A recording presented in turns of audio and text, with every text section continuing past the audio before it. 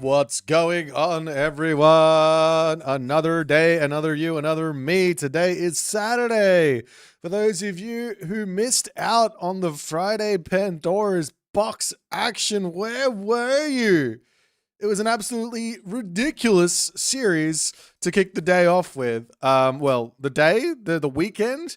I don't know. But Mr. Husk Super and also his opponent Tunison did duke it out. No spoilers on that one until we jump over to the bracket a little bit later. But if you did miss out, just go watch it. I don't know what you're doing. It's on YouTube. You can watch the VOD on Twitch. I don't mind. It's a good time to be alive. Alrighty. So today we've got ourselves a monumental day. Well, kind of a monumental day. It's relatively, it's relatively, how do I say this? We have one game less than we normally would. So we might not be going to 6 a.m. We might not be going to 6 a.m. my time. Yeah.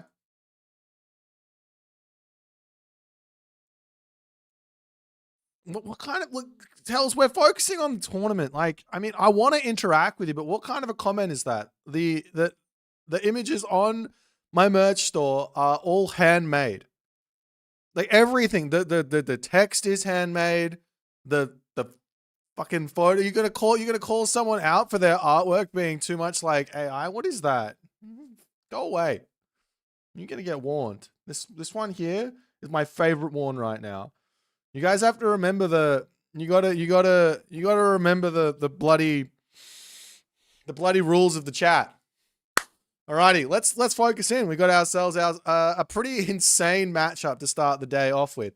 We've got Mosca and we've got the Rapple as our first series here. Following that up, we're going to have another insane series. I feel like we're getting into that end part of the tournament. In fact, we are getting into that end part of the tournament where we're seeing the absolute best of the best of the best, sir, with honors duking it out. Kavoth Recon is our second matchup. And then a matchup we haven't really seen before in Mini Yeti and Grass. Both of these guys have made it really deep in this tournament as well.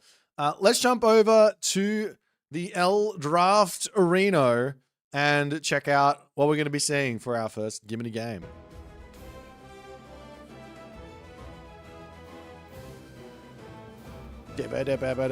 Alrighty, so hang on. Do I have this the wrong way around? I believe I do. Hang on, let me flip a Rooney.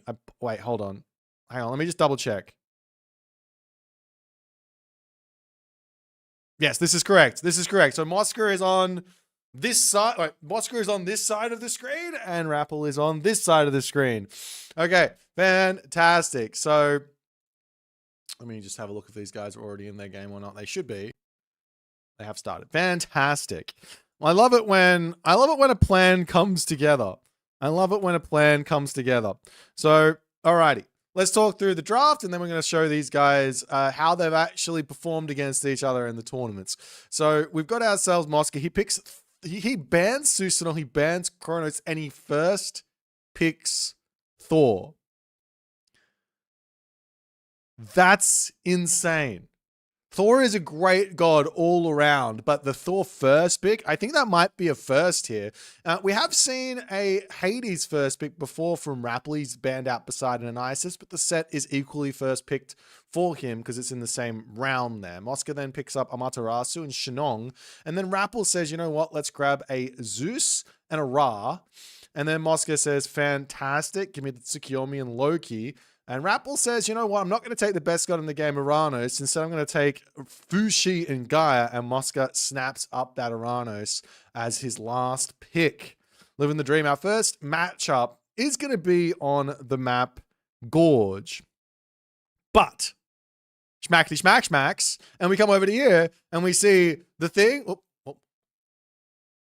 And we see the thing. Up here, we see Mosca and Rapple. These guys have encountered each other one time total over the course of their Age Mythology career.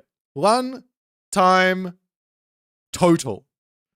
Rappel did get the best of Mosca in that one-time total, but it was a best of 7, and it went to 7 games. So I don't know how to break this down any more than this. There's nothing between these two. Either player can win this series. It could be a 4-0. It could be a 3-0. It could be a 3-2. They normally don't meet this early in a tournament. Rappel is normally top 4. Mosca is normally top 4. They normally, well, they've only met once, but they normally get there. And then obviously that's, they fight someone and it goes someone's way. But absolutely insane. Absolutely insane. Nonetheless. So we got ourselves 2 minutes to wait. Let's talk about this first matchup, which is going to be on the map Gorge. Now, I don't want to disappoint anyone, but I'm going to here. I don't mean to disappoint anyone, but I'm going to here. I believe the Discord notification may or may not be gone. You'd expect me as a professional streamer with a professional studio doing production that the professional streamer would have checked his work. He did not check his work. He was too busy doing something much less important. Okay, fantastic. Either way, it's going to be some fun times here on the map Gorge. We got Tsukiyomi, we got Fushi. I haven't really seen this matchup. Fushi has got a lot of power behind him to deal with what Tsukiyomi does. For example, if Tsukiyomi wants to go into myth units, he's got the superheroes. If Tsukiyomi wants to go into a whole bunch of cav, he's got the really strong halberdiers. And a whole bunch of other shenanigans are on the table as well. But yeah, that's the Discord beep is part of the production experience. Exactly. That's exactly correct. The Discord beep is a part of the production experience. This whole tournament is put together by Wolf Studios, or the production is put together by Wolf Studios and Uros. So if you guys are sitting out there wondering why everything looks so amazing and professional, it's not because I did it. It's because Uros stepped up and he is an absolute legend. So if you guys also want to see your streams and things looking as legendary, you might want to give him a shout out and see what he can do for you. But nonetheless, guys, we're going to be jumping into game number 1. I know that the screen currently says 30 seconds, but I lied to you. We're going to jump in right now. We're going in onto the map Gorge, game number 1 for the losers round 4. I know this says winners semifinals. It's not the winners semifinals. Let me actually change that. We got some time. We're going to go with the losers round 4. There we go. Update. And in a matter of moments, it's all fixed right in front of your... Off we go into the map Gorge. Oh no, the absolute fail. We're going to do that. No, we're doing that again.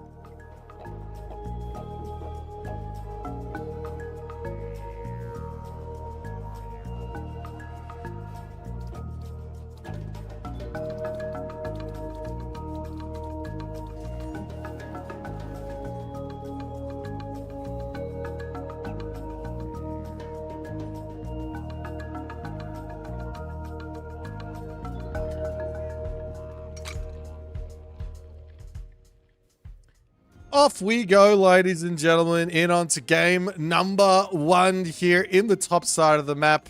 The hero of the Brazilians.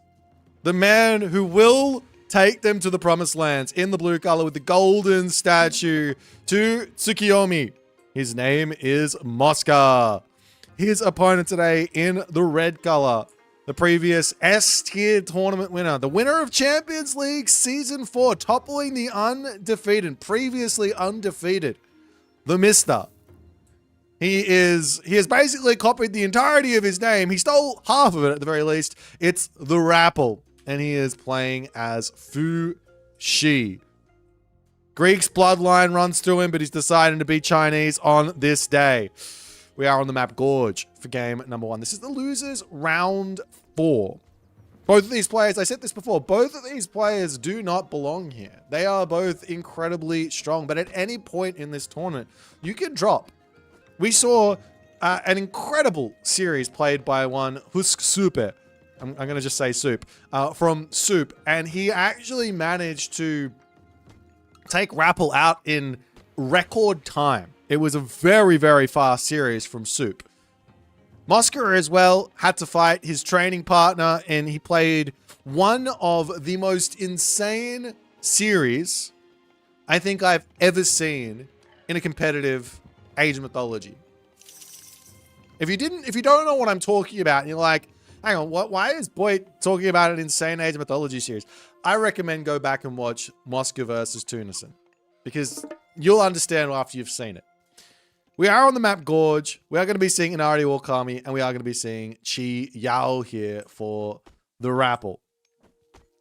On the bottom side of the map, we've got some relics. Let's check them out. We've got the Bridle of Pegasus. This one's going to be giving you some free respawning Pegasi. You get one that flaps around. If it dies, you get one back for free. It just takes 60 seconds. You just have to have a temple. Of course, if you don't have a temple, you can't have the relic in it, but nonetheless. Over here, we've got the Eye of Ornlu. It's going to be Capaspis, Axeman, and Samurai having a damage of their melee attack increased by 5%. As we do see a little bit of early game harassment here from the Pioneers as they're going to attempt to take out some of these myth units, but Mosca is going to be quickly getting himself up a stable. I don't even have to say, I believe it's a stable. I know it's a stable. Look at me go. He's going to be getting up a stable here to defend himself against those early game Pioneers. He might go into something else a little bit later. At the top of the map here, we've also got the Trojan Gate Hinge. Not the most useful of relics with some favor in it, and Rappel has found himself the Kithara of Apollo, which is going to be boosting his villager movement speed by 10%. As Rappel sees the stable and he says very, very aptly, you go for Naginata Rider, I go for Halberdier. Makes a lot of sense as he does move up onto the chickens. Really important when you are the slower of the gods in the matchup. You need to be playing defensive. So Rappel sitting here, he knows he's up against Naginata Riders. He's got to sit in his base and he has to deflect raids. Best way to deflect raids is to build your base in a very, very tight fashion. At the moment, temple placed nicely, military camp placed nicely, and all the other good stuff. We are seeing some little pokes here with the Yatsa. You can try and take that out with the Naginata Rider and the Kitsune here as well, as that Yatsu will be coming through. It's not going to be able to take out all too much stuff here, as it's just poking in, just trying to see what's happening. If Rappel sees all the cavalry inside the main base here, then he can know that he doesn't have to worry too much about himself getting raided. However, the Yatsa is looking like it's going to be going down as the Miko drops a shrine to ghost build there. Oh, you love to see. I thought he was going to pull the Miko up to get a shank in and just slap the dog on its face, but does not need to do so. Just the cheeky little ghost building, and Rappel's Yatsa is down. As now the Halberdier are out, and this gives Rappel a little bit of an opportunity to move forward and try and look for some damage. But if he's going to move out of his base, Mosca is going to be looking for a revenge attack, of which Rappel has got nothing in his main base to deal with it. This is a really nice move from Mosca. He sees the units, comes into the main base of Rappel. Rappel pulls his villagers back. The Kwafu on this side will simply turn around and start chucking their stones. Idling this is perfectly fine as well. However, losing the temple is not something that you really want to see happening here, as the Naginata Rider is going over onto this side, idling another villager for just a little bit, as the Yumi archers will slowly start coming out from this guardhouse in an attempt to deal with these halberdiers that are attacking this. Meanwhile, the Miko as well getting involved to heal up the villager, making sure that it can't go down. Very, very cute there. And Rappel still throwing buildings down in his main base. I really would have... He's also on the Peach Blossom Spring super early. I love that move. Very, very rare to see this. This is a big power play for the Rappel, and he's going to use it to get to the heroic age. So he's going to have access to a ballet to potentially move over onto a secondary food source or something else. There's one Halberdier gets taken out by the Yumi archers, and, well, Mosca defends. But Rappel is also not really attempting to kill Mosca here. He's just attempting to put pressure on and force Mosca to go a different route. However, Mosca isn't falling for it. He's built literally 3 Yumi archers only, and now he's queuing up his heroic age. He wants to go to Hachiman. Hachiman makes the most sense here. Very, very rare to see Hujin as Tsukiyomi. Though, I mean, there is some... there is a little bit of... It makes sense to go for Fujin against China because you don't have the siege as Tsukiyomi. However, Tsukiyomi's late game is also quite potent, so you can probably manage to find some advantages there as well without even needing to worry if your opponent is just going for a big turtle. As Mosca hiding out on this left side, going to be looking to charge in and get another little bit of a raid in as the Yumi archers have to sit back in out. There's 16 range Javelineers here. These Yumi archers can outrange this and protect this temple. No problems. Main base here, villagers getting sent. He does pick off one villager there. Nice little bit of damage. Also a Javelineer going down. The villagers up onto this side need to pull as well as Rappel's base. I was saying he needs to build this really tight. He hasn't really managed to do that. There's not a whole lot of amazing defensive building placement here from Rappel, and Mosca is getting so much value out of these 3 Naginata riders. Nonetheless, Rappel will be heroic age.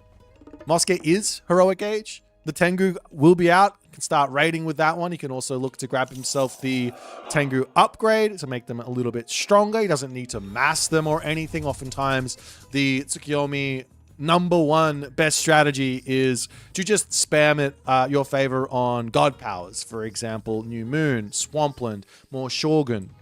Especially versus China, especially versus Fushi, who's got those really, really powerful heroes in the shape of Nija and the like. But nonetheless, Rappel, he's in the heroic age. He's moving up to the top side. Like I said, he's got himself Hunt here. He's got himself a gold mine. A nice ballet on this side is going to protect him, allow him to have a really, really nice mid-game here where the raids from Mosca aren't going to be as effective as the Tengu is just searching around here.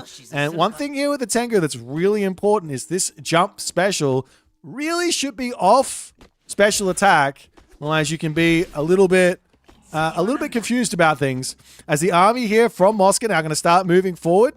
Going to look to try and push off of this forward wood line as also the Sage pops out, gets a stun onto the Tengu as the Tengu's chasing this one down. But while that goes on, just a little bit of raids off onto this position. Not really going to do a huge amount of damage just yet as the army does flood over here. One villager goes down, one halberdier goes down. So Mosca is getting quite a bit of damage with this as he does kind of overstay a little bit, dropping the swampland onto this position, and surely Rappel is just going to be like, no worries. This is fine. He drops himself the forest protection on top of the tower here, which is very, very rare, but that's going to send Mosca back. Mosca drops himself the New Moon onto his armory as he's now up to bronze weapons, bronze mail. Doesn't have himself copper shields just yet, but he can start investing into that now if he wants to. He's also going in for some more Miko. It's up to 3. So a couple more Miko is really nice, especially once you get that bottom side of the map on Gorge walled up. You've got a lot of different options for some very, very safe positions there. As the temple does go down, Katara of Apollo will be sitting there. And the Javelin is looking to get a little bit of poking going on here, as I have to imagine that what Rappel wants here now, that Swampland is gone, but the New Moon is clicked, and that basically Mosca isn't going for a crazy all-in here. Rappel probably just wants to get to the Mythic Age. If he can get Mythic Age here with his for Gong Gong and get himself that tidal wave, then he can actually deal with this army without really needing to deal with the Bushido element. Can be a nice way to get through it. But nonetheless, we are going to be seeing a couple more White Horse Cavalry coming through for Rappel as the Naginata Riders coming up onto the top. You do have to remember, a little bit of a high five there as Rappel turns around, and same too does Mosca. Catching out these White Horse Cavalry is absolutely huge. You do have to remember that these Naginata Riders have Sashimono Bannerman, unique technology to Orkami. I've forgotten what it's called. Inari Orkami, there it is. And it gives just a little bit of a bonus versus cavalry. So the Naginata Riders should be beating these White Horse Cavalry in a one-on-one engagement. I think so. It's kind of close. It's a close fight. Both have an upgrade though. Maybe once Hooves of the Wind comes in, the Naginata Rider is going to start losing. But nonetheless, these White Horse Cavalry poke forward, see that everything is walled up. Mosca is one of the best players at playing this style, where it's effectively fundamentals at the absolute highest of level. So he gets himself the walls up, he defends his weaknesses perfectly, and he manages to also get off some very risk-free raids and attacks. As I say that, he runs his army directly in to the Halberdiers, loses a Kitsune, and then has to bail out. But so far, that's the worst that's happened for him. So far, that's the worst that's happened. So he's in an amazing position. He's completely in control thus far. But Rappel, having this back ballet, having this gold mine, having everything else here, he's got to be feeling like he's somewhat safe. And Mosca feels like Rappel is somewhat safe here as well. How do we know that? He's actually pre-queued up Orkney Nushi. He wants a Mythic Age in, and he wants it in very, very fast. This gives Mosca the next power spike in his game plan. Another New Moon, another Swampland, another Shogun. I was talking about earlier that oftentimes the Tsukiyomi game plan is to simply spam these god powers with the excess favor. But if you go Orkney Nushi, you just simply get them straight back. Not only that, he gets access to the Onmuraki, which can be a very, very difficult to deal with unit, even with the Chinese heroes. So we'll see how that's going to go, as right now, Mosca is short a little bit of gold. Up onto this side, he does have himself Pickaxe. He does have himself Hand Axe. He's missing his Tier 2 upgrades. Rappel, on the other hand, also missing his Tier 2 upgrade. So both players consciously not actually going for those super early on, as the White Horse Cavalry are going to charge up here and attempt to take out the stable. Over onto this side, the Naginata Riders searching in here, as Mosca does need to pop up over here and defend. He's currently attacking the main base with Tengu. However, really, really nice multi-raid here from Mosca, while Rappel is looking for a very, very important power spike. He needs to get something off with this lightning weapons before Orkney Nushi comes in. Because if Orkney Nushi comes in, then Swampland is there to deal with lightning weapons.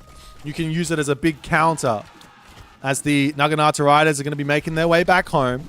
Mosca looking for a little bit of a collapse here, as Rappel is somewhat caught out in the middle, but there's no power spike for Mosca to use. Whereas Rappel, like I said, he's got himself something huge. He's got himself lightning weapons. This is not going to be an easy fight. Watchtowers will be coming through, however, and that might be enough to turn the tides, even with lightning weapons to come through. As that is going to be the case here from Rappel. He's charging in. He drops that down. He's fighting underneath these towers. We see crenellations also on the way here, as Mosca pulling back underneath the town center, underneath the towers. All of the towers are going to be fighting for him at the moment, doing huge amounts of damage over time. But realistically here, Rappel, I don't know, even if he kills off all these units, I don't know if he's going to be super happy with the position. He just gave a bunch of Bushido over to Mosca. Mosca's Shogun charging in, trying to deal with this big fat Taowu. And Mosca now, he still just wants to get to the next age. You can see he's floating resources up the wazoo. He doesn't care. The gold mine wasn't the position that was getting attacked in, and now Rappel kind of knows this, and he says, all right, let's go up and try and push off of this position. And this could be the moment that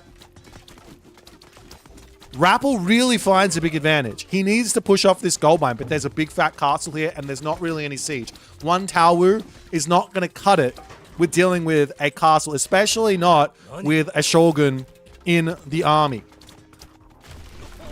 Now, more units to start coming through for Mosca. Mosca taking this fight right now. He's not what he actually wants to do. Sure, he does get Swampland. Sure, he gets another Shogun. But he doesn't really want to take a fight. He just wants to keep the castle alive, as the Taowu over onto this side playing a nice game of trying to take the castle down. Swampland does get dropped down here by Mosca. He rebuys it at 100 favor. I'm not sure he 100% wanted to do that, but it gets him so much value here as the Taowu ends up falling. The unit's moving off of the Swampland now as Mosca can surround with his Naginata Riders. He does get himself out a Samurai to help out as well. The kid has turned into the teenager here, but he's almost dead. And now Rappel is stuck underneath the castle, and Mosca's defense has been on point here.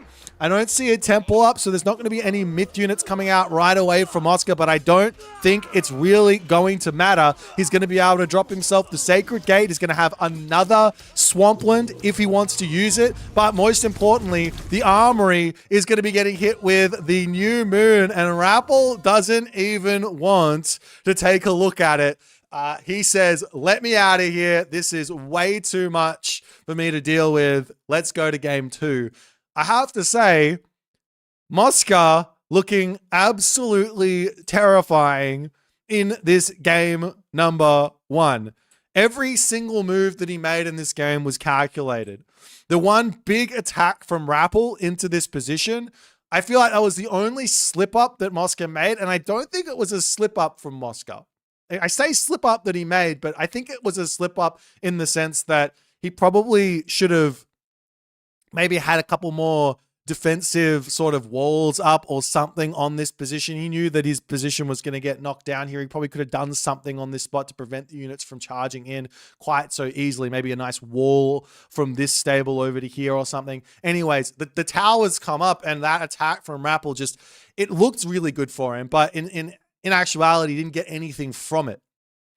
He needed to make the attack over onto this gold mine and push off the gold to prevent more units from coming out and things like that. Breaking through a castle, very, very tough as well without any siege. But yeah, really, really well played from Mosca. He gets the first win. And we are off to the races here. So let's jump back over to the drafting menu and see what they're going to pick for game number 2.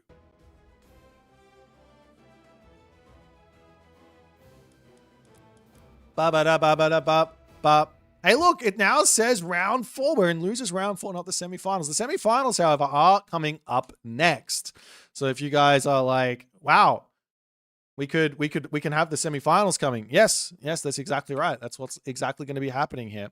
Okay, so the next map is going to be on Dry Arabia, everyone's favorite Age of Empires 2 map. And we're going to be seeing a Shenong versus Set affair here. So a pretty interesting one. This one I actually really, really like as Set.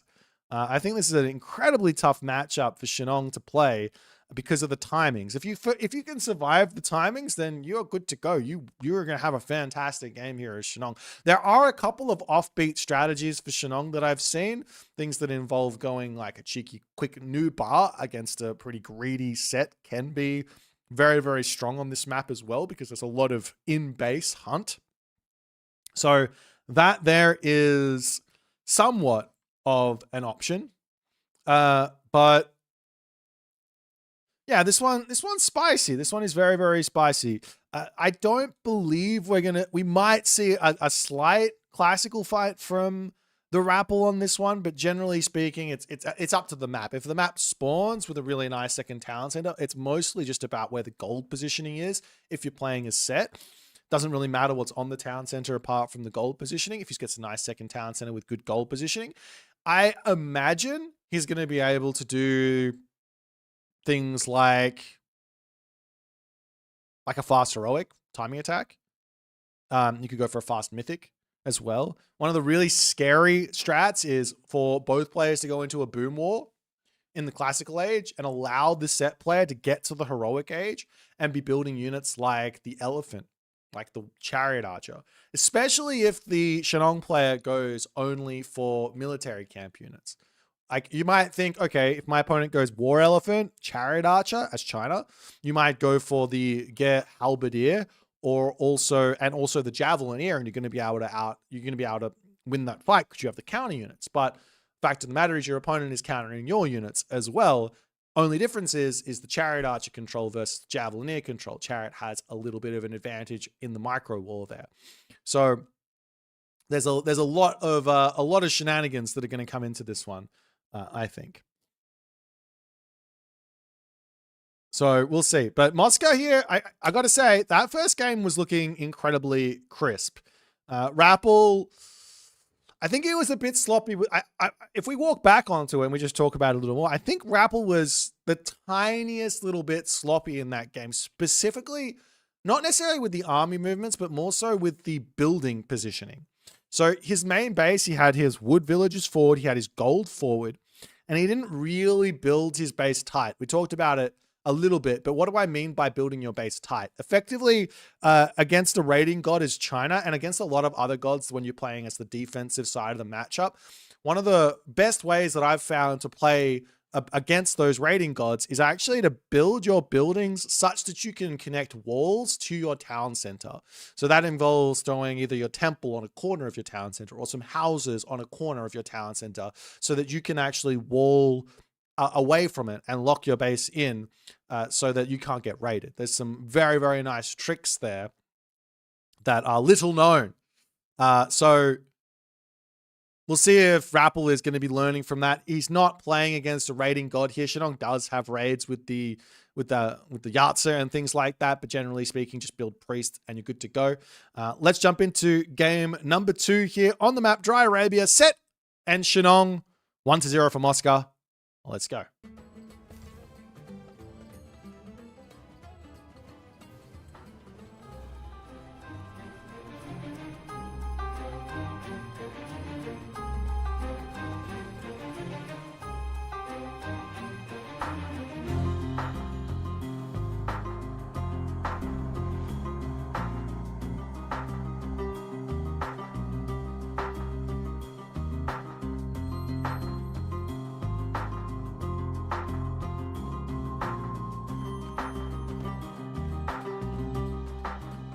And off we go into game number 2 with the Gazelles having a little bit of a disagreement about who will walk where. But in the top of the map, we've got ourselves Rappel playing as Set. And in the right-hand corner of the map, we do have Moscow playing as Shenong. So, Dry Arabia. What makes Dry Arabia special? We are in the Pandoras box maps. After all, these maps here have all got their own little unique trait. The big thing about Dry Arabia is that you spawn with a ton more food than you normally would in your main base. That's kind of the big difference here between the regular maps and not. There are other maps that are like this, like Marsh, for example, but it's a stock standard map with this effect in it. You get all of the berries, you get all of the chickens. It brings us back to almost like launch Age of Mythology Retold on steroids. So yeah, you can either get an elephant, you can get 2 rhinos. It's a huge amount of hunt and all the other good stuff. Checking out the settlement sort of situation over here on the left side. You can see there is a gold mine. There are 3 elephant. And on the back town center here for Rappel, he has a gold mine and he's got 3 elephant as well. He's actually going to be sitting here converting these elephant in order to either use in his army or eat. So Set does have that unique bonus. He can produce animals of Set from his pharaoh at a cost of favor, but more importantly, he can convert the elephants with his priest. It takes a long time to do so. I believe it's like, yeah, there is 105 seconds, but obviously well worth it. If we come over onto this left side, checking out some relics, we have the Canopic Jar of Imseti. This is going to be reducing the train time of infantry by 25%. Over onto this side here, we have the Eye of Horus, which is going to be population cap +4 for your town centers. Over on this side, we have Gamban, Tien.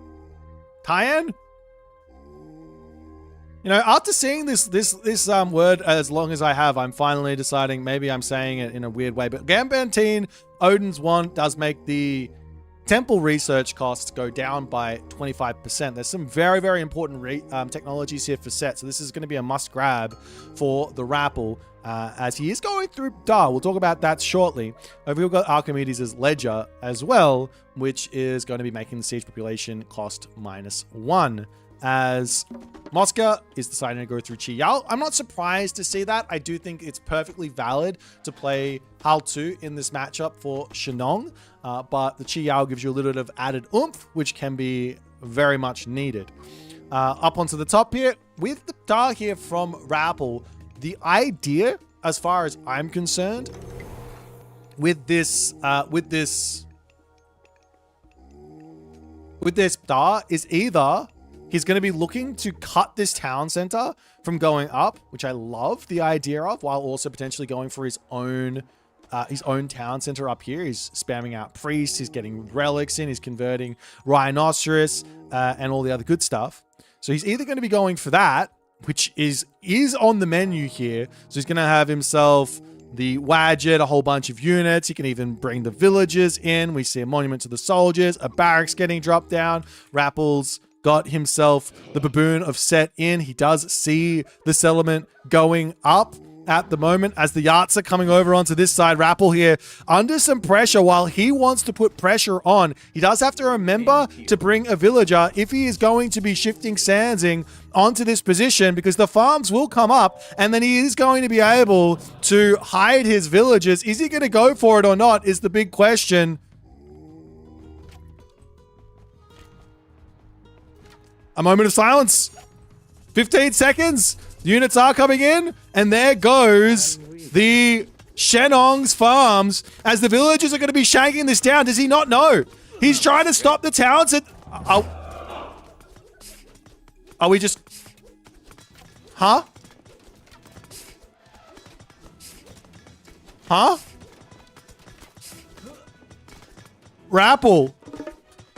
Rappel is going to try and take the town center down here. He loses the Pharaoh. The Wadget's going after those Kwafu here. The town center is at 300 HP. Does he have enough stuff here or not? He could steal the farms and he could be getting himself some resources back. The town center down to 60 HP. Not repairing it. It's going to go down. Rappel does manage to kill the town center, but at what cost? Still, there is a peasant over here as well who had the farms. I think she was gathering the farms there to keep the Kwafu alive. So the outplay of the outplay to come through. Rappel has 11 villages left.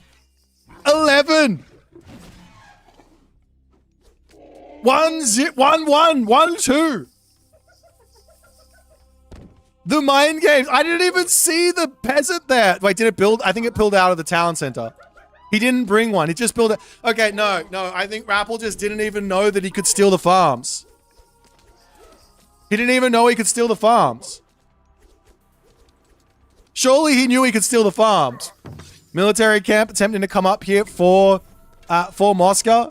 He's going to be able to jump on. Now he sends the villager in, and he does steal the farm there.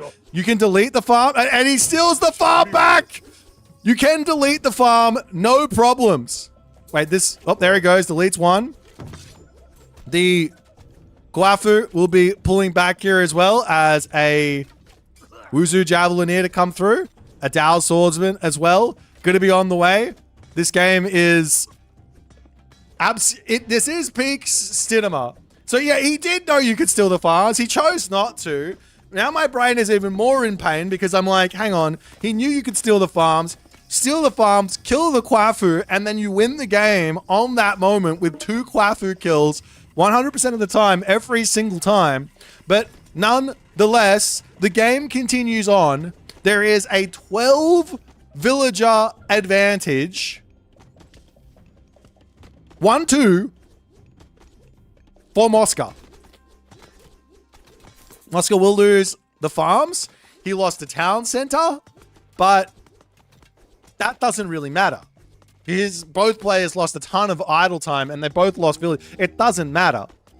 The units for Mosca will be out very, very shortly. Mosca needs to think about what plan he wants to make here moving forward, because both of these guys right now are going to be in a situation they've never been in before. I almost guarantee it. I almost guarantee that both of these players have never been in this spot before. Priest stealing elephants. Love this. This is free resources. Or it's basically turning his priests into into villages to some degree. Grabbing an elephant to help out and fight in 105 seconds kind of is probably worth, I don't know, 100 resources each. So that's nice for the conversion time there. We do have ourselves the Rushall Heroic Age pre-queued as an armory is going to be coming in. I almost don't believe that Mosca is saying the best move for himself here is to go Heroic Age, but that's exactly what he's doing. This gives Rappel a huge opportunity to get some sort of a gold starve in. Look at his favor. He's got 67 favor. He can start building Wadgets, keep his favor above 50, make sure he's got the priests in there, and then wherever Mosca goes for a second gold mine, so long as the obelisks are up, wherever Mosca goes for a second gold mine, you shifting sands onto it, and then you get to equality there with that big fat attack. Now, Mosca does have a gold mine right in front of his base, and he can potentially sneak up a ballet on this position very, very quickly, and then potentially get himself that next gold mine. But to put it lightly, Mosca has just a ridiculous advantage right now. And I think he knows it. I think he knows he can just sit on this advantage, get to full pop, and he should be able to win any fight. So as long as he doesn't take any ridiculous risks here, Rappel has got his work cut out for him to find equality. All the elephants coming in. How much do they cost? 18 favor. There you go. So 105 seconds of conversion time from the priest for 18 favor worth of elephant. That's not bad. That's not bad. Question in the chat about how the priests work. No, you cannot use multiple priests to convert an animal faster. That's not how it works. At least I don't think that's how it works. I've never actually tested it, but that's how it was. It didn't work like that on Legacy. Now, Spearman coming in. Mosca quickly going to be pulling back. No problems. On the bottom side of the map here as well, these villagers can simply pull back and sit on top of the Shanong farms if he so chooses. But Mosca doesn't even want to take any risks here. He just says, let's go all the way to the tower, make sure they're nice and safe, and then we'll start dealing with things. As the Heroic Age comes through, Mosca moves in. Ballet coming up. Protects his gold mine. We will be seeing Nephthys coming in for the Rappel.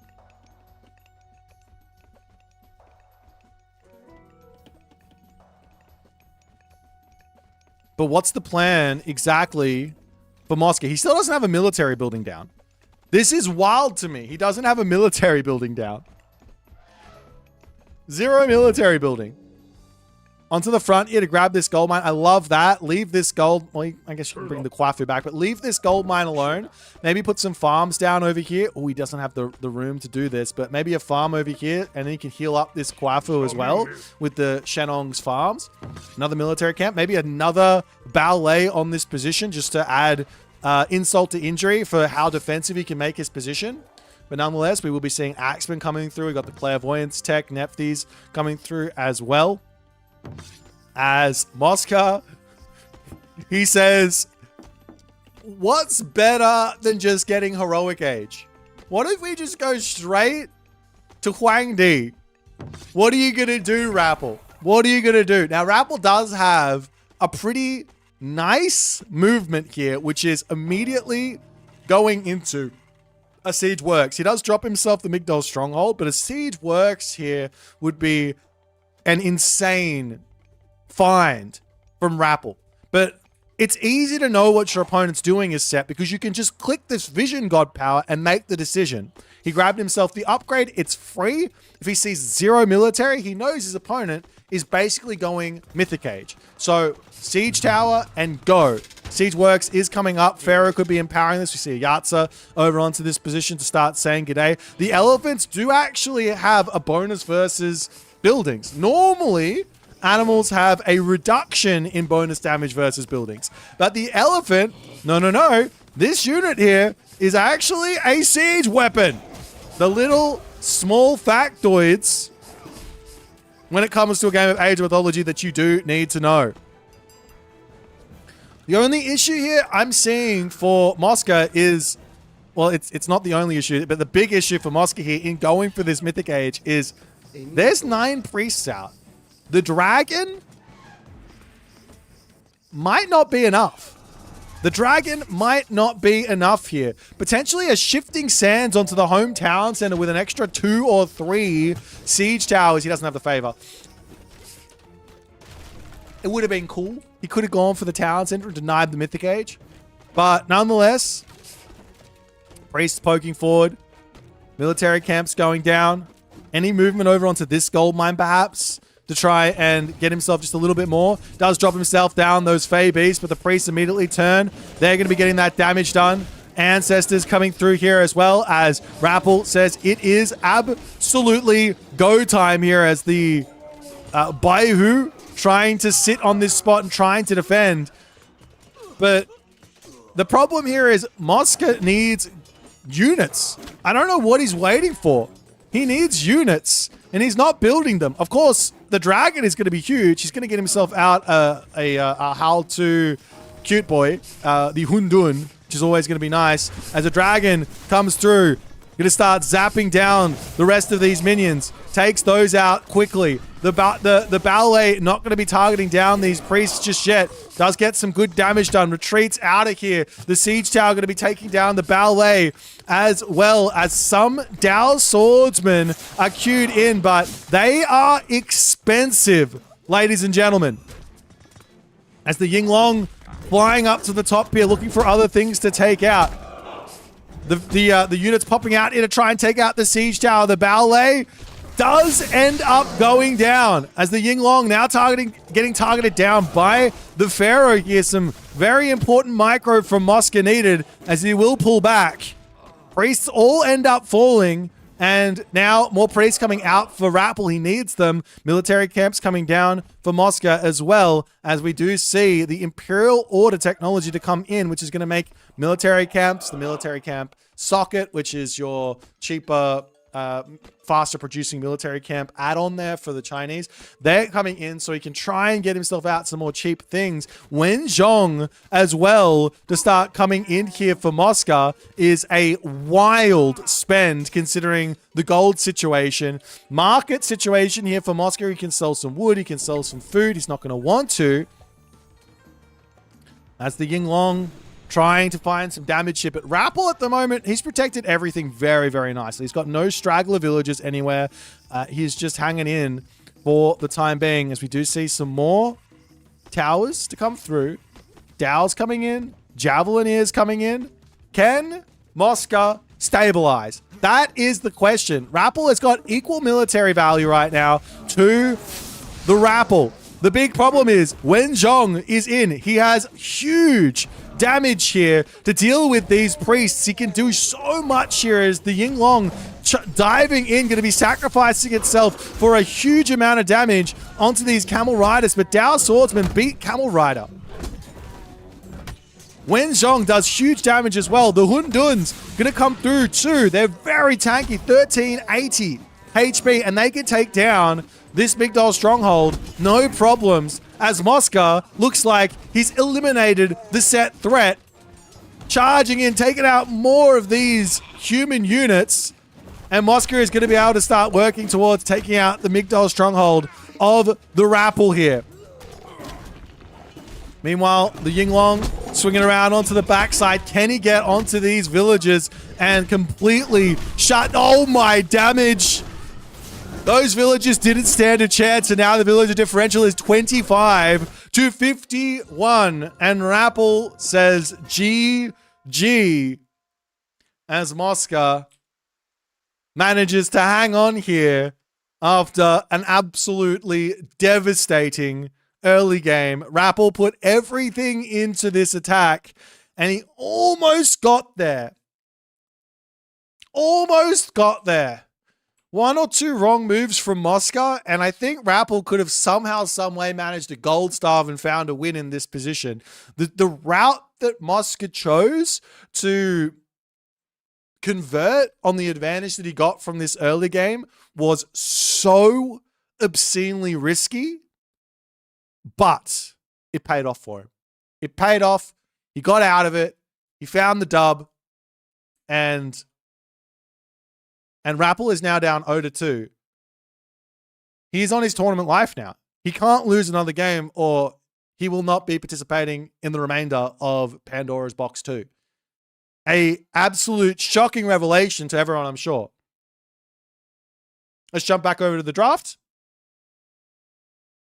and see what they're going to pick for game 3.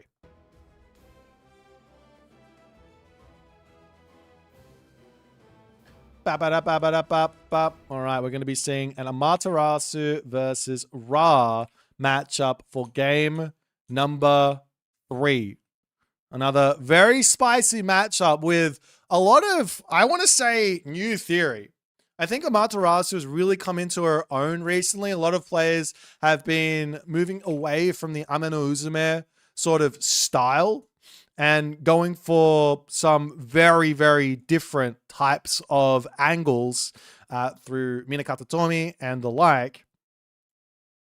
So seeing Ra here against the Amaterasu, as well as Ra is getting played in this tournament, I think the Ra win rates right now for the main events in terms of for the Pandora's Box 2, not even just the main event, just in general, Ra has a 73.68% win rate right now in the main event. However, on the map Frozen Wastes, Ra has only been played once. Does have a 100% win rate, but it's only been played once. So this is where things get spicy. We got the players the wrong way around. Someone should tell me these things. Come on, guys. So Rappel here obviously has to win this one. He's on a god that he constantly says is really strong. He really likes Ra. He always wins with Ra. Ra is his best god, or one of his best gods. But Mosca is on the Amaterasu, and like I've been saying, this god has been just an absolute gem of a god in this tournament. Now, on the converse here, Amaterasu on this map has been picked 3 times and is yet to find a victory. So I know that actually in the main event, let me see. In the main event has been picked once and is yet to find a victory. So this doesn't really say a huge amount. The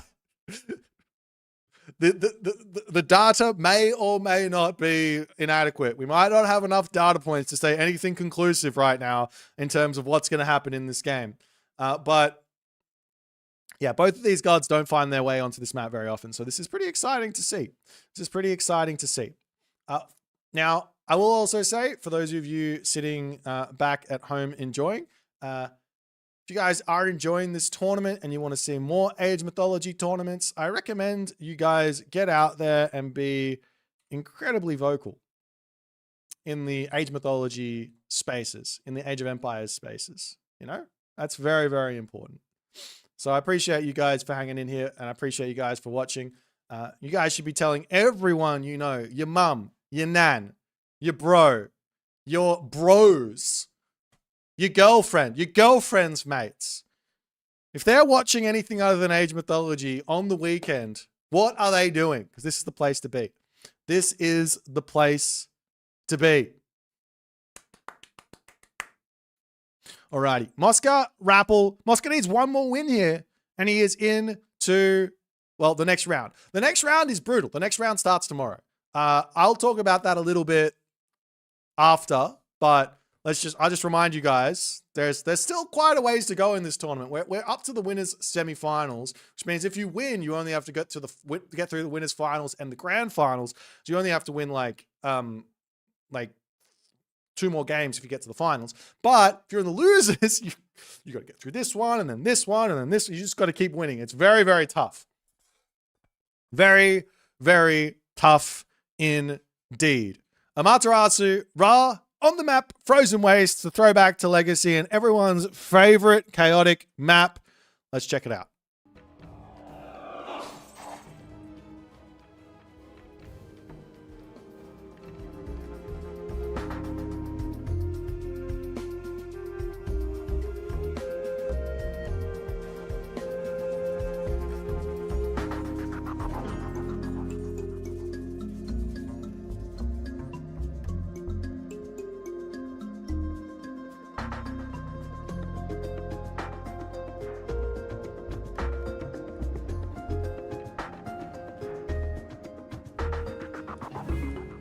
And off we go for game number 3 here as we spawn in. And we do see something I think that Mosca is going to be very, very excited about. But before we talk about that, the gods, the golden goddess of the sun for the Japanese Empire, it's Mosca.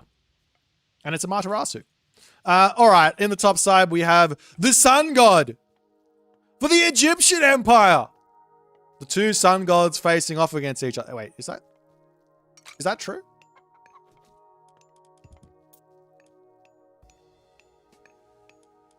See, you guys reckon that playing games doesn't teach you anything.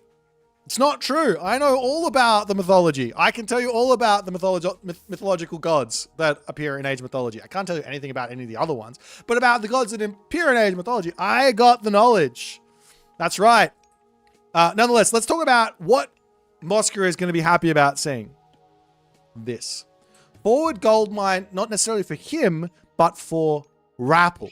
Forward gold mine for Rappel means if Rappel wants to go for a second town center over here or over here, which he very well might want to do, he's subject to some very, very painful 1 Udo all-ins. It's very difficult to defend against those, even with the priest in the classical age. Got the temple coming up for Mosca at the moment. Oh. Was Mosca trying to push this caribou just a little bit closer? Just kill it. It's close enough. It's fine.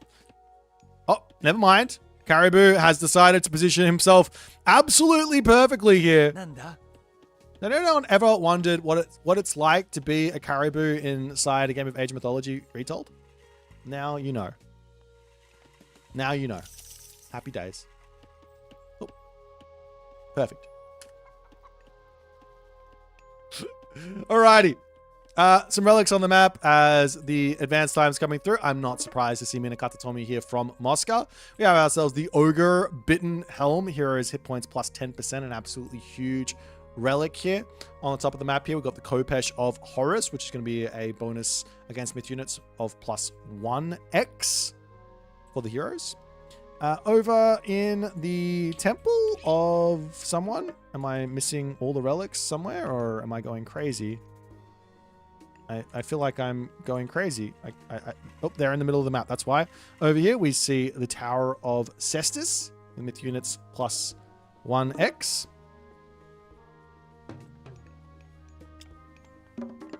And we are going to be seeing Bast actually coming through for the Rappel, as that is a little spicy here. The Bast pick from Rappel, but no second monument. Now, Minakata Tomi is in. Do you see this priest getting some obelisks up all over the place? He really wants to know exactly what Mosca is doing. Mosca immediately grabs himself the Saltwater Spring, which is going to be boosting up his hunting as well as pickaxe. And a stable coming through. Now, we will see the monument to the soldiers coming through. And I say this is really, really interesting from the Rappel, because one thing that I see incredibly rarely from him is a use of myth units, which is the main reason to go for Bast. The main reason to go for Bast is to make use of the myth unit. Of course, you can get yourself the economic upgrades, you can get sacred cats, you can get ads of wet, but he's got himself down the lumber camp. And it looks to me like this is going to be some type of Sphinx play. He opens up double Sphinx. He has to get himself the Cryo Sphinx in. It's expensive. He has to get the Haruko Sphinx in. Also expensive. But I think in the grand scheme of things, this is probably taking Mosca out of book. I don't know. I say out of book. I like to pretend like Age mythology is kind of like chess in a way. Like when one player has an opening they like to use, and they're very, very aware of all of the meta responses, and then Magnus Carlsen comes in and he moves a random pawn and it changes the entire layout of the game, even for like one of the strongest players in the world. I like to think about Age mythology kind of like that. So what Rappel going Bast here and making Sphinx, I have to imagine is something that Mosca is somewhat prepared for, but probably wasn't expecting.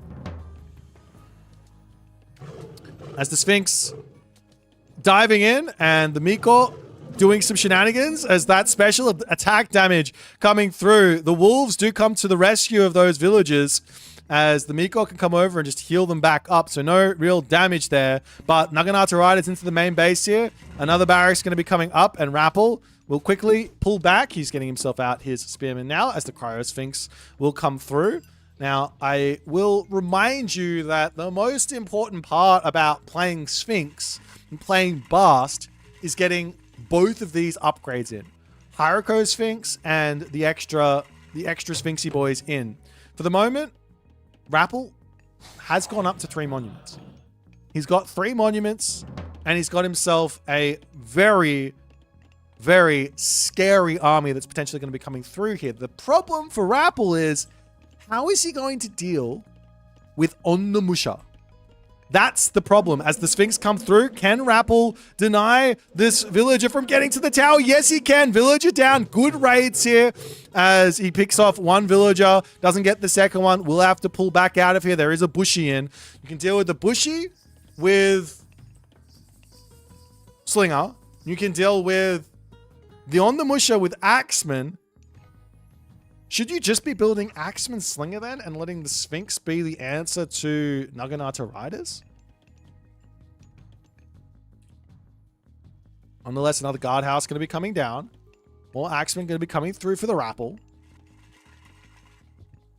Is there a way here?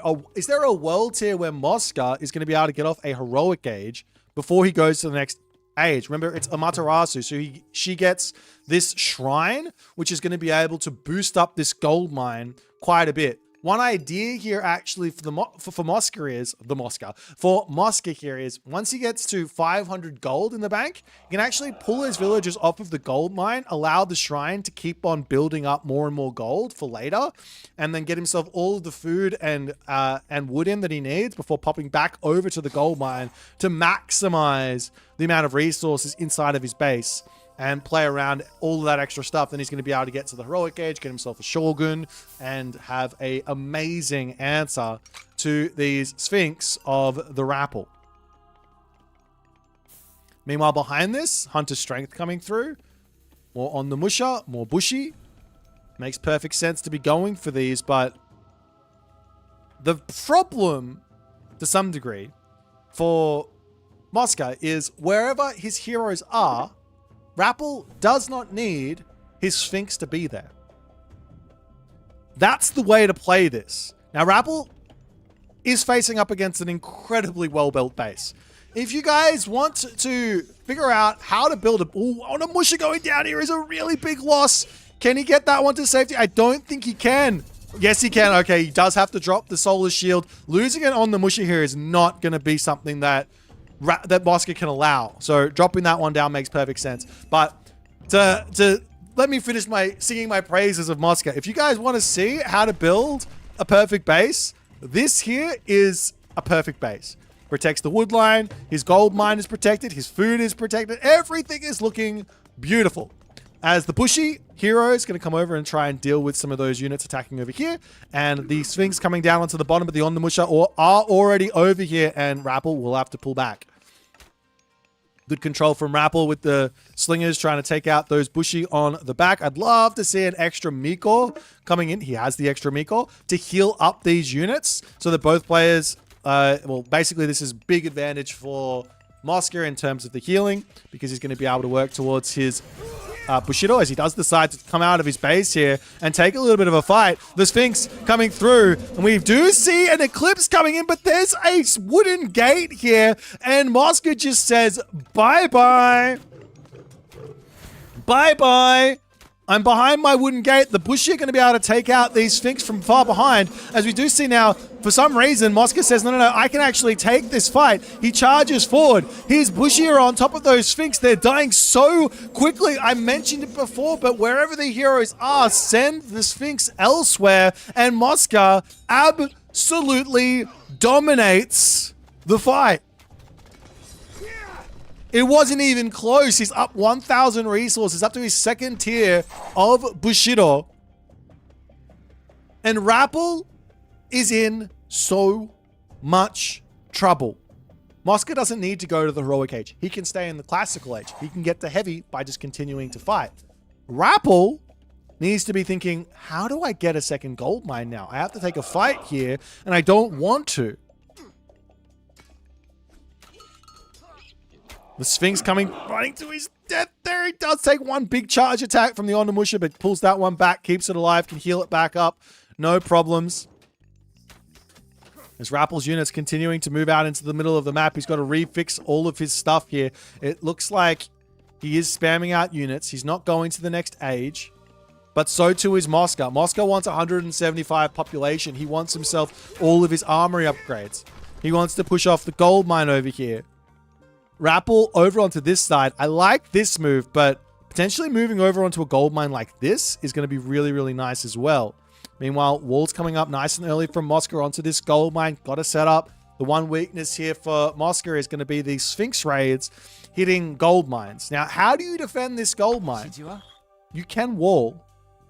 I say as this part can't be walled, but you can put down a military building here. And then you can put down another military building, and you can mine the gold mine from this side. So there are ways to protect that as the Naginata Riders do spot some villagers out in the middle of the map. A bit of a blunder from the Rapple, but the Sphinx coming in to get some revenge damage done here. Will he get one pick? It looks like he will be able to pick off one Naginata Rider as that one does get left stranded there. And the Rapple army is looking very, very strong for the moment as Rapple turns around to take the fight. Axeman going to be trying to take out that backline. Slingers onto the back. Bushy there doing what they can as the Onimusha will not go down. A huge solar shield there from Mosca, allowing him to take out the other two Sphinx at the moment. But militarily speaking, it's actually looking like Rapple has managed to hit back. And now Mosca has to pull back and start thinking about what to do next. He lost all of his heroes, almost. He's got 3 heroes remaining, 2 on the Musha on the backside.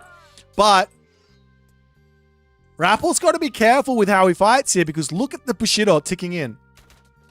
500 XP remaining here. 500 XP remaining till he gets up to heavy. He's got himself the walls coming up. This one not getting built here is a little bit scary. And Rapple has to know if there's nothing on the right side in terms of gold villages, well, he's got to be on the left side. As Mosca says, all right, time to turn around. He will have another solar shield here. He gets himself heavy mid-fight as well as those Yumi archers do need to pull back onto this side here. The solar shield will come down, protecting that on the Musha beautifully as the Sphinx will end up falling, and the rest of Rapple's army will end up melting here to the heavy units of Mosca. You have to imagine that's the case, but Rapple's still staying in here. The Naginata Rider is still very much alive for the time being. But Rapple's army has now disintegrated. He's down to the same amount of units as Mosca. And Mosca is held, he's heavy, and Rapple is stuck in the classical age. Rapple is stuck in the classical age, and I don't want to call it too soon. Villager differential is equal. But Mosca looks like he's in an amazing position. Walls are up. The defense, I said you can get these walls up. You can lock off a gold mine. It's difficult, but you can do it. And now Mosca is going to say, I want to do everything in my power to keep Rapple in the classical age. Now, he could go heroic age here and he can get himself the Thunderburst. And that's a nice way to deal with this classical army decisively. But the simple play here is just keep fighting. At this point, you're heavy. The next tier of resource or Bushido to come through is going to be champion. Of course, it's a ways away. But if he just keeps on fighting, doesn't even matter if he loses the fights at the moment, because Rapple has to fight. He has to defend the gold mine. Of course, Mosca doesn't want to take bad fights, obviously. But every fight right now for Mosca is good. Win or lose the fight, it's good. And that makes no sense to say out loud, but because his gold mine is very well secured, we do see an attempt at a bit of a Sphinx raid here, but the On the Musher is on the way as Mosca... I said every fight is fine, but running away is not necessarily the best of ideas. As the Naginata Rider, Samurai, he's even got Yati Spearman in the mix for some reason here, are going to be tanking up. Huge Bushido ticking through as well. Great micro from Rappel, as is always the case, but this army from Mosca is too strong, and Rappel turns, continuing to try and deal with everything, but the slingers will be falling, and Rappel's hopes in this tournament do dry up. He taps out, and Mosca, in decisive fashion, takes the Champions League Season 4 tournament winner out in a straight set there, 3-0. Dominating play from Mosca. The Rappel just could not get his footing in any of these games. It did not look like the Rappel that we've seen from the past. He did not pull out any of those solid responses to what Mosca was doing here, and Mosca is through to Sunday. Unfortunately for Rappel, that is the end of his Pandoras Box 2 run. A solid showing regardless. I believe if we could jump over to the bracket, this ends up being like top 8, I think, at the moment. I'm not exactly sure. But nonetheless, we're going to jump into our next game shortly. Let's show off the bracket, and we'll see how things are going to look. I think it's this one. The Cyclops wandering forward. All of the Goaty coming in. Great garrison there from Matrius, but this is not going to be... Soup is not going to be slowing down here. He's got so many... It's this one. So yeah, there we go. So there are 1, 2, 3, 4, 5, 6, 7, 8. Yeah, there's 8 players remaining. So top 8 finish there. For the Rappel is obviously a nice showing for him. Our next matchup here is going to be...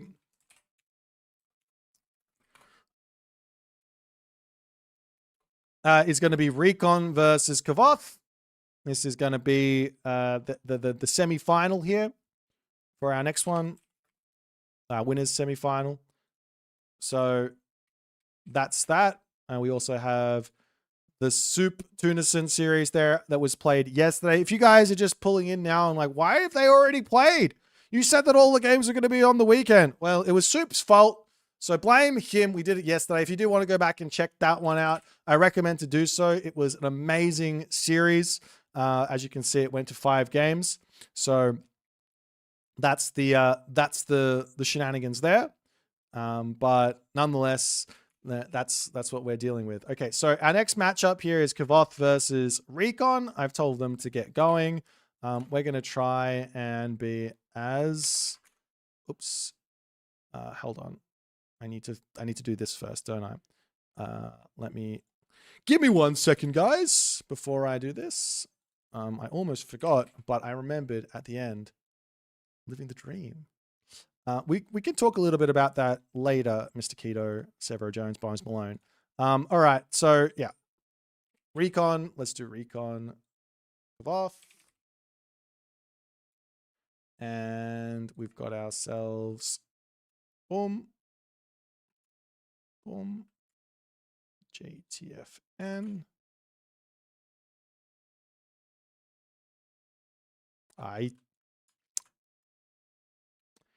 They put it in the wrong order, the jerks. All right. Happy days. All right, let's jump over and check out their draft. I think that's in there now. Yes. Happy days. All righty. That's not, no, I said update. Gosh darn it.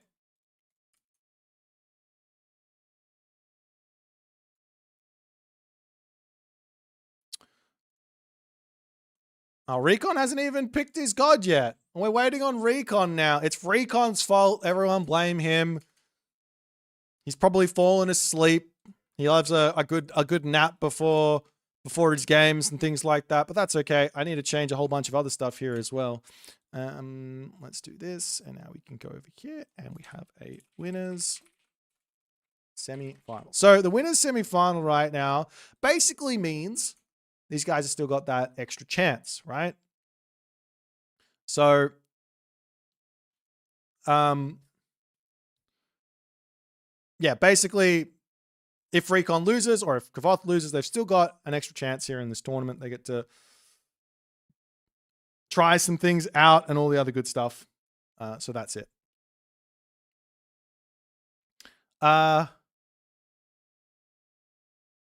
Alrighty. There was a question in chat, so let's talk about that while we're waiting for these guys to get sorted. Like I said, we're waiting on Recon to pick a god, and then they're going to get started. So I'm going to talk a little bit about what the final day is going to look about. And I have a really big surprise for this day. I don't know whether or not I should be revealing it right now or not, but there is a gigantic surprise for the final day. So if we pop over here, you'll note that the grand finals has an extra game. So yes, the grand finals is going to feature against either Tunison or the winner of Recon Kavoth, right? For the grand finals.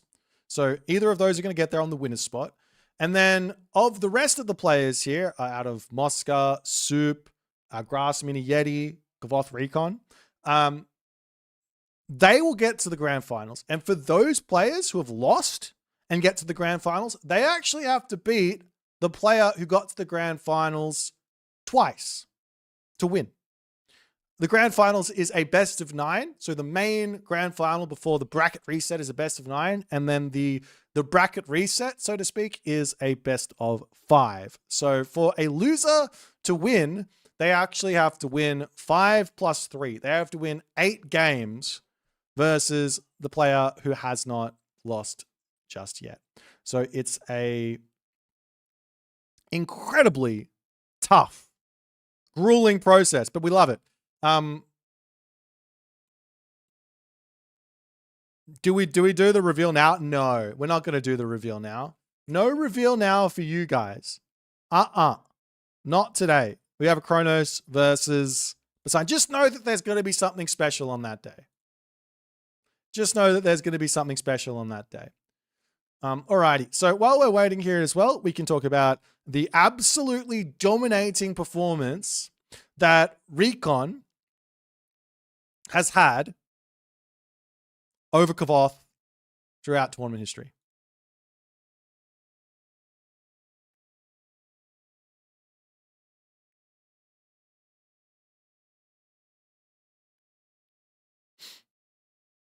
As you can see here, series 2 wins for Recon, Kavoth 0 wins. A 6-game score to 3-game score for Kavoth. I was talking to Kavoth earlier and he said, oh, I have beaten Recon before.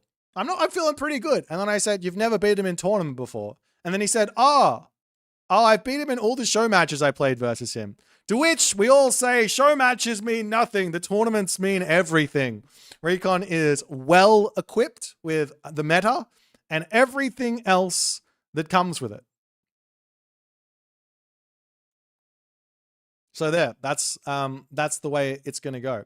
I'll also mention that to everybody complaining about any types of rules right now, this decision to do a bracket reset was mostly up to the players.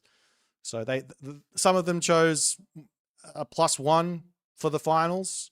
Others chose a bracket reset, and it turned out that from everybody who was in the main event, the people who were more people wanted the bracket reset than the other way.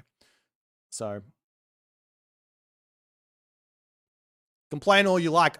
It falls on deaf ears. Deaf ears.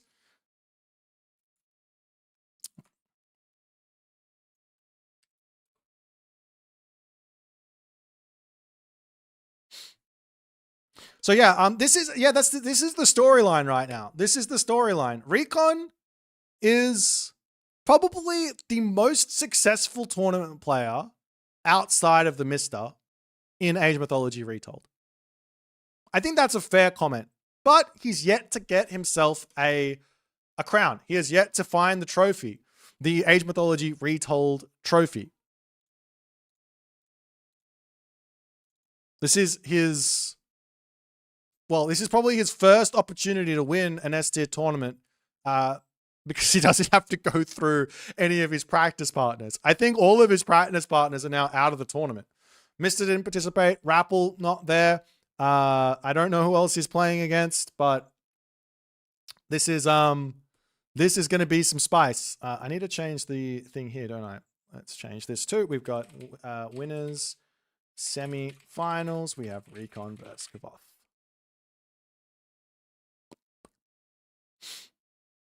Alrighty.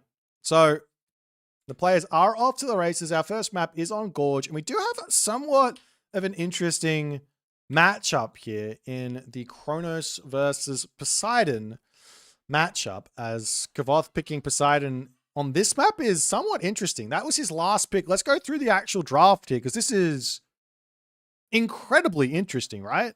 We have a Gaia ban from Recon, probably target banning Kavoth's Gaia for some reason. Don't exactly know why. And a Shenong ban from Recon. On the other side, we have a Set ban and an Isis ban from Kavoth to take those away from Recon. Recon is incredibly good with the Egyptians, incredibly well versed with the Mr. style, even though he has his own style inside of the Mr. style. So they both have very similar tendencies, but play their own like god paths and things like that from my memory. And then Recon does grab the Kronos as the first pick, which doesn't really surprise me, but what does surprise me is that he's picking it on Gorge. Kavoth then grabs Ra and Fushi, two gods that he's incredibly well equipped with. And then Recon grabs the Thor and the Amaterasu, which, again, two gods that I've had an amazing success in this tournament. Thor for Frozen Continent makes sense. Amaterasu for Socotra makes perfect sense there as well from Recon. Kavoth grabs Hades and Nuwa. Hades on Socotra makes perfect sense.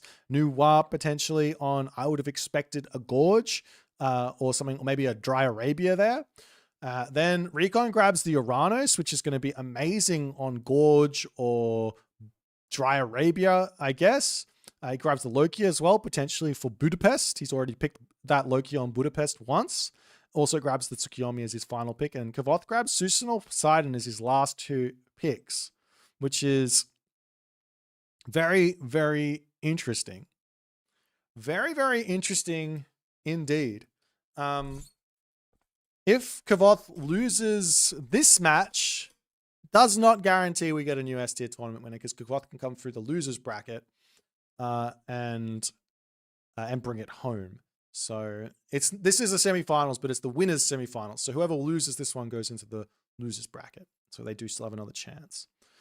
But let's talk about this matchup, Kronos versus Poseidon. Recently, we've been seeing quite a bit of a development, I would say, in a very specific style for Kronos and Poseidon, which is becoming, not Poseidon, Kronos and Uranus, which is becoming very, very, very strong, I think. I don't think it's theory anymore. I just think it's really strong. And that is that both Kronos and Poseidon can go for Prometheus, and they can both play a really, really strong late game.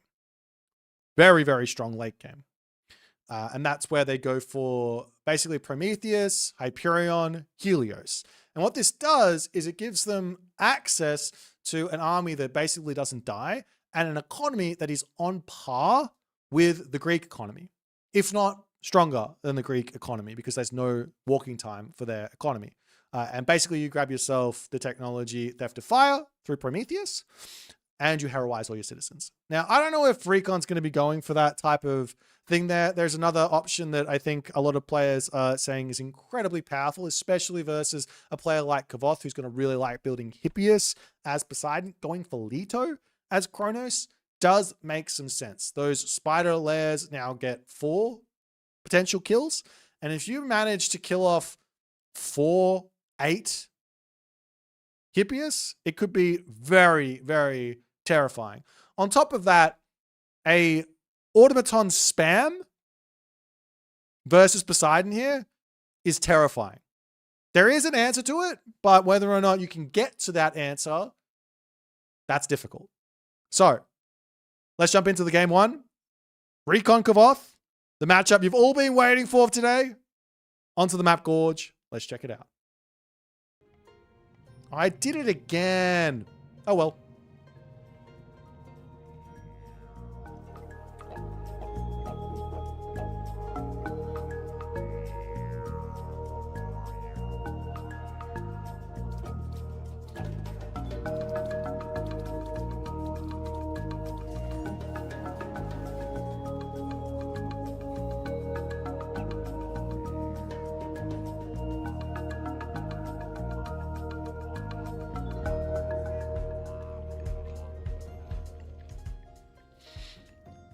And off we go, ladies and gentlemen, the left-hand corner of the map, playing as Poseidon. His name is Kavoth. There's 3 H's, so I need to really exemplify the it might just be but anyways, his opponent today from the tag team, his name is Recon, and he is going to be playing Kronos for game 1. This is the winners bracket semi-finals. Winners bracket semi-finals. First map here on the map, Gorge. As a mana coming down from Recon, he has delayed that as much as he possibly can to try and trick Kavoth to some degree that he's not going for a fast advance. And it's just going to be a regular old Kronos here as these Hurtables do get spotted. Kavoth is playing with fire underneath this town center, just trying to get as much scouting information in. Sees the temple coming up over onto this side, as the villager will simply move over onto this pine tree. Into the main base here, we do have a temple coming up from Kavoth as well in a nice defensive position. I actually like this. We're seeing this more and more out of very, very high level players. And I think I'm also on board with this idea too, which is instead of... For a long time, we've been sort of taught by some previous experts that putting your temple to protect the forward gold mine is the best sort of option. But what ends up happening more often than not in Age of Mythology Retold is if you are like out of position, that temple is a big weak spot. And 300 resources down the drain early game is not something you really want to be dealing with. So putting the temple back, nice and defensive underneath the town center, while it doesn't protect your gold mine, does set you up to do things like putting a wall across here, right? You can still build a house and a stable, and you can also wall and then wall across, and you can completely defend your base just regularly rather than risking the temple. Meanwhile, we do see Recon going for Prometheus, and we do see Kavoth going for Hermes. So there's no Leto. And there's no spice here from Kavoth. I was going to bring up that if there is a matchup to go Ares in, the matchup is versus Atlantean. You don't really want to build Hippias versus Oceanus, but building Hippias versus Prometheus or Leto is fine. That being said, the Cyclops is an amazing tool versus Leto, and you probably are better off just building Hypaspist and Hippias rather than Centaur and Hippias versus Prometheus. As the relics coming in, let's have a little look. See, we have the Ogre Bitten Helm. Oh my god, that is such an insane relic here for Recon to grab. That is such an insane relic for Recon to grab. I don't think it gets any more insane than that, no? We've already talked about what's been happening with Kronos, and not just Kronos, Uranus as well. The idea here is Hyperion and Helios for basically a superhero army with some very, very strong technologies. But the basic idea is everything hero has plus 10% HP on top of that. Oof, that is an oof. Check out the other relics if anything's huge here. Bow of Ard. Does Recon see that? He does, as if he's not going for it. That's such a big relic. And grass-cutting sword at the top here as well. Oh my god. Oh my god, there's some relics on this map. There is some spice here. Tower of Cestus, not the biggest deal in the world, but there are some incredibly big relics on this map as both players just get some units out.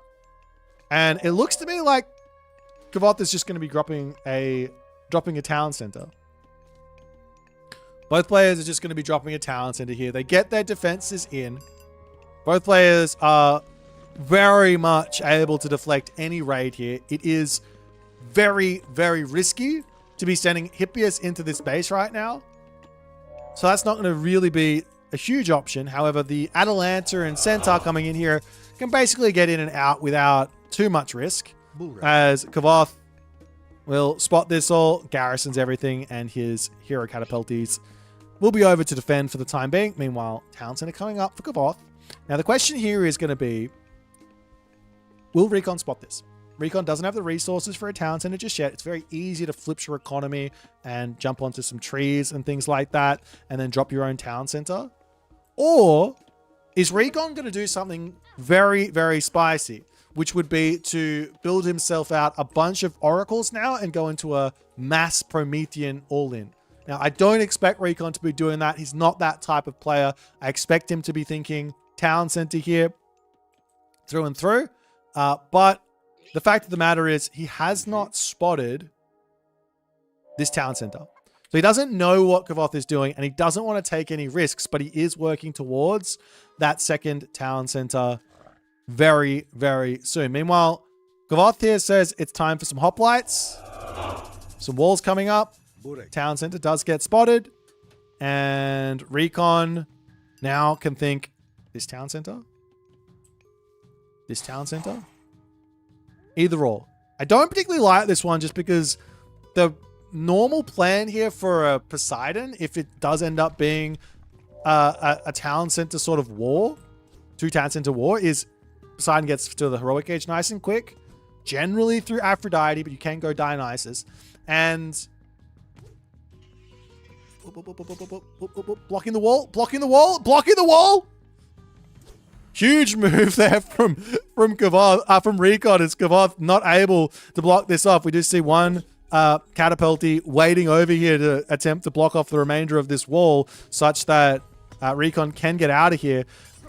Wait, Recon is not going for a town center. He's going for an all-in. He's got himself the Promethean upgrade. This is so not Recon. Villager going down over here. Huge push from Recon at the moment with the catapulties. Can Kavoth hold here is the big question. Catapulti going to be going down unless he can keep it alive and then heroize it, which it looks like he's going to be attempting to do. Over onto this side, this catapulti going down as the Centaur does get caught out, gets a huge bit of damage, and it does end up falling as the Prometheans popping in here as well. This is very terrifying. We are seeing some Caraballister also coming through for the offense, which is a very, very difficult thing to make work here. Still not seeing the oracles coming out and any sort of mass Prometheans, but there are a handful of them here. The big difficulty with what Recon's doing here is, one, there's ceasefire, and most importantly, there's gold mines down the bottom of the map. And look at this beautiful lure from Kavoth as well. Drags those Aurochs underneath here. Another really cool idea from Kavoth would be to start working towards 20 favor for a lure on top of this town center, such that his villagers can continue grabbing food. No problems there. Nonetheless, pickaxe coming through for Recon. He has to build up an army that can take this town center down. He doesn't really have another choice. And what army takes this town center down? It's effectively just Prometheans, right? He needs to get himself out, I would say, around about 10 Prometheans very quickly before Kavoth gets heroic age. He has to wait for a ceasefire as well, so he has to put this pressure on very, very shortly. Because once when you click ceasefire and then you basically bail with your villagers away and you just enjoy the villager advantage moving forward.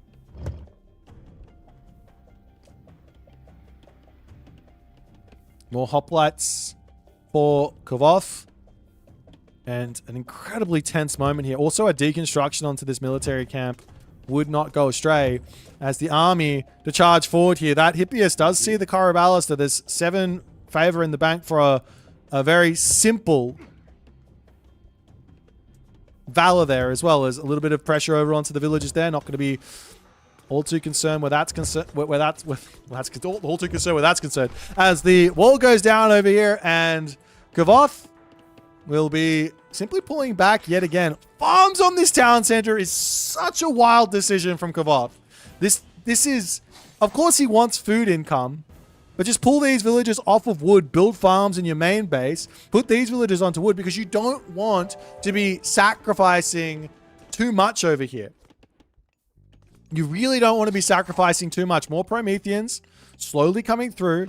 Temple is going to be getting time shifted in as Recon has himself Rhea pre-queued. This here is starting to look dicey for Recon. I think the correct response for Kavoth is to just put an archery range down and actually spam out Toxotes. If you can get a Toxote ball, these sort of pushes don't really work all too well. But of course, he hasn't even started where that's concerned. As the temple on the front does come through, there's going to be 2 behemoths to break through this town center incredibly quickly. It's a huge military advantage for Recon at the moment.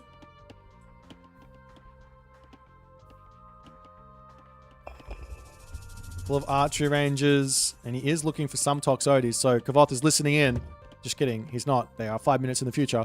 But he is listening in. Archers do make sense here, but the question is, does he have enough time? Because he needs a ball of them. It's not like, oh, just build 5 Toxotes and you're good. No, you need like 20, 25, or something like that. But the big thing here is, because Recon's going Rhea, late game now is very much in Kavoth's hands. So Kavoth can just say, let's sort of defend the town center. Kind of. Once the town center falls, click ceasefire, grab those militia, pull back, move your entire army over to this side, and just play defense. Because Recon is on the biggest timer ever, and he is completely giving Kavoth all the time in the world to get himself sorted out. So taking this position out for Kavoth really should not matter at the moment, so long as he doesn't lose any villages. And he's also going Dionysus, which is a wild decision. Aphrodite here is everything, because you want to click Curse and you want to have something to help you out as the army for Recon moves forward, and Kavoth is just sitting here. The madman. Deconstruction going down onto the temple. He does Trader the Hydra as well, and Kavoth's still sitting here. He clicks Bronze. Behemoth over onto this side. They're not attacking the town center. What is he doing? The heroes on top of the Behemoth is absolutely gigantic, but the army of Kavoth is getting obliterated here. At least it looks like it. The Hydra to come up is going to be a nice addition to this army as well. The Caraballists just absolutely dominate. Even the bronze units here. All the Prometheans as well are in. Kavoth needs Hephaestus, he needs Peltas. Taking this fight was not the right call for Kavoth. Town center now going to be getting targeted down.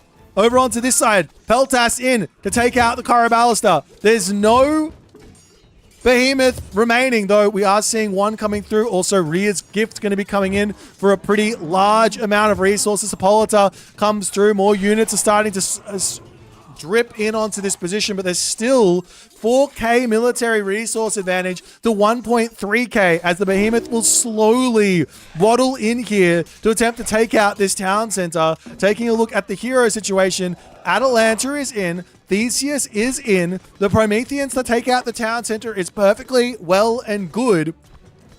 As the Behemoth over here will take out this military camp, villagers pulling away. This is very important for Kavoth. He's got to prevent units from just getting out of this position, as the Behemoth will go down yet again to these heroes. Great control from Kavoth, but is it going to be enough? As he did drop a bunch of villagers over there. Valor from Recon to keep some more units alive. He's slowly starting to run out of units on this position. The town center has 700 HP remaining, as Kavoth, I don't think he's necessarily gotten away from this position. Over onto this side, we see some units immediately getting involved. He does have himself that survival equipment technology to boost up his villagers' HP. And the town center, after all is said and done, will finally go down. But a little bit of pain for Recon to come through as well, as the militia come out. And after all is said and done, I have to call this game somewhat equal here. So long as Kavoth can get this gold mine secured, it is somewhat equal, but he's not securing it. His army over on this side, taking the fight, might win this fight, but the reinforcements are going to keep coming through for Recon. Recon going to pull back for the time being. More units that come over here. This fortress doesn't matter that much. Deconstruction is available. More units are piling in onto this position. There's a second town center up for Recon behind this as well. And immediately, you have to imagine, oh, he drops the Valor in instead of dropping this deconstruction. Recon making a classic Atlantean mistake of not increasing his Oracle numbers in this game. Gives Kavoth all the time to get his army over here. And now Kavoth says, I know you've got a town center. Surely he goes for a town center behind this, but can he actually defend this? The army in, you don't want to click deconstruction just yet. Charges forward, a little bit of shanky shanks as Recon just checking the town center, confirms nothing is awry here. The army to come through, Arcus, Mamillo, a mishmash of units, as well as the Mail of Orichalcum coming through. Shields also on the way here for Recon. It's tier 2 shields there. As the deconstruction immediately down onto that fortress. Kavoth going to immediately drop his fortress back up, but this fight here has to be looking good for Recon. Over onto this side, Contarius face tanking against Hoplites. Not super ideal. He doesn't actually have any answer for the Hoplites here, as the villagers on the back here will be getting themselves up the fortress. But is this going to be enough is the question. I'd love to see the temple get time shifted into an aggressive spot here to start going for potentially some more Behemoth or even some more Prometheans at this stage as well. Potentially even a second temple to get up to the rest of those oracles while doing this wouldn't go astray either. And alternatively, some Archer line upgrades would be amazing there too for Recon. But he's not actually in that much of a rush here to get a whole lot of stuff done. Why? Because he's got the second town center. He did damage. He's put Kavoth in a very, very difficult position. That being said, I'll bring up what I brought up earlier in that the God path we've been seeing out of Atlantean players that is really strong in the late game is Prometheus, Hyperion, Helios. That's not what Recon has. So Kavoth here kind of just has to defend for late game, and he should be okay here. The map is huge. There's a lot of room to play defense here as Poseidon. Kavoth going absolutely crazy right now into the main base underneath town center and towers. He does pull back, but a very, very wild move there is this town center for Recon getting grabbed. I like the idea of grabbing the side town centers rather than going for the back ones, such that you can get an incredibly efficient market in this top corner to this town center here. Of course, Recon can also move over here and grab this town center to boot. But Kavoth sees this town center going up, right? He sees this one. He knows he's 1 town center versus 3 now. Not that this town center is going to be hugely important because it's already 90 villagers for Recon. You can only go up to 100. But Kavoth must know that he is falling very, very behind on economy here. Very, very far behind on economy. Meanwhile, Spirited Charge and Hippias getting built from Kavoth. The idea might be that Kavoth feels like he can get a raid. Like get raids off to try and pull himself back into this game. Very difficult to do, generally speaking. But no walls up for Kavoth. No walls up for Recon at the moment. There's the army making its way over onto this side. A terrifying army here for Recon as he does queue up Helios. Now, even without Hyperion, Helios is still incredibly terrifying. The Hecagigantes, the everything that comes from Helios. The Arcus get really strong too with that Halo of the Sun technology. But Kavoth feels like he can take this fight, or at least he can't really run away from it. And he does decide that that is the game there, as he's not able to defend the all-in from Recon. Now, of course, I got Omniscience, but Kavoth has the free Pegasus. It's not really many excuses to not know what's coming for you here. The question is, what is the right decision for Kavoth in this position? And I think the right decision was to leave the villagers there until the army comes in. When the army comes in, bail the villagers off to the other side of the map. When the town center falls, click ceasefire. Keep building up units until 175 pop. Take a bronze fight. That was the right move here for Kavoth. He had the move to move over onto this side. And with that, he had all the time in the world, because you can just move these villagers over to here, these villagers, or these villagers, right, over to here, and you've barely had your villagers actually walking. So you've got more villagers than your opponent because you're on 2 town centers. And you're in a good spot. But instead, Kavoth wanted to take the fight a little bit earlier. And you can kind of see in the post game here that resource-wise, sure, it was equal when the big fight happened. In fact, Kavoth might have even been in front on the resources. But militarily speaking, it was not equal. And it wasn't close. So Kavoth needed to get those resources spent and that income advantage spent. And he probably would have been okay in this game. But nonetheless, Recon gets the first win. Let's jump back over to the drafting menu and see what they're going to pick for game number 2. Okay, so Recon Kavoth, 1-0. Our second game is going to be on Frozen Continent. It's going to be Thor versus Fuji.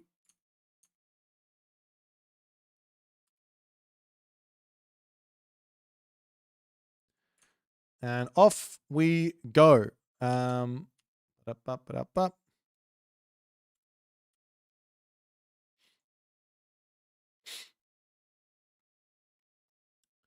Alrighty. So we got 3 minutes and 20 seconds here. Our next game is going to be I said Thor versus Fushi on Frozen Continent. This is a really weird pick from Kavoth.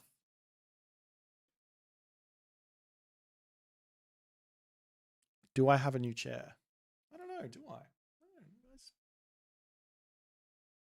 Maybe I do. Feels nice. Been a while. Yeah, so this next one, Thor versus Fushi.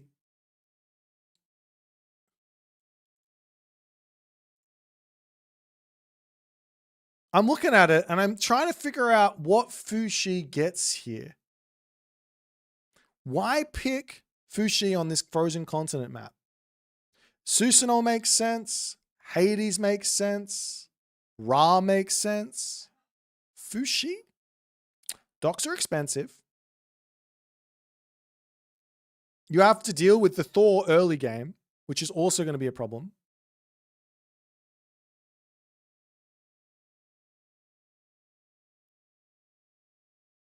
I don't know what Kavoth sees here. I do not know what Kavoth sees here. So Frozen Continent, for those of you who don't know, is the map with ponds all around the outsides of the map. 2 fish in each of the ponds. And what we've been seeing here from Thor and Norse players alike is instead of going for the early fish, they go for an early rush, try and get some early damage done, and then go for their docks. Makes a lot of sense. Sounds very strong on paper and in practice as well. Other options we've seen on this map have been Susanoo, just playing sort of standard, Ra. One thing that Fushi has going for him is the fact that he can actually scout. Now, I brought this up a while back, that the ability to scout on Frozen Continent is somewhat of a must unless you can play around everything, which we kind of saw from Tunison against Soup in their semi-final match. If you can play around everything, then you can play that god. That's why Ra is getting picked here and winning a lot.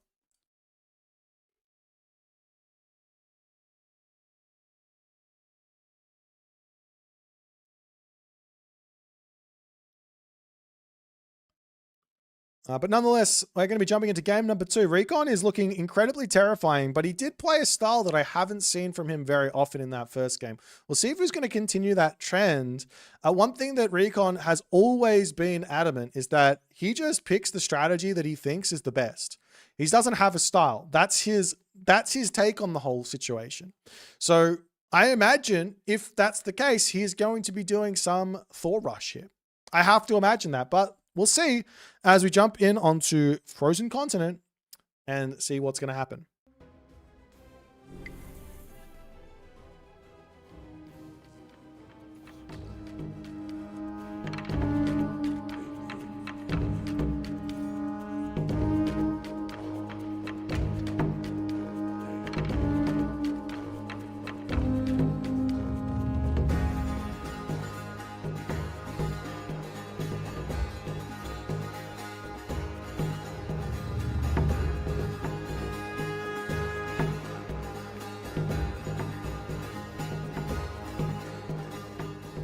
And off we go into game number 2. I almost said game number 3. Game number 2, Recon up 1-0. On the top of the map, we have Kavoth playing as Fushi. And at the bottom of the map, we have Recon playing as Thor. And as was foretold, Recon is doing shenanigans. He's up to shenanigans. I love shenanigans. There's nothing better than shenanigans, as Kavoth is going to be wandering into this position. He drops the Sky Lantern, and he is going to be getting shown exactly what's going to be coming for him. And we see exactly why Kavoth wants to play Fushi here. He's taking full advantage out of his Peach Blossom Spring. I'll also note, Recon, shoot the Sky Lantern! Shoot it!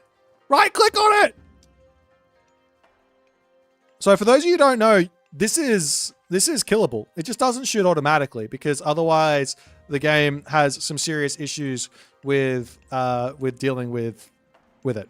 So the devs just said, you know what, we're just going to make it so that the competitive players have to click on it and they don't have to deal with it in other situations. But here's the point.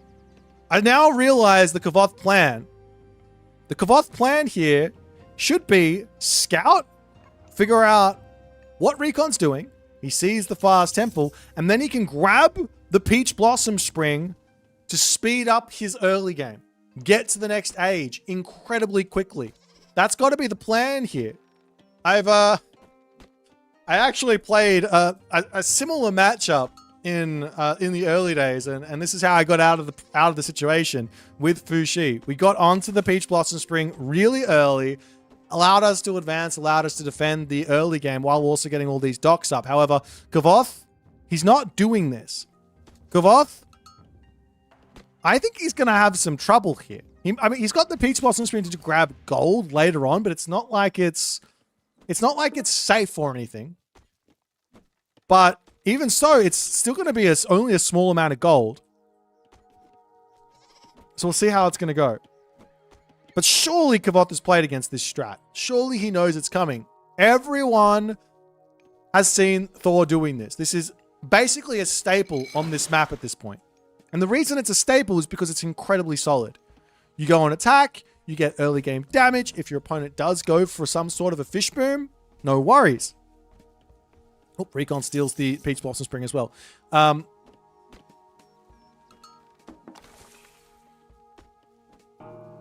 And Recon is back to steal it again. As the Hersers, everyone else coming in, we are going to be seeing Chi Yao on the way here. And Kavoth basically has to bring all of his villagers in and under his town center. He's getting a nice amount of gold income for the time being as the Valkyrie moves through. Chi Yao's got a choice there as he's going up to the classical age. But so far, so good for Kavoth. Everyone is in a nice defensive position. He's reacted to this attack beautifully. back position here, taking out this house is naughty because it's going to be blocking the Bleach Blossom Spring as well as hurting the economy of Kavoth a lot. The priests are out. You see the villagers dirting and shanking. There's only a handful of units there. That Berserk almost taken out, and Kavoth will say, all right, I'll pull back for the time being. Up onto this side here, the Pioneers coming through. Recon very quick to pull back there as the Pioneer says, hey, I'll get in there anyways. Let's just get a little bit of damage done. Yatsa in onto this side. Got to be careful with that one. Sending that straight across the map to go for raids makes so much sense here as the Pioneers dive into the tower. Kavoth's got plenty of food in the bank right now. He can definitely afford to take his villagers off of food and go on to wood and something else, because what he needs here is going to be those shooty boys, those fire archers, to deal with these Hersa. But behind this, Recon isn't building anything other than Hersa, and he's now starting to drop his docks. So this is not an all-in rush or anything, but the damage that Recon's done here, and before I speak too soon, is with Caster's Curse, he's causing more damage here, but the damage that Recon's done, I don't think he's paid off this rush. I don't think he has. Kavoth's obviously only got himself 6 fishing ships, but that's an advantage at the moment. And the most important thing here is the next decision for Kavoth, and the hardest part for Thor to have to deal with, which is what happens if Kavoth just builds a Death Ball now? As the Yatsa does get sent packing, no real damage, but little bits of searching around. Doesn't actually know that the villagers over here are on the trees there. Meanwhile, more docks are going to be coming up for Recon, as Kavoth's food has sky. Is he going to go Heroic Age? That's such a crazy decision. Is that? I don't know if it's a bad one. I don't think it's a bad decision. I think he might be doing it. He's just got so much food in the bank. And he's not building a single military building. Dock going down up onto the top. I mean, losing this dock hurts, but not the end of the world. He can also send some units up here to start poking down. We do see a random dock up for Recon as well, as the Yatsa are searching around onto the side, maybe looking for a potential Berserk or something, but most of the units out for Recon at the moment are going to be Hersa. Another dock over onto this side for more fishing ships. Still no armory up for Kavoth, but look at the resources. He can definitely go Heroic Age.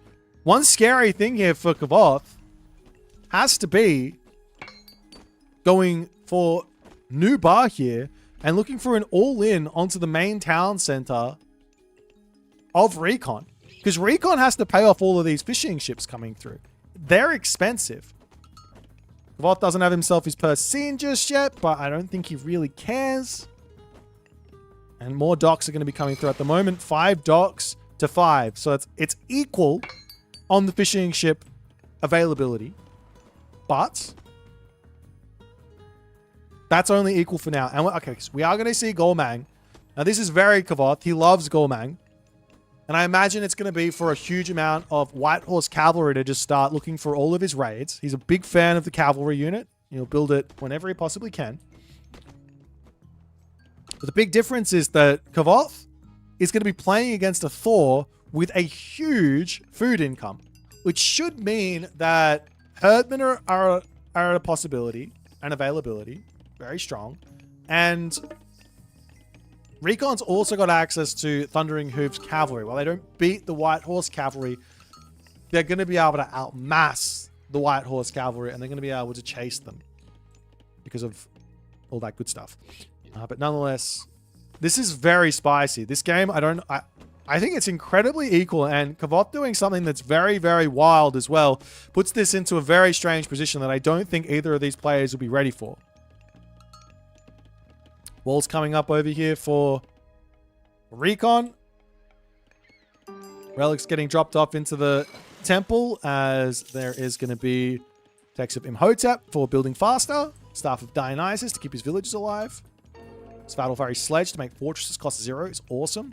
Dwarven Armory going to come down to start getting some extra dwarves out. As the villagers will make their way over and say, time for a ballet in the middle of the map. Kavoth about to be under attack though. by a couple of Valkyrie. There is the teenager in though. That's a scary unit for the Valkyrie to deal with. And Recon not paying attention, takes one shot there, that is so obscene. This guy does so much damage. You kidding me? Well, I mean, to be fair, the Valkyrie should never get hit by the kid. He's only moving at 5 speed. So there is that. You got to keep that in the back of your mind. Big mistake from Recon. Big mistake from Recon. Now walls up everywhere. This is one of the things that Norse is just good at, putting walls up. Why? Because you don't have to invest villager gather time into building the walls. Yeah, they're still kind of expensive. You know, you got 21 gold per every sort of long wall that goes up, 18 gold every single long wall that goes up. But because you don't have to invest villager gather time, it's really not that expensive. Let's have a quick stock take of the docks. Recon's got 8 docks. Kavoth's got 6 docks. As the White Horse Cavalry mass is going to be coming through. This is something Kavoth loves to do. It's a little bit of a fake. It leaves open the option to go for a quick Mythic Age here. If you hide the cav or just put one cav into your ballet, it leaves the option for some very nice mind games. But funnily enough here, I think the Kavoth picks the wrong decision here, and he probably should have just gone Mythic Age. As he's starting to poke away at the walls, and Recon about to be thinking about going to the next stage. Now, the big question is, which god do you go? I think you go Bragi here. One of the rare cases where this is going to be my choice of the god. The reason for Bragi is you see the White Horse Cavalry, you see the Gormang, you know that Kavoth can go for some incredibly powerful Tiger Cav. And if we go Bragi, we get access to Swine Array, which will force Kavoth away from Cav. Swine Array boosts up the Herdman bonus damage versus Cav by a huge amount. As Kavoth does manage to break in onto this spot, he has a huge amount of units here. And while I thought this was going to be good for Recon, I don't know where Recon's army is. He's got his Hearser down the bottom. He's got these units up the top as they're moving away. And a little attempt to potentially trap these units in here as the Hearser come through to take a bit of a fight. There's no real answers for the Herdman apart from the fact that there's just not that many Herdmen in there. And Recon pulling up to the top as Kavoth is powering ahead in this game. Another couple of Herdmen going down over here as well. And some half decent damage in, but Kavoth trades 1 White Horse Cavalry for 3 Herdmen. That has to be a good trade. Villager going to be going down up here as well, as the villagers do manage to get to a gold mine up to the top there. That's got to be nice. Also, Dwarven Mine was cast, so not going to be having that for the next age. You do see the second town center up for Recon as well, so there is that going for him as Kavoth trying to get in here. I'm not sure this is the best decision for him because this is defender's advantage. Towers in, town center getting involved as well, as the Herdman numbers will start creeping up. Still not grabbing that Swine Array. I would have expected that to come through instantly. I believe it costs wood from memory. Am I wrong on that? It does cost wood, so he's got the resources for it without question there. And behind this, a very smart move from Kavoth. Huang Di realizes, okay, Bragi is in. I can't really make the Gong Gong work against those Herdmen. Let's go Huang Di, which is going to allow us to actually go into some more infantry-based units, some stronger infantry-based units to make that work there. As the White Horse Cavalry manage to catch Recon with his pants down. Every single one of these villages will be dying. He converts into berserks to at least get some return fire, but that's dead villagers and even more lost resources. Holy, what the Tao Wu did. Can we get a replay on that? That Tao Wu just zoomed across the ice. I can't do a replay. I don't have that technology. But maybe.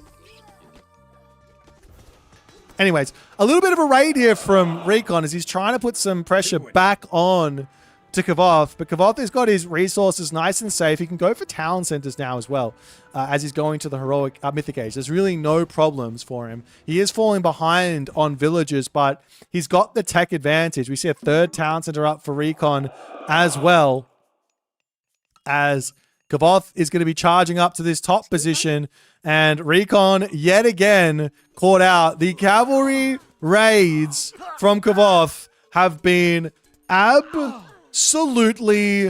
disgusting.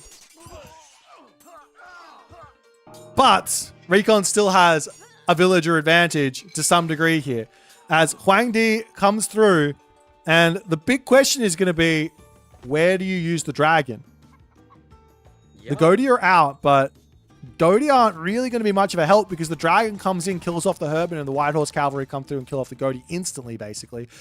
So there is that, as Kavoth swinging around onto the bottom side here. He can drop the dragon and onto this position if he wants. A great attack in as he does dive here onto the villagers. Going to be taking those out as well as they all pull back. The Staff of Dionysus paying dividends here as it's going to be healing those units up. And Recon just says, China too strong.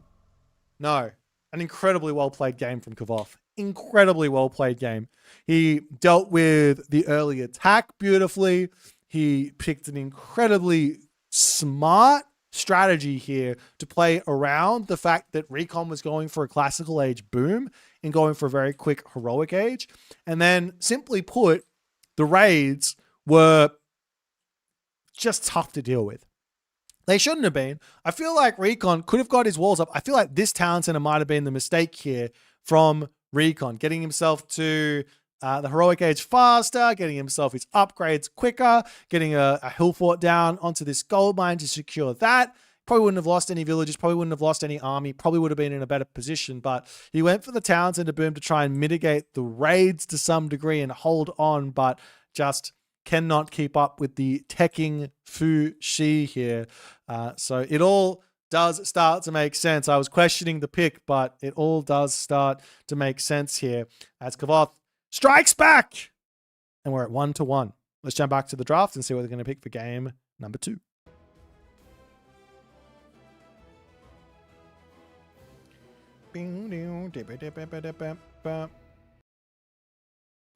Alrighty, our next one is on Socotra, and is going to be a Amaterasu versus Ra affair. Now, I've seen this matchup before, and I believe I saw Recon playing this one as well, versus Zucolo, I want to say. I could be wrong. Game 3? Yeah, game 3. That's what I said. Don't roll the tape back.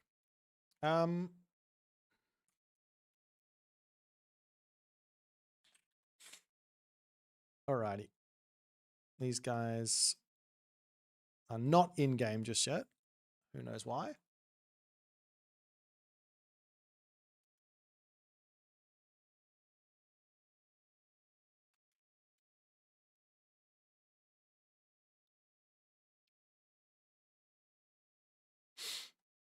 How's everyone going on this auspicious of days? You guys enjoying the Age mythology? I said this before. I'm going to say it again. You guys like the Age mythology? You want to see it more? You know, let your friends know. Let your teachers know. Let your work colleagues know.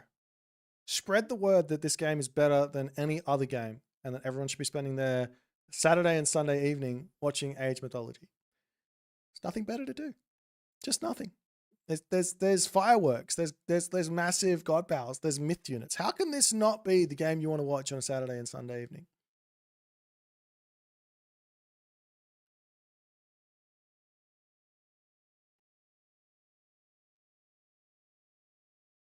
Who's favored in this matchup? Well, from the history of this specific matchup, I think it's only been seen once. I could be wrong. But Amaterasu has won this one. Now, Kavoth, he has to know what's coming for him. Without question, he has to. I would frown upon Kavoth's preparation if he doesn't realize what's coming for him on this map, Socotra. I would say, Kavoth, what have you been doing?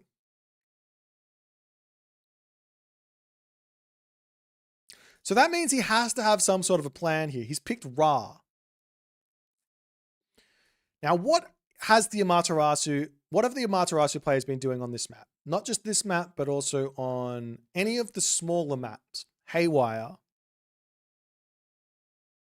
Socotra. Is that it? Haywire and Socotra have been the main ones. Maybe Gorge as well. They've been going Minakatatomi. And they've been making a whole bunch of Yumi archers and one Udor. Now, to me, the simple answer for this strategy is to effectively rush Heroic Age. You're on a water map. You can get Heroic Age out in probably about 6 minutes and 30 seconds is my guess. Maybe 7 minutes at the very latest. And then we just drop a Migdol in our main base. Very, very safe. And we start making Chariot Archers, which have got similar range to the Yumi. They get more range with Sekhmet. And we just out micro. I don't believe Bitsukos work because the Bushi are there. Bushi are going to be very difficult to deal with. And then you don't get the extra range advantage on the Chariot Arch, which means the Yumi mass isn't going to be able to win there. You can't start poking.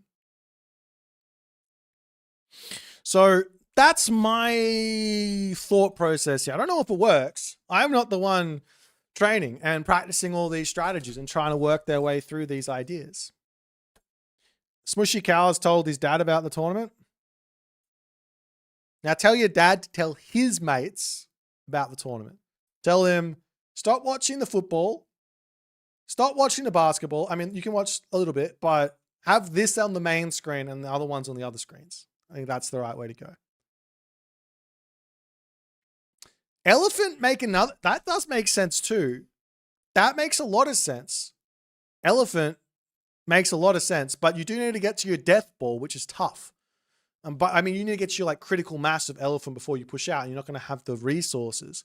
The other issue with going for the Chariot Archers, come to think of it, is that the Yumi Archers are going to be able to knock you off of your wood lines because they're all forward on this map.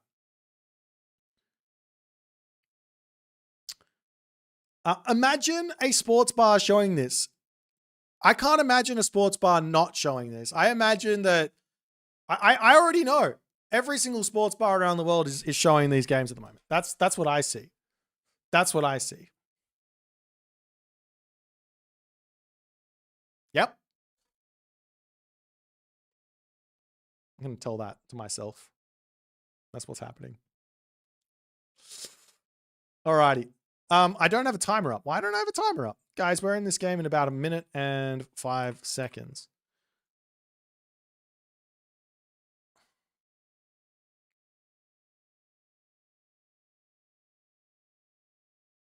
I'd get hammered watching this at a bar. Of course you would. Like, there's the fact that we don't have every single bar having like an esports section, you know, sports bars, how they have like the football and stuff. They don't have every single bar having an esports section is outrage.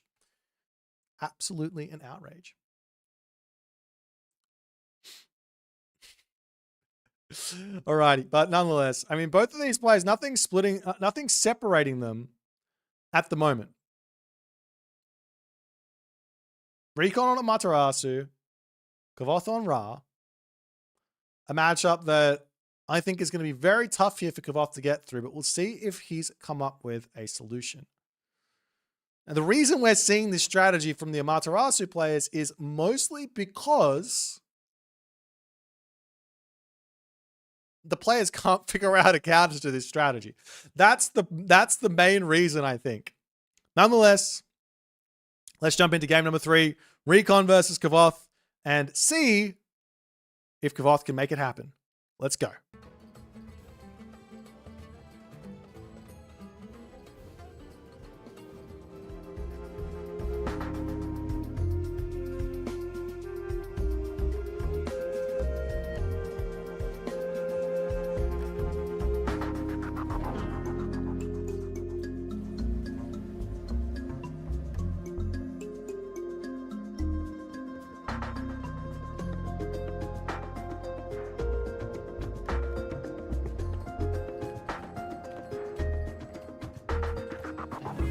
And off we go in the bottom side, bottom right-ish side of the map. Recon spawns in as the blue Amaterasu. On the top of the map, Kavoth. He's playing Ra. Kavoth drops his dock. And one thing here from our main man Recon is, where's the dock? I see no dock.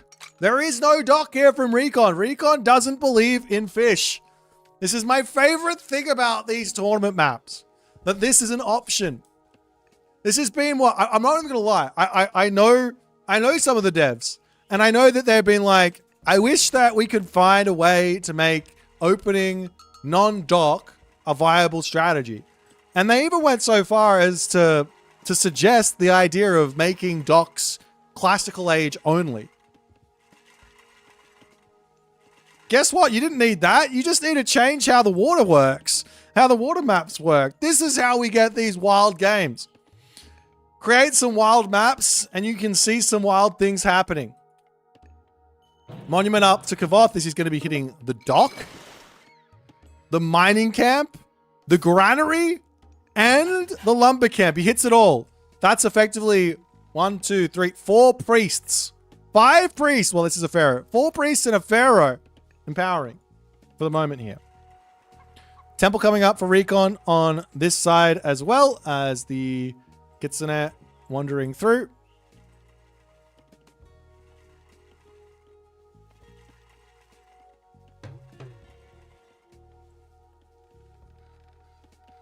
And we do see a very early wall coming up here from Kavoth.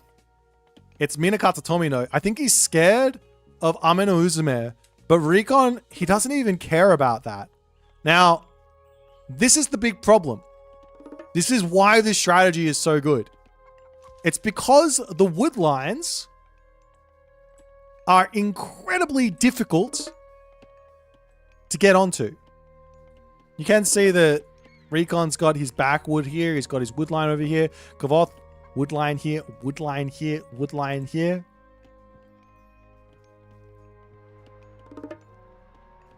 Incredibly tough. All the houses are going to be up. And then what? What's the plan here from Kavoth? He doesn't actually have to worry about a whole lot here early on. Does he see that there's... I don't believe he knows that there's no fish here. One idea for Ra would be to send one of your early fishing ships just scouting all around the map. And you'd be able to see if your opponent's actually rushing you or not. And then you can adjust accordingly. Of course, that's lost resources, but still.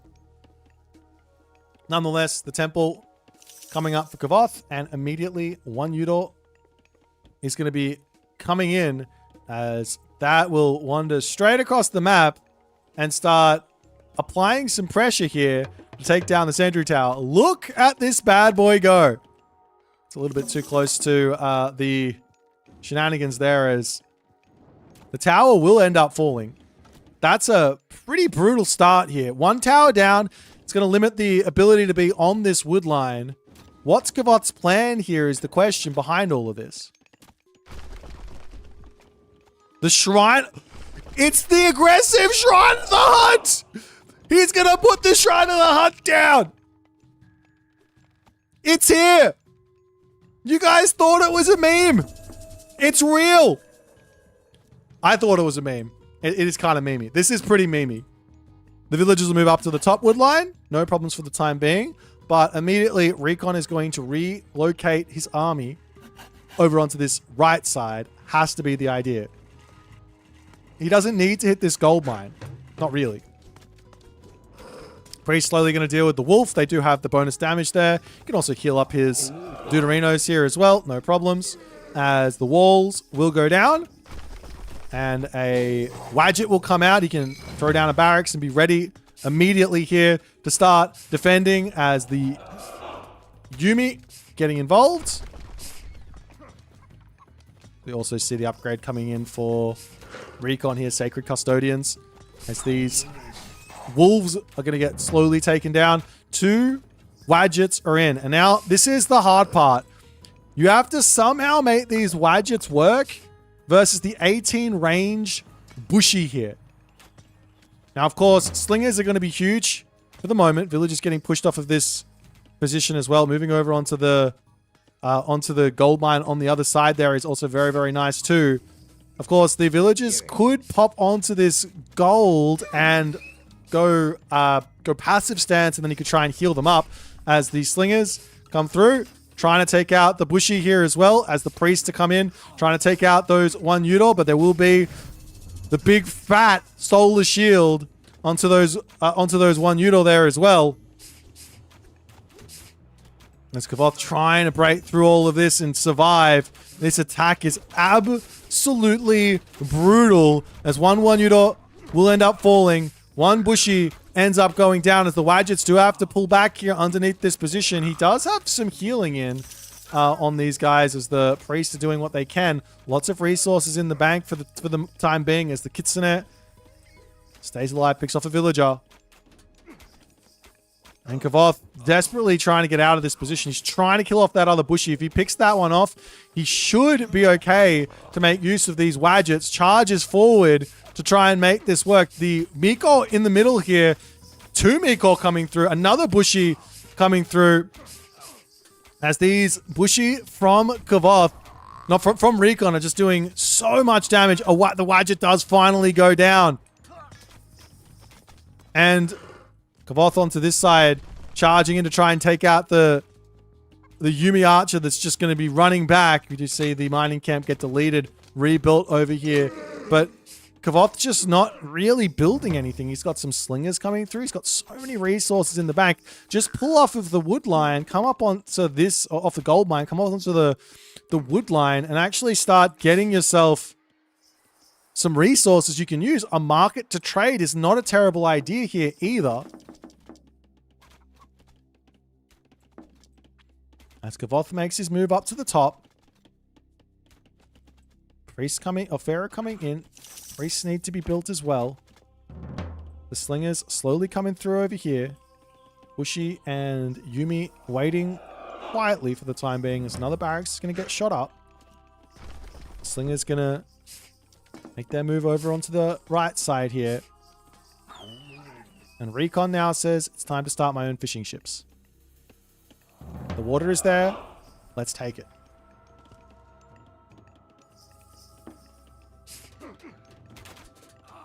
One bushy ends up going down. There's so many Yumi archers here. How can Kavoth get out? He could shifting sands his villagers back to the main town center and continue here. But he decides to tap out instead. A devastating game here for Kavoth.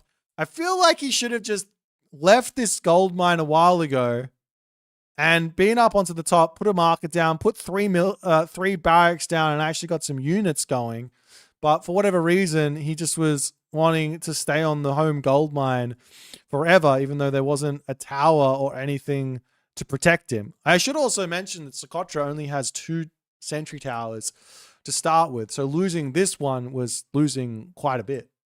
But an incredibly quick and well-played game from Recon. That is what this map is. It's a quick map. You got to be ready for it. And Kavoth was not in this game.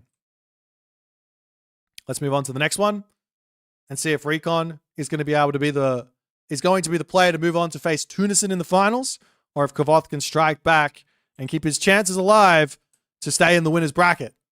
Let's jump back over to the draft.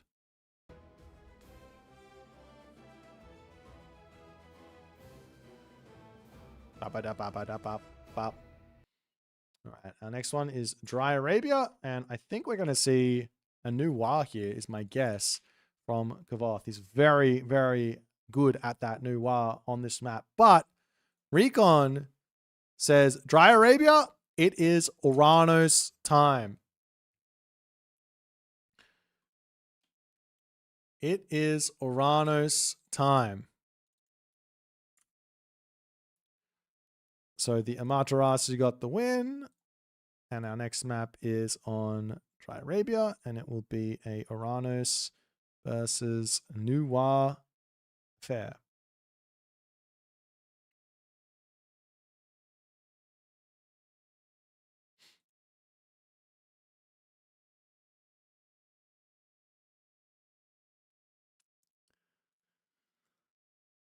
So, I mean, one more game potentially here. Recon just needs one more win. Kavoth needs 2 more wins. He does have the Uranus. I think Uranus on Dry Arabia is incredibly, incredibly strong. I'm going to keep on locking this in, but I do think you need to play a very specific style here to have success. I don't particularly like the Oceanus style of Uranus versus Noir. Noir is generally a defensive god. And if you're going to play against a defensive god as Uranus, that's exactly what you want. Exactly what you want. I don't believe Noir even wins the late game, even though a lot of players are going to be like, what are you talking about, Boit? Of course Noir wins the late game. China's late game is insane. The fact of the matter is that unlike every other Civ in the game, dealing with water dragons is really easy with Uranus. Either you chaos them and then you walk forward and you kill them with the hero Arcus, or you vortex underneath them and you kill them with the hero Arcus. Either way, they're dead, which means you can basically deal with the late game Tiger Cav very, very simply. The other option for Noir here is to go for like the infantry angle. And if they go for the infantry angle, we can just go for a whole bunch of Arcus anyways. So there isn't a super solid answer for this. I'm going to keep on saying, I don't even know if the players really know about it. Just I know that Kavoth knows about it because he literally did it in the tournament. But the idea of a Prometheus, Hyperion, Helios boom is so potent right now in the current meta. I'm a little shook that we're seeing Uranus go even this far down the draft. Recon picked it in his third pick, which is wild because it's gone through Kavoth 4 times.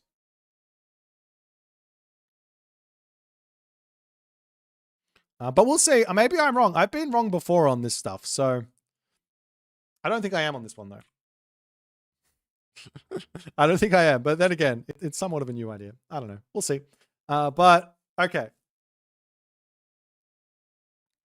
What can Noir realistically do here? The other option is for Noir to play really aggressive, which I don't really know how that works. But Kavoth doesn't like the aggressive Noir. Aggressive Noir is a little risky.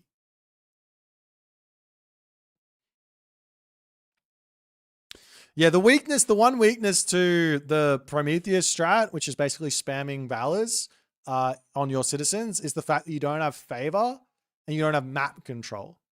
No map control means it's hard to keep your oracles alive. And no favor means you can't keep on making the Valors and you can't turn your units into heroes. But as soon as you get map control, that's where your favor explodes and that's where you can get full hero armies and things like that. The Tower Rush actually, Psycho Seal, that makes some sense. A nice Tower Rush versus Uranus here would, especially Prometheus, would make a lot of sense. That's a smart idea.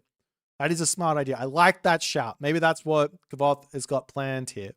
So far, we've seen basically 0 standard play thus far, right? The first game was a all-in from Recon. The second game was a rush from Recon. It was not really an all-in. It was a rush into an eco play. But still, it was a rush. And then the third game was a rush from Recon. Kavoth here has been the player who's been under the pump trying to deal with all of this shenanigans. Now, if there's a player that can deal with the shenanigans, it is Kavoth. So, we'll see.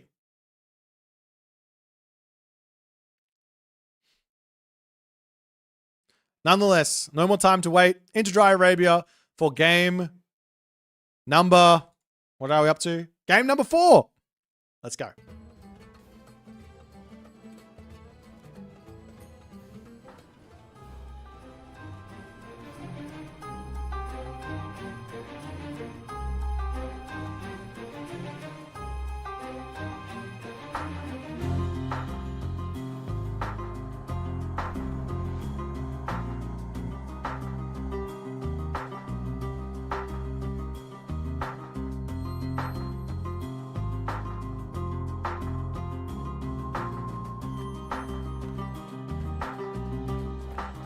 And off we go.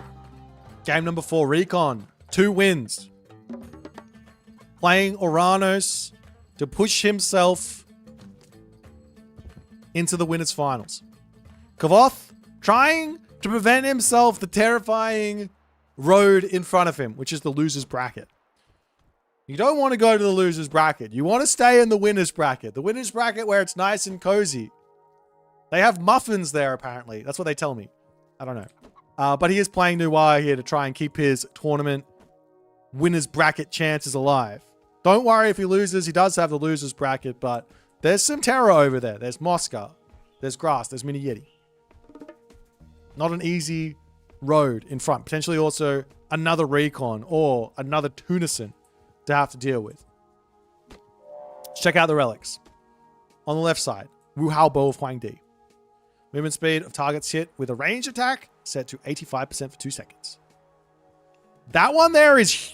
I can't overstate how good this is for Oranos. This is a must-grab relic for Oranos. It helps the Terma, it helps the Arcus, and it helps the Carabalista. All units that you probably want to build in this matchup at some point.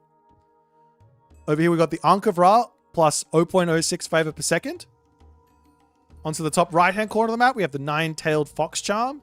Regeneration rate plus 0.5 there for the myth units. And in the top of the map, we have ourselves Hecate's Torch.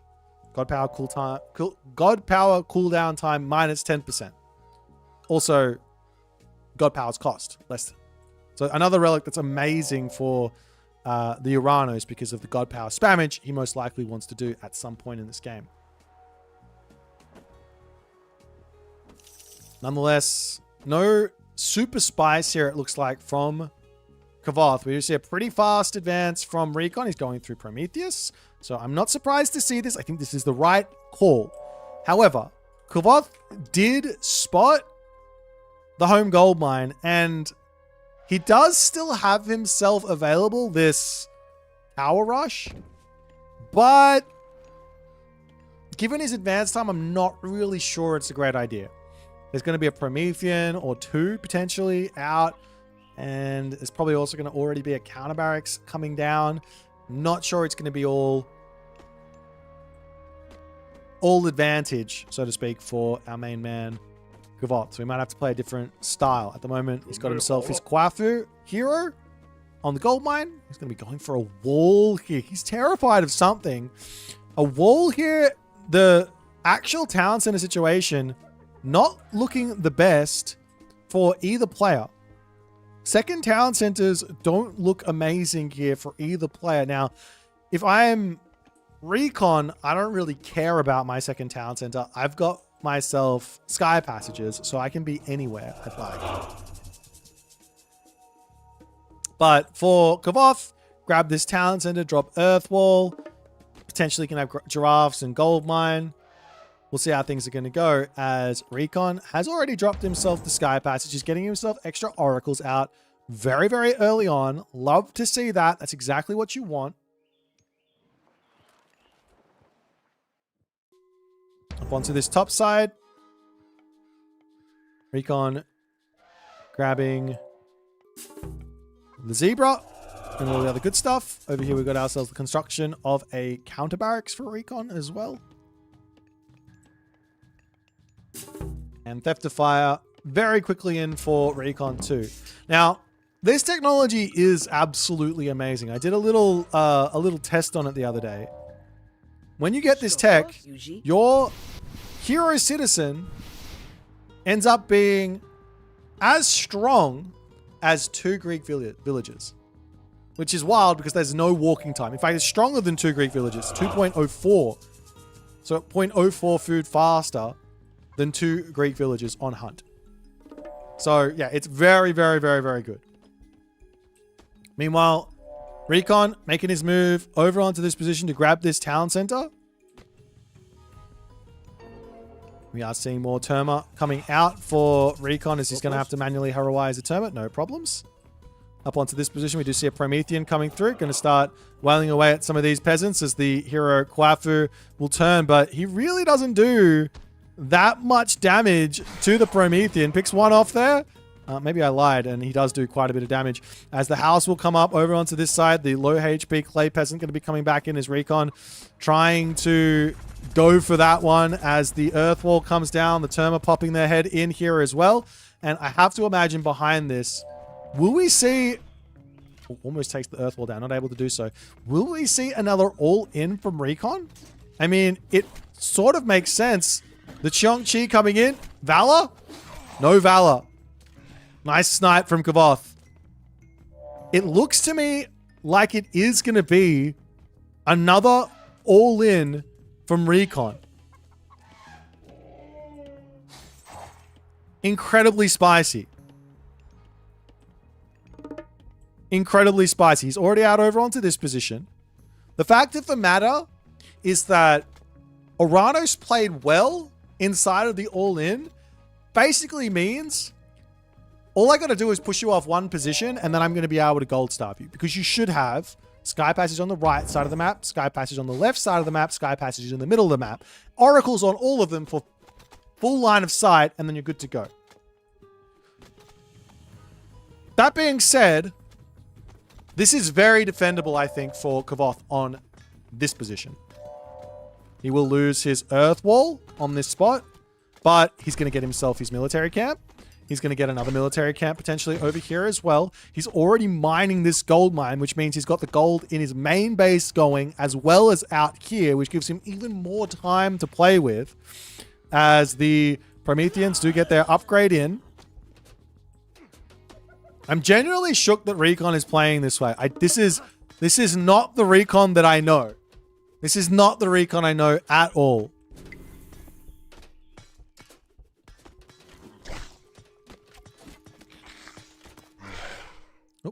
We have a little cheeky pause. I don't have a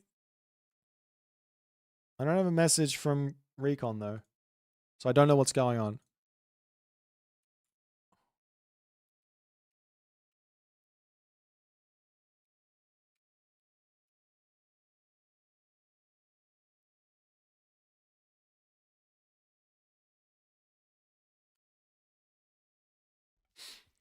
Alrighty, well, we're back off to the races. I don't know what that was going on, but that's okay.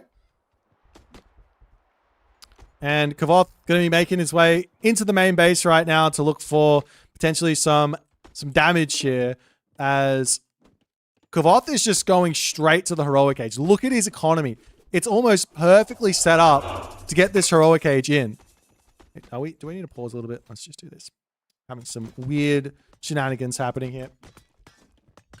As the military camp is going to be going down. This gold mine has 1,500 gold left in it, but these villagers can just pull off, go elsewhere. Not really a problem. And we see Rusho as the god of choice here for Kavoth, which is very un-Kavoth-like. Every time I see him play, he goes Gormang and nothing but Gormang. We will see the watchtowers coming through, which is going to help him defend his main base a little bit. Houses going down, however, as well, though.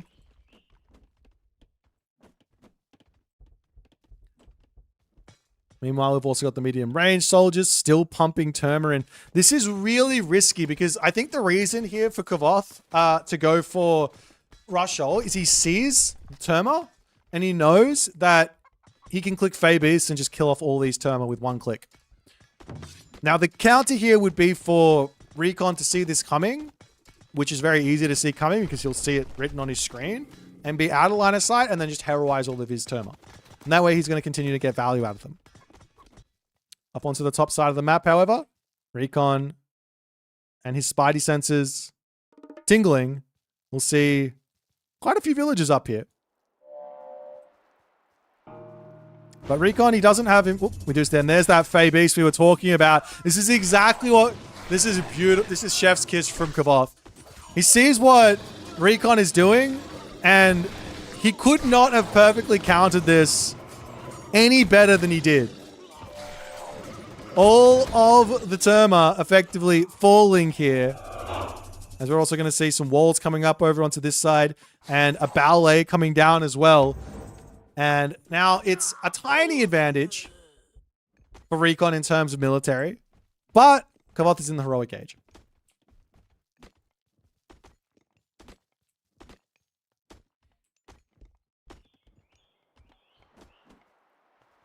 And then while Recon going to be making his way up to this top side, going to look to put just a little bit of pressure onto these villages. I imagine the rest of these, these Promethean offspring to come up there.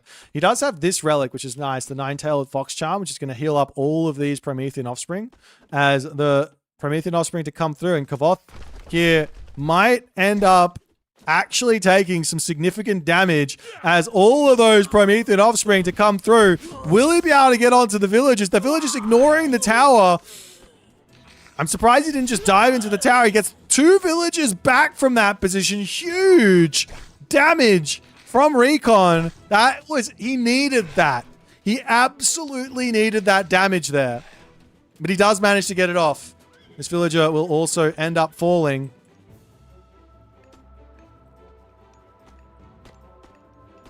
As Kavoth now looking for his own little raid to get himself out of White Horse Cavalry as the Baihu does decide to chow down on a Terma, but that one gets turned into a hero with Valor. Keeps itself alive.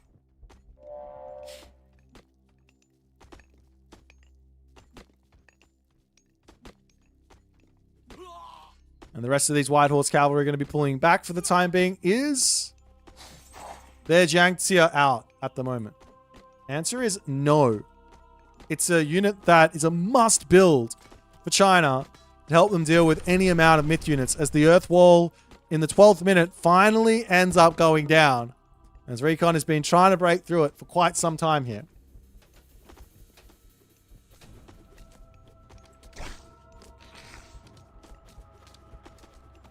But Recon is just basically pure Terma at the moment. That's wild. Jiangxia is now in queue. We still see more White Horse Cavalry. He has to somehow break through this position, which is going to be tough. We do see the house going down over here. That's going to allow those Promethean offspring to get in here even more.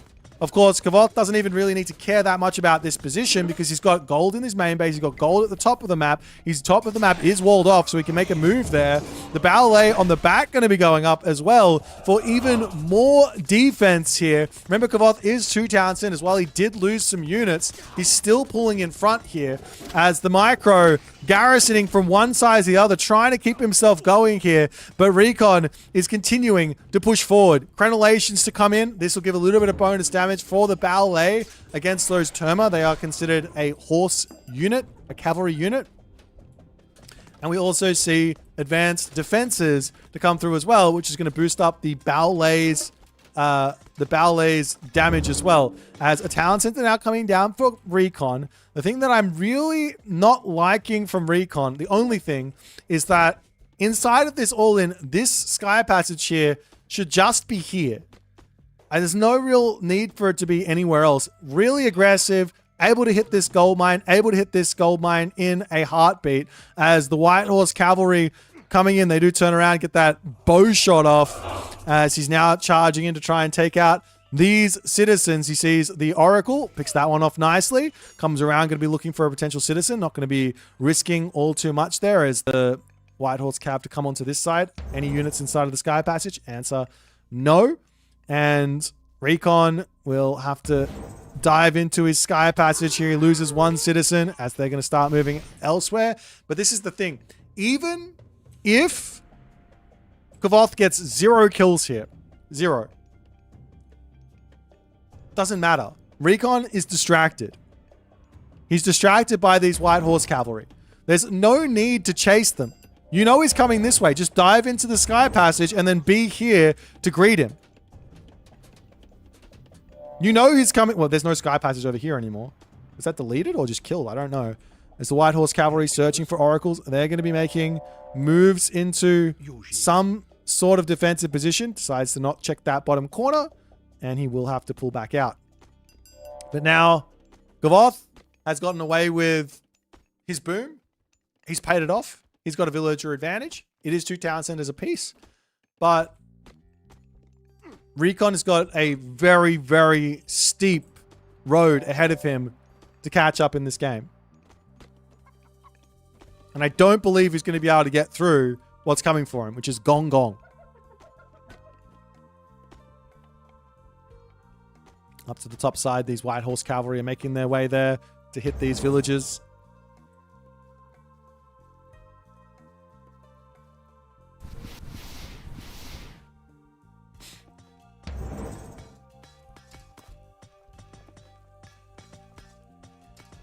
And locking off this Sky Passage is nice. But where is the Hyperion or the Thea for Recon right now? He's got 1,000 wood in the bank. Nearly 500 gold. Does manage to catch out these White Horse Cavalry a little bit, but this is perfectly fine. Because, like I said, all he wants here is a distraction. He just wants to waste Recon's time.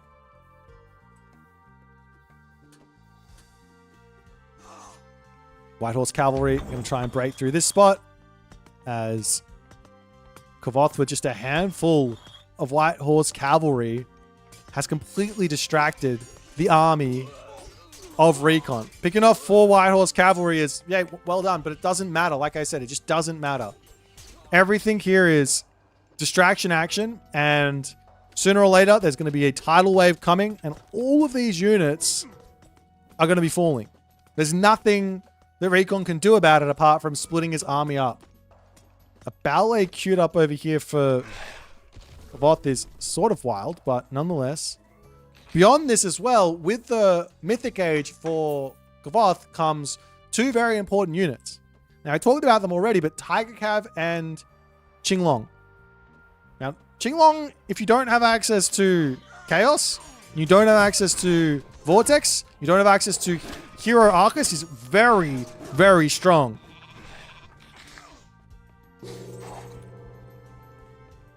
And we do see them immediately coming out, as well as Li Jing. Kavoth knows exactly what he wants here.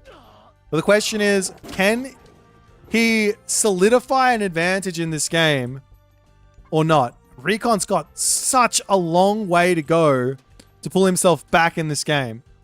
I can't understate how far behind Recon is right now. He's got himself 3 town centers though. He's equal on villages, but of course there is a Mythic Age in, so that's going to be a bit of a difference there.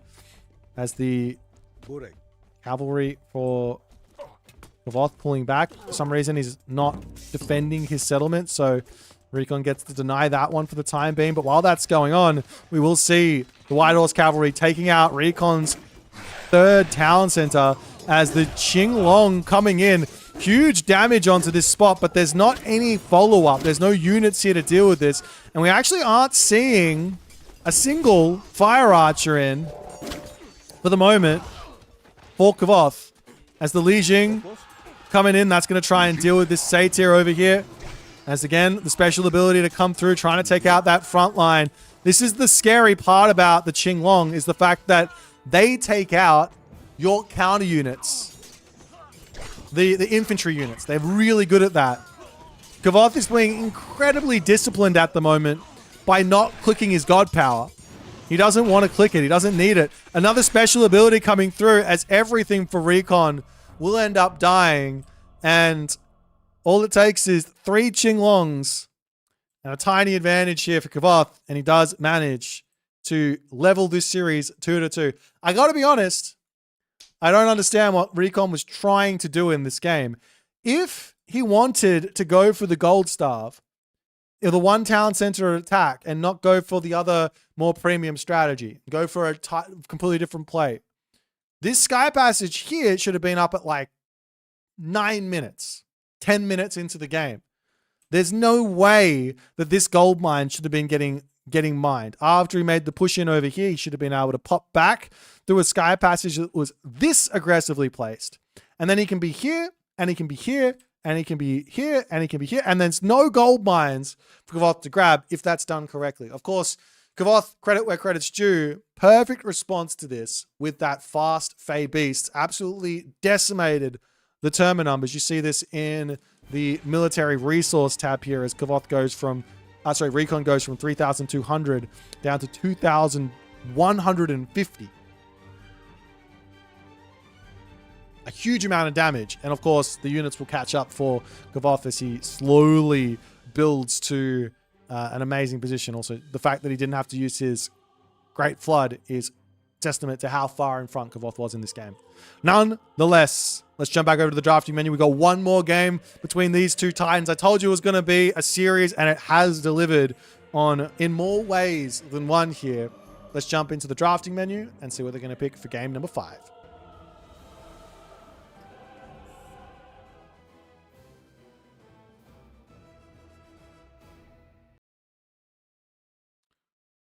Alrighty.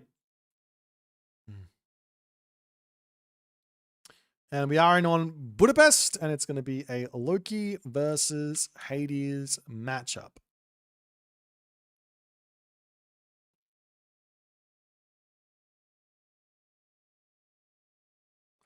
So our final matchup here for some spice. 2 of what I would call the meta gods right now, the gods to beat on Budapest. Loki, Hades.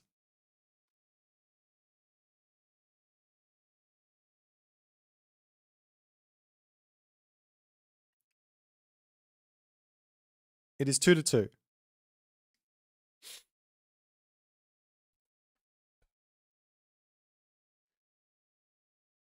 Options. Ares, Athena, both perfectly fine here for Kavoth. He can choose which way he wants to go. You can go for the Minotaurs. You can go for, well, probably not for Minotaurs. You can go for Cyclops. You can go for Hippaspis. You can go for Hippias. That comp is amazing versus Norse. Loki, on the other hand, kind of needs to go for Heimdall here. That's why he's so good.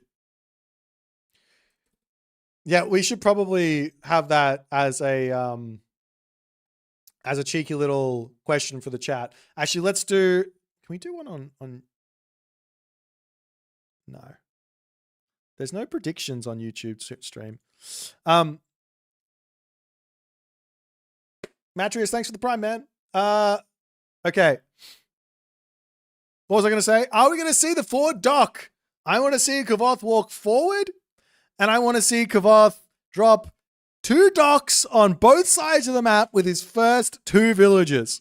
That is the meta. I say it is because I'm the one to say it is.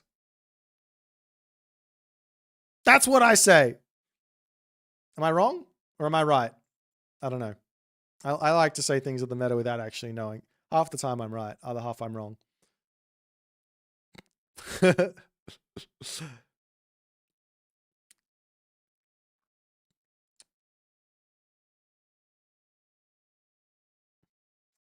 But yeah, okay. So what else can Loki do? You can go Forseti here. I don't particularly like it. There's not really a whole lot of advantage for Forseti. Trolls don't really help you versus the Hades. And trolls are mostly good versus like archer blobs, right? And you probably shouldn't be making any Toxotes here as Hades. You mostly want to just go into Peltast if you need to build archers. You want to if you're going for, okay, hang on. Let me line my thoughts up. Forseti versus Athena is probably half decent, but not versus Ares, because you probably don't want to build Toxotes as Ares in this specific situation. Just get to the heroic age and make Arcus. Arcus? Peltast. My brain is lost. It's 1 a.m. It's okay. It's fine.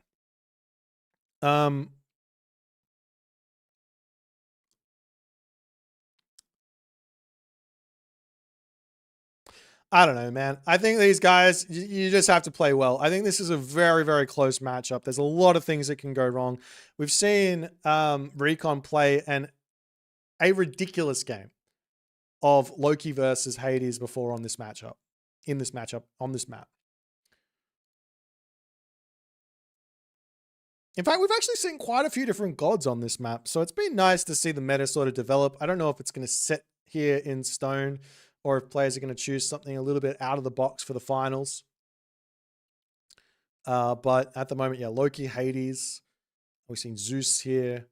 We've seen China here. We've seen Norse here in general. Jungo, thank you, my friend. But yeah, that's the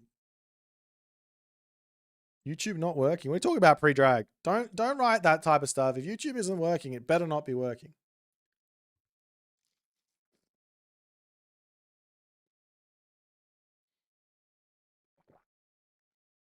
Yeah, I am Greek Australian. That's right. Playing the meta is the new way of playing. Maybe. I don't know. 30 seconds to go here, guys, before this game 5. Remember, whoever loses this final game here does go into the losers bracket. We don't stop seeing them. They keep playing. It's lovely. It's a lovely thing to be a Age of Mythology player in this tournament because you get 2 lives. It's beautiful. Living the dream.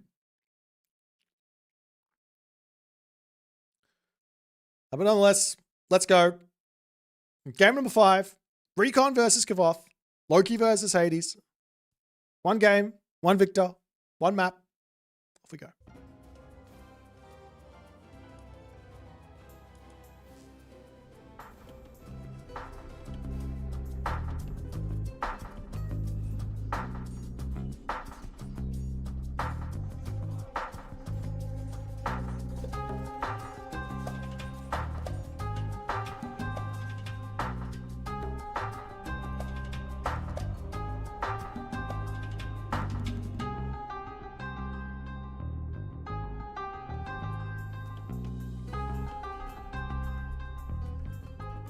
And off we go. Game number 5. Recon in the left-hand corner of the map.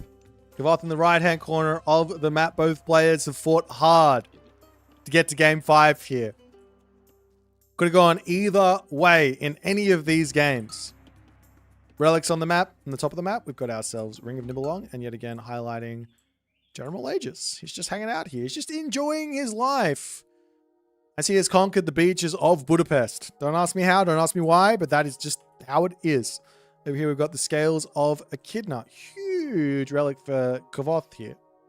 Over on this side, we've got ourselves the Arrows of the Alpha, which is damage, melee attack, and range attack, plus 15%. And finally, we've got ourselves the Staff of Dionysus, which gives villagers some regeneration rate. Both players making a gigantic mistake here, not putting the middle docks down on Budapest. It just doesn't make any sense to me. I just can't understand why the players are doing it like this. Can someone please explain it to me?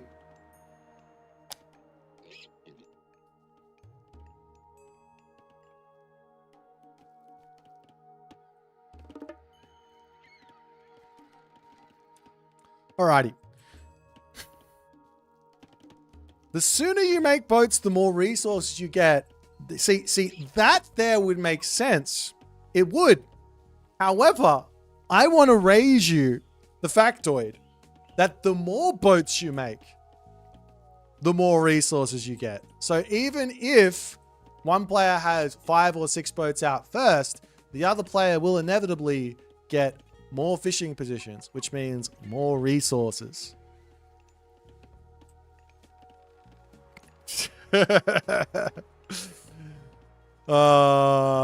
Look, I might be a broken record, but that's because I know that I'm right. Okay? And that's how it is. Meanwhile, a dock does inevitably come up here for Kavoth. Kavoth is actually wandering forward and he drops 2 docks on this top fishing spot in order to secure this entirety of this fish. Recon on the other side is deciding temple first. He might decide to try and knock down one side of Kavoth's early. We'll have to wait and see. Meanwhile, Recon also doing a sacrilegious thing. Something you're simply not allowed to do as Norse. He has built... Does this not work? He has built... Well, that's cursed. He has built a house with a gatherer. Of course, he was busy building a temple, so he needed to do so, but still. Now we see the Forseti coming through. Relatively quick here from Recon. Kavoth is taking his time in the Archaic Age. He's getting his temple up. He's getting his fishing spots out. As this Berserk comes over onto this side, you will realize that Kavoth has got 12 fishing ships. He would already have 6 and 6 spots grabbed, but I rest my case. I rest my case. Can I show the first? Okay, sure. I don't mind. This is what it looks like to be a Berserk building a dock in the Archaic Age, playing as Loki, and yeah, that's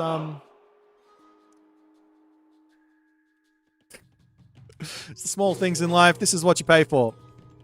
If you purchase Age of Mythology Retold in 2026.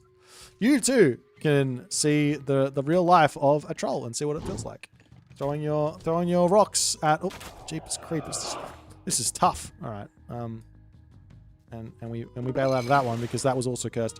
As a dock coming up over onto this side, Kavoth has had his fishing expeditions shown here, as the dock here will start to get targeted down, and Athena is the god of choice here for Kavoth. He does have himself his... Does he? He does have himself his Ajax out already. He's going for the relics. Realizes he's got all the time in the world to sort of wait on this position. He's going to get himself out a Trireme and a Pentaconta to protect this position as the Achilles comes through. A military academy also on the way. In the main base for Recon at the moment, just Hersa. Just Hersa coming out as a longboat will be coming through for Recon as well. But over onto this side to ensure that no cheeky dock comes down. So one dock at the cost of 90 wood forces out a Pentaconta and a Trireme. I think Recon is going to say that's a win where that's concerned. As the Minotaur charges in here, I don't believe he's gotten a villager kill or anything. He's going to get pulled back and he will end up dying there as the troll also goes down to the Achilles, and Kavoth will be out of there as he tramples that villager. She didn't care. She just says, hey, trample on me, it's fine. And she continues to gather that hunt there from the Auroch.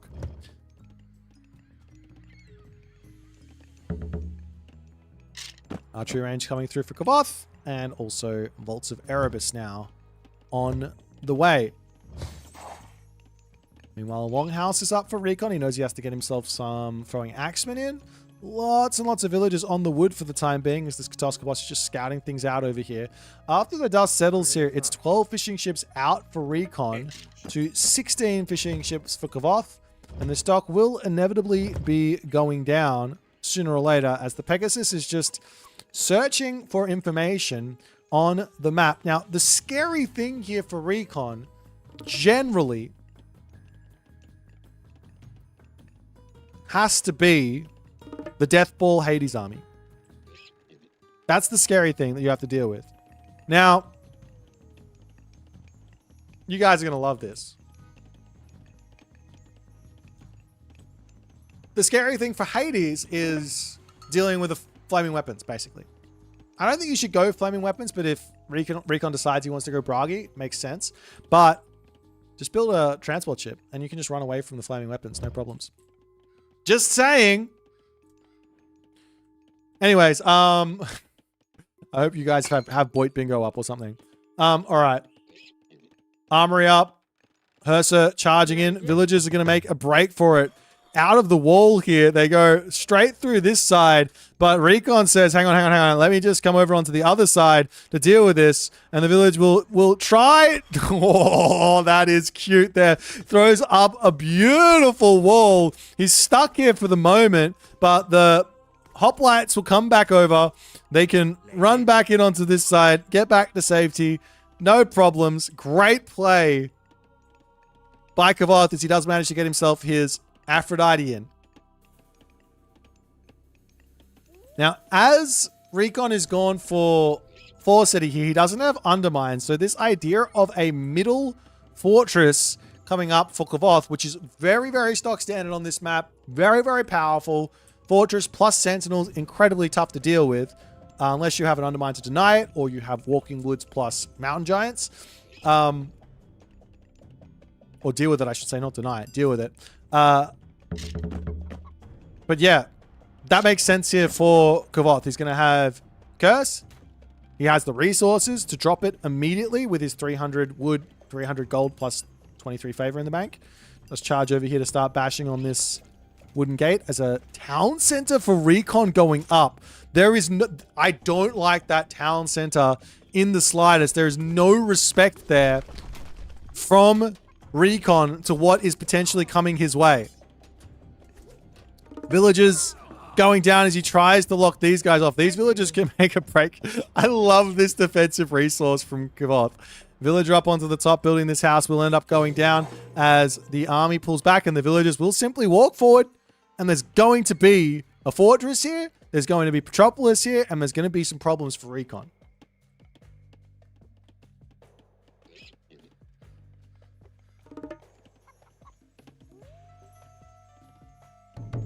Is this in range? Oh, Kvoth has been spotted here. It doesn't even matter. It doesn't matter because there's Curse, because there's Restoration, because there's so many units here, and because Recon dropped Town Center. On top of this, I guess there is a longboat over here, but you can put a sneaky dock down and get a transport ship in and attack over there as well. But he doesn't need to. I'm actually kind of surprised to see the fortress here. Over on this side makes a little bit more sense because then he can attack the main town center and this town center with his Petropolis without too many problems there.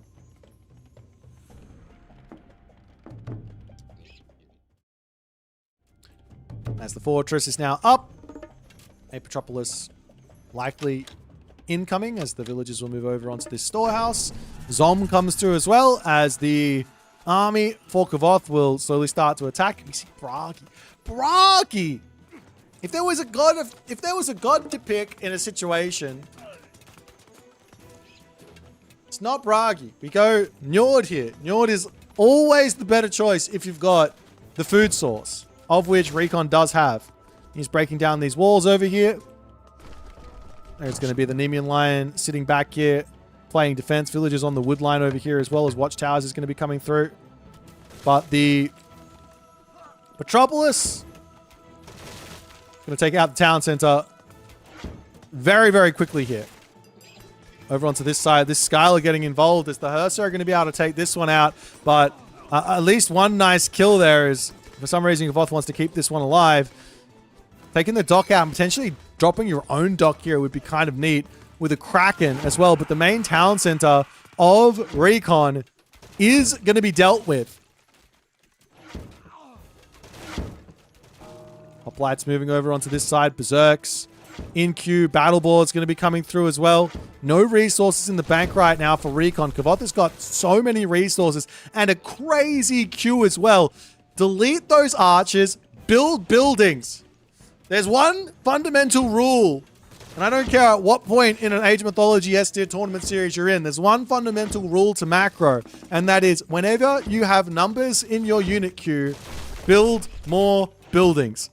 Whenever you have resources in your bank, and you can't afford to spend them on those units, build more, and you can't put them into new buildings. Build more buildings.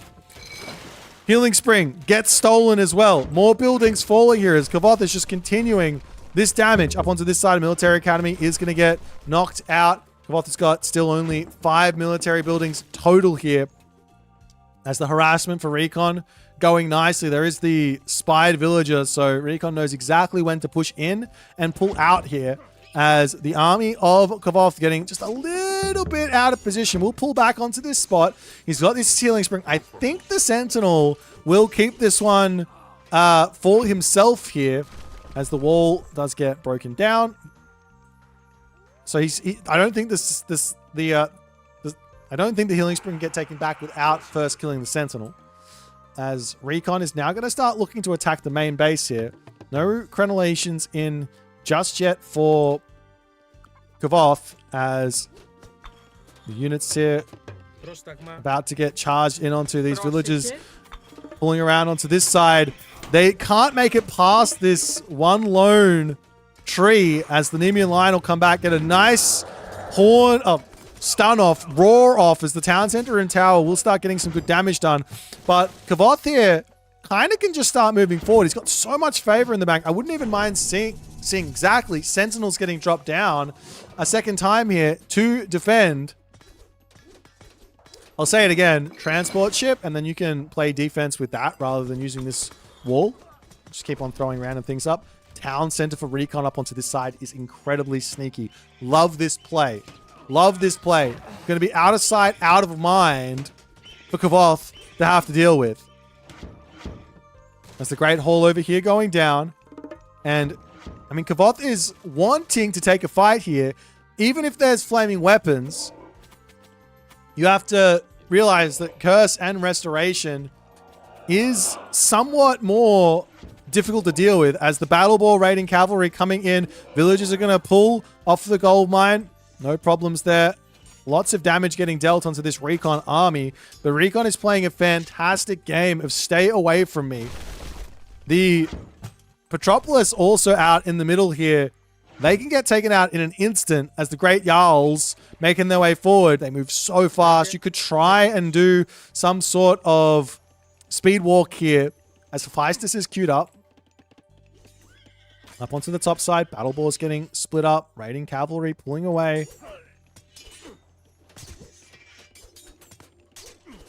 Considering the way Recon's playing this, I have to say, Njord would have been perfect. Ringgiver, Vikings, up to the top, going to take down this dock. There are 2 docks over here, so not the end of the world. As the hoplites do finally catch up, Recon's cavalry kind of decide to take a little bit of a tea break there as they're starting to pull back again. The fact of the matter is, Recon is just dropping town centers everywhere. One of the huge advantages of playing Norse is the fact that doing this doesn't hurt that much. You get yourself... You don't have to idle your economy. So the town center just costs a town center. Whereas Kavoth putting this town center off is 30-ish, 40 seconds of idle time for 9 villages. So it's not 350, 300, it's not 700 resources. It's, I don't know. It's like 400 plus, it's like 1,100 resources or something like that, roughly. But nonetheless, with the Hephaestus, Kavoth will end up reaching a very, very strong point in this game. He sees the town center going up over here, but he hasn't spotted this one. I don't know if it matters, though. I think this game might go the distance because Recon's probably not going to die anytime soon here, but he can't push into this middle base anytime soon either. And he does have a villager advantage, but that's going to get circumvented by Hephaestus and Forge of Olympus. So everything right now is as equal as it possibly can be. Hell going to be coming through as well as the army decides to charge in. Town center getting taken back. Hoplites coming back in. Another Sentinels here from Kavoth, who does have himself his upgrade, golden apples. Town center will be back up.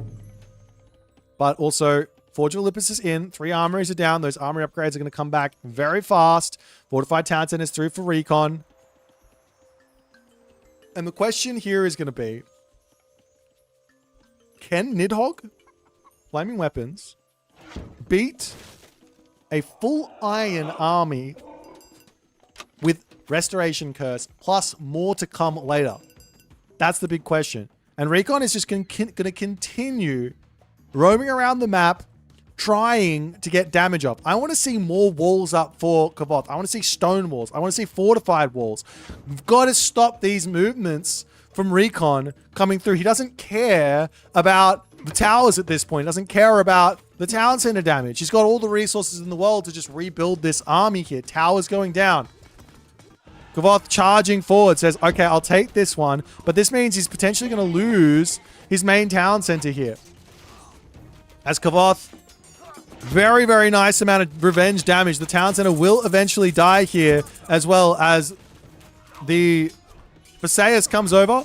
We'll start taking out units very, very quick. Takes out those myth units very, very fast.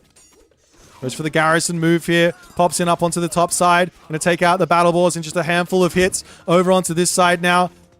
Recon still playing defense, but he's about to have himself a Nidhogg. Does he put it over here? Does he put it over here? What is the plan as the town center still under attack? Villagers need to pop around here and deal with this portable ram. Over onto this side, however, the fire giant gets off a big amount of damage onto that front line, but does end up falling. Villagers moving up to the top side. They can pull over onto this gold mine here. And Recon is just playing kill my town centers. No worries. I'll move around the map and deal with it. That's his plan, but he's not making any ground here. And Kavoth is getting the small advantages. He's building up these small advantages. He's got himself a full population army. He's got himself fully upgraded full population army. The only thing he's missing is champion archers here. And at some point, Recon is going to need to take a fight. Raiding cavalry slipping through over onto the side here. Looking to hit this back line. There's walls. There's a town center. Berserks slipping through here. I was saying Kavoth needs to get the map completely walled off because this is what happens when you play Norse. The raids come. The side builds come. The chaos ensues. Transport ship, where are you, my friend? One transport ship here to pull up into the... just one, please. Just one. At any point in this game. I beg you. I beg of you. Dwarves get spotted over onto this side. They're going to bail here. Just a little bit of damage from Kavoth. Remember, village differential is absolutely gigantic at the moment. Side build starting. Potentially a temple on the back here as well with Rampage into Mountain Giants to hit this town center would be absolutely huge. Villagers trying to take the settlement in the middle. Does get denied. A couple of units will pop over there and deal with this one as the hill fort will slowly go down here. Recon charging up onto the top side as the hoplites doing that damage. Valkyrie spawn there for Recon is going to be a nice bit of assistance as the villagers can't decide where they should go. I mean, there's gold mines in the center of the map. All the hoplites coming up to the top here for the time being. Both players are just holding on to their god powers. It's so obscenely tense here. A fortress popping up onto this position as well will secure the healing spring for a little bit, as we've also got Gastrophides coming through, or Gastrophotorus, I should say, coming through for Kavoth to start really sieging. He's getting himself that fortified town centers in as well, as the villagers moving back up onto this gold mine. Potentially another fortress back here could be a way to go. This position has been defended now as how many sentinels do you want? Kavoth says yes to the sentinels. But Recon is just playing such an obscenely good game. Look at the villager differential right now. 36 to 83. Restoration comes down. Nidhogg comes down. Flaming Weapons comes down. The Nidhogg almost drops it immediately down to 500 HP. In fact, it's dead already. It's dead already. Recon charging in, though. Underneath, how many sentinels? How many fortresses? There's no way this fight can go well for Recon, but doesn't matter. He's got such a villager advantage at the moment. The Berserk's continuing to attack up here. Please drop a temple. Why? Where is Rampage? This is the ultimate for hell. Late game, Rampage on the back of a position into mass myth unit. You saw how bad the Nidhogg went. Just make Mountain Giant, make Fire Giant, do something with that favor, please. Another Flaming Weapons is fine, but we saw how that worked against this position. It just did not. Charging forward, the Fire Giant pulling back. Recon trying to orchestrate another attack. He's still missing upgrades, mind you. Doesn't have Champion in. Doesn't have Full Iron in. Fire Giant gets taken down over here. Pops out. A free one. Huge damage to come through. Kavoth will be able to get this town center up here. But he's struggling so much for resources. He's down to 175 pop. He's got 6k military resources, though his army is just simply put not dying. This healing spring is a godsend for this position as well. A frost giant gets spawned in for Recon. He might just be saving up for another Flaming Weapons, but I just don't think that's the right idea. He's getting his upgrades in. Still missing his champion cavalry upgrade. But even if he gets the full iron...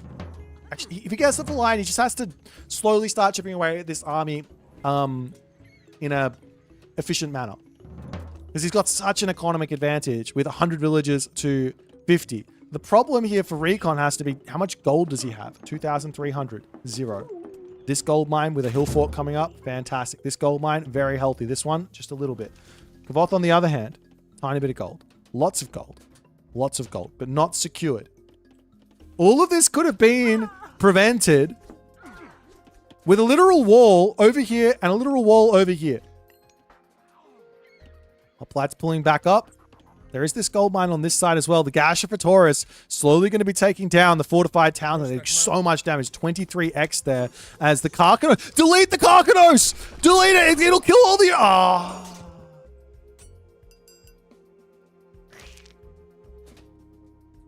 It does 100 pairs. It wouldn't have killed everything. It would have done a huge amount of damage, though. He would have done a huge amount of damage. Without question, it would have done a huge amount of damage. Nonetheless, this town center will end up falling. Recon going to break down this wooden gate over here as he's chasing the hoplite. The army actually decides to turn. This is not a good fight here for Recon. This is exactly what Kavoth should be wanting here, right? Surely, maybe not. Maybe I'm misreading it and there's enough units here. More hoplites going to be moving up to the top side. The villagers for Kavoth going to try and break through this position. Berserk's getting converted in. Lots of Berserks getting converted in here for Recon. These are cheap as Loki, but when you go hell, there's not a huge amount of bonuses here. That being said, flaming weapons will come through. He does have himself Call of Valhalla. He doesn't have himself Dwarven Breastplate. Restoration getting dropped in onto this position. That's not going to be enough. The units over here still playing defense. Will the town center finish is the big question. Delaying a very nice amount of time as the town center will get up. There is no sentinels here as the villagers have to dive into the town center there for the defense. Kavoth pushing forward here. I'm not sure why. Watchtowers come through and immediately does end up dying on that position. Over onto this. Karkanos is actually going to go down. If Kavoth isn't paying attention here, the Karkanos will actually go down. It's not even fighting back for whatever reason. The town center on this position ends up falling as the villagers are going to get chased down. I'm very interested in what's going to happen. I'm pretty sure all these units are going to die. Oh, you're...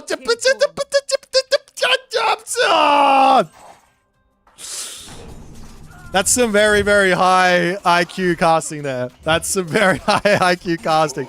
Another Zom coming down from Kavoth. Kavoth says, you know what's better than mass restoration? Mass Zom. Berserk's pulling back onto this side. Kavoth pulling back.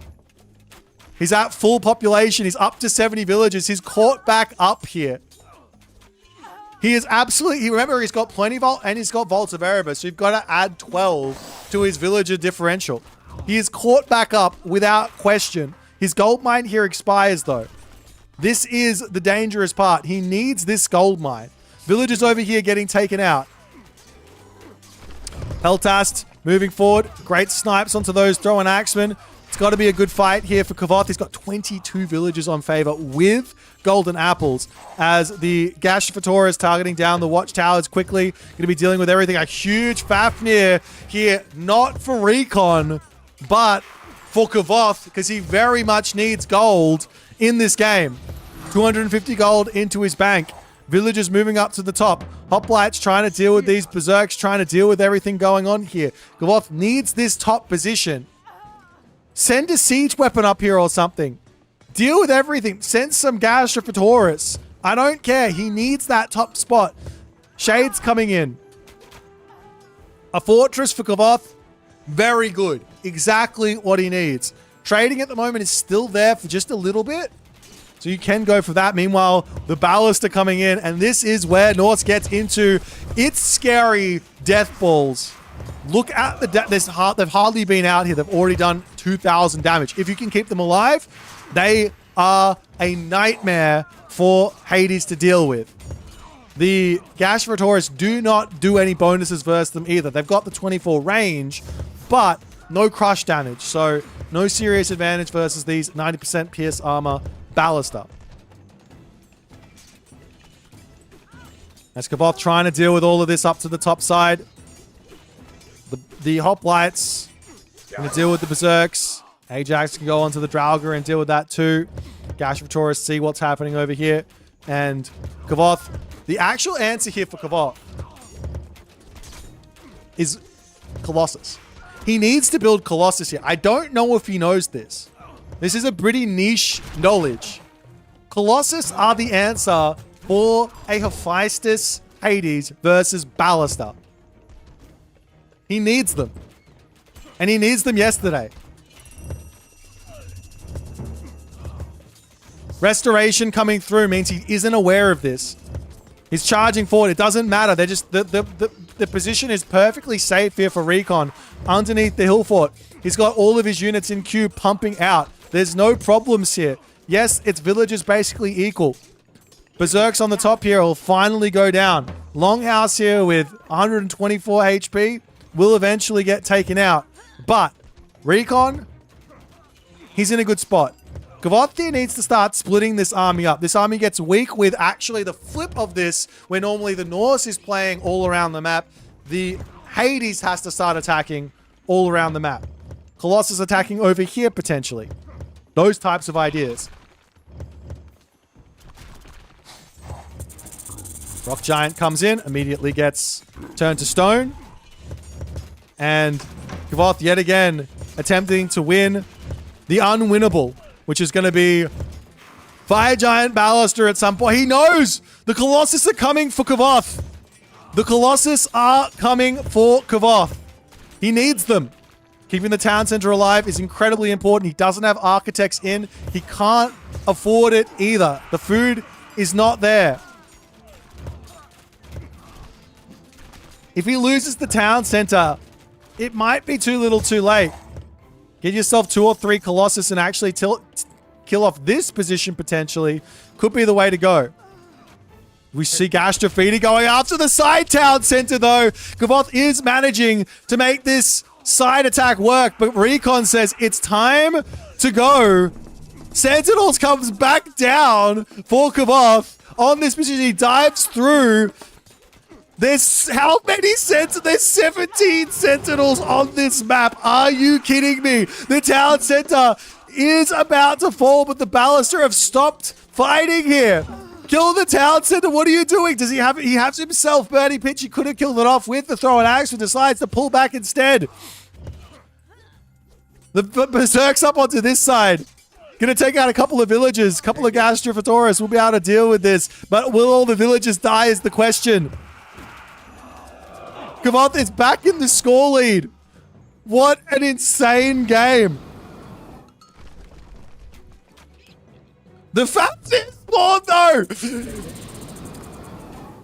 That's a nice help for Kavoth. I'm not gonna lie. The fastest spawn. Does Recon have gold?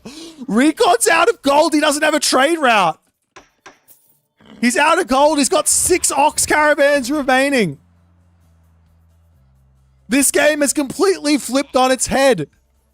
Kavoth is in front on villager count. He's in front on gold. He's got his trade route starting. The market in the back corner here. He's going up to 4 town centers with 3 villagers making their way over to finish this town center off. Are you kidding me? If you don't like Ages of Mythology, you don't like this game. I said it the wrong way. If you don't like this game, you don't like Age of Mythology. What's the opportunity? Damn it. My scoreboard, for some reason, has been turned off. That's weird, but it's fine. I don't even know how I did that. I don't even know how I did that.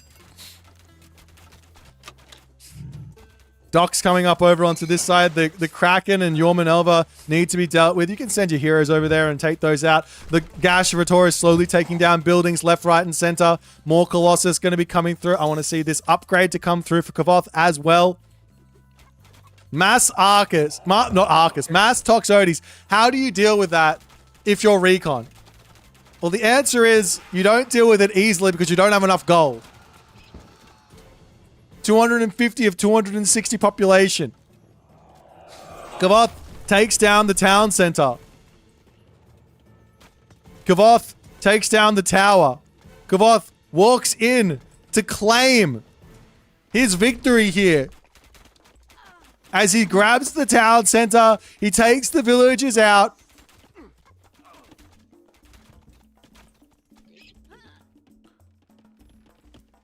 And the Colossus wandering into the middle of the map with Hands of Talos to boot.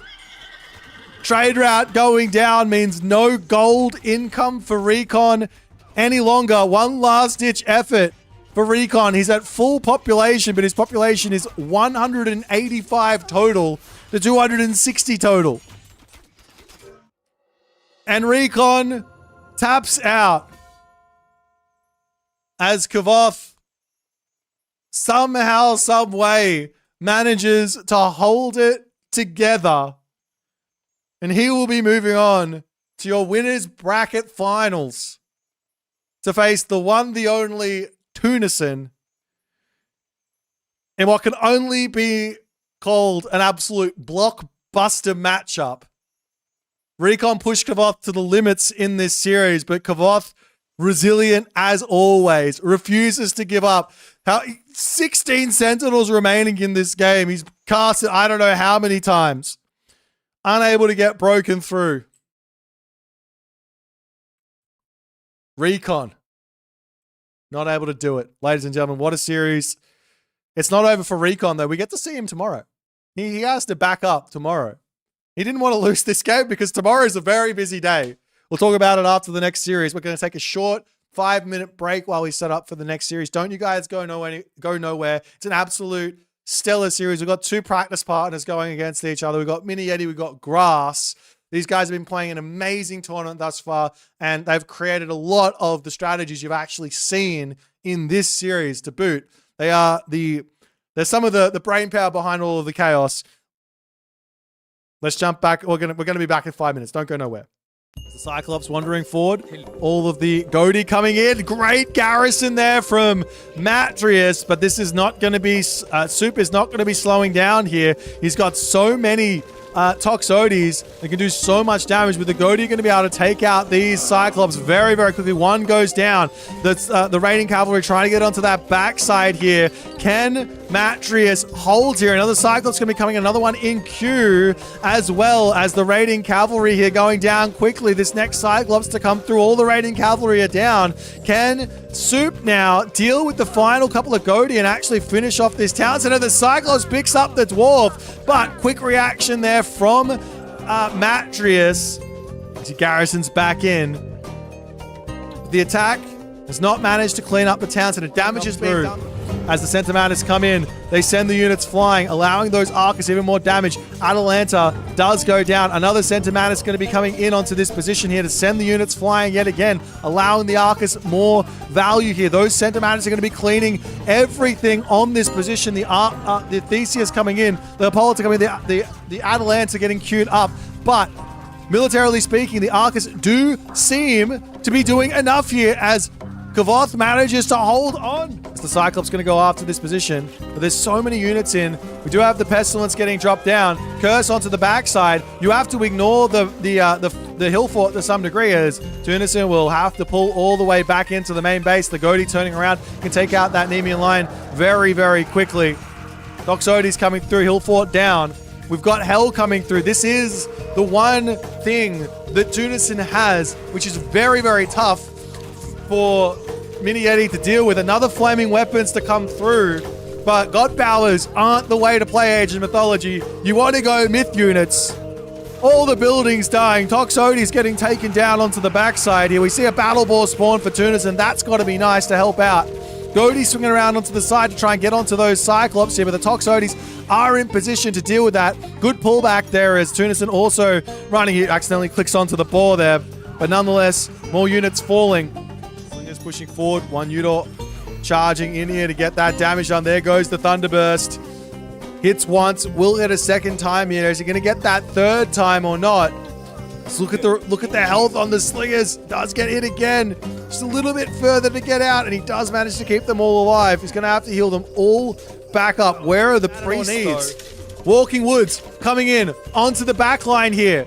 The temple slowly producing units. He's now going to get some Jarls in as well. That's exactly what he needs to have to deal with these Hapaspist. Illuminati does need to start going into hoplites here as well. An amazing choke point, however, for Illuminati. Is it going to be enough? As the Mountain Giants over onto the side, they're going to start being able to tear down Archery Rangers, everything else. Where are the heroes for Illuminati? I don't see them. He doesn't have them. The Achilles is queued up. The Mountain Giant tanking up damage. Another Mountain Giant spawn there for Matador is gigantic because he's got the Jotun's tech. Breaking through into the middle here. Those Toxotes trying to target down that backline. The Thrown Axes don't even need to stay there any longer. Iron Hurry Special gets dropped down over here. With the Jotuns to come in. Going to be smacking that town center beautifully. Going to be able to take this one down. And I think if Nyan loses the population here, he's going to get fortified town centers, but if he loses this town center, this could be really, really bad for him. He's just not able to win any fights. Armory upgrades is equal. The Jotuns can come over and continue to make this push happen. More mountain giants coming into the mix here. Fortified Town Centers does manage to come through for Nyan, though. That's clutch. But look at the population. 170 pop for Nyan. Very little gold in the bank. He can't deal with the low-key army at this point. Pegasus is flying in. Underworld passage into the main base because why not? Villagers have to pull into the town center. Catapults are through. There's already watchtowers in. I think Matador can't do a whole lot here. Apart from just sit and watch. Charges in. Can he take out the Underworld passage is the big question. He's charging forward with the Fire Archers. 200 HP on the Underworld. Restoration gets dropped down. All the units back up to full HP here. Underworld sits at 300. Can the Tao Wu get through and deal with it? No. Taken out. Matador under a huge amount of pressure now from Zucolo here. Forest protection gets dropped down onto the ballet. At least it's hitting a little something onto the right. He doesn't have any population. And there goes the Fey Beasts. What can you do against that but turn around and simply just try and take it out? Huang Di is on the way there as now the lightning weapons is coming through. It's kind of looking like Kama has found a nice timing here to actually take this fight. Militarily speaking, it's kind of close, but these are mostly fire archers versus some really strong destroyers. The Arc is in the back doing some good damage. That lightning weapons and that... I had to go to the toilet. I had to eat a quick nut bar.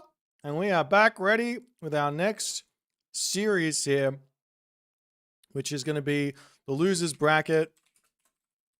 The losers bracket, round 4. Fight! Okay. Mini Eddie and Grass. Well, this has been a series that I've personally been looking forward to today. Let me just quickly get... Hang on. This has been a series that I've been really looking forward to today. Because the one thing that I've learned about watching professional, high-level RTS games is that when you get to watch 2 practice partners going at it,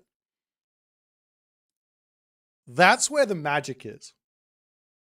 Now, of course, sometimes you see the players go, oh, I'm playing against my practice partner. I'm going to try and surprise them, which is, of course, on the menu. But realistically, both players know their way of playing these matchups, know what they want to go for. So they have to back themselves inside of their own strategies and say, we're going to do this. And the player's going to say, I'm going to defend that, or I'm going to do my thing, and you're going to have to defend that. And you end up getting insane situations you otherwise wouldn't get because both players sort of know what's coming and know how to defend it and know how to like continue the game, but also the strategy is really strong. So it's not like they're going to be just doing some wild all in that if it doesn't work, they just resign. That's normally what happens. The other type of high level RTS game that I love is when 2 really good RTS players play each other like Recon and Kavoth just did for us. But nonetheless, let's talk about the draft here. We've got a Freya ban from Mini Yeti and an Uranus ban. Of course, Mini Yeti banning out the strongest god in the game there. And then we have Grass banning out Susanoo and Tsukiyomi. We got Mini Yeti here picking Kronos as his first pick. Makes some sense. And then Grass in turn grabs himself not Set, but Ra. That there is a wild first pick. That's a wild first pick. I don't care. I get that Ra has a 100% win rate. Well, now no longer a 100% win rate. Had a 100% win rate. But how do you not pick Set? Like, I get the Gaia pick. Best god in the game as well as Uranus. But where is the Set? He goes Ra, he goes Gaia. Then Mini Eddie goes Set Isis. So he grabs all the strong Egyptians. Grass then has to grab Hades and Amaterasu. Minieti says Nuar and Thor. Grass picks Odin, Zeus. And Minieti takes Fushi. Wild. Now, because we're there, let's take a quick little look-see at the head-to-head between these two players, of which there is no data. Wait, whoa. Jeepers creepers. We've already looked at this one. Oh, magic before your eyes. There is no data here. These guys haven't played against each other. This is the first time they will have played against each other. Minieti has 53 wins, 49 losses. Grass has 111 wins, 80 losses. But their tournament elo is very similar, which means they have that Minieti has probably played a slightly higher level of opponent to get where he's at, whereas Grass has played a slightly lower level opponent to get where he's at. At least that's what I'm going to roll with. Maybe I'm wrong.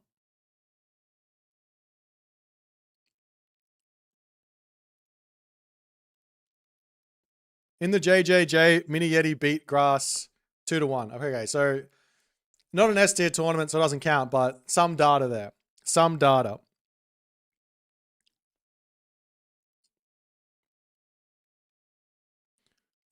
Nonetheless, our first matchup is Set versus Gaia. Will we see our first Leto?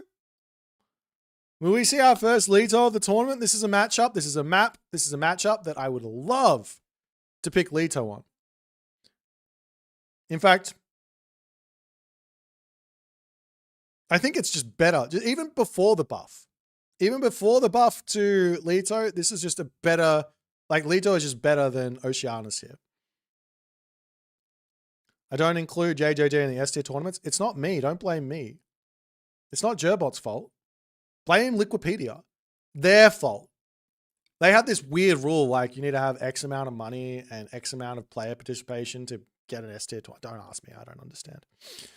Biggle Smalls, thanks so much, my friend, for the kind words. We're about to jump into game number 1 here. Minieti versus Grass. The players are off to the races, and I'm excited to get the watching in. Let's go on to Atacama.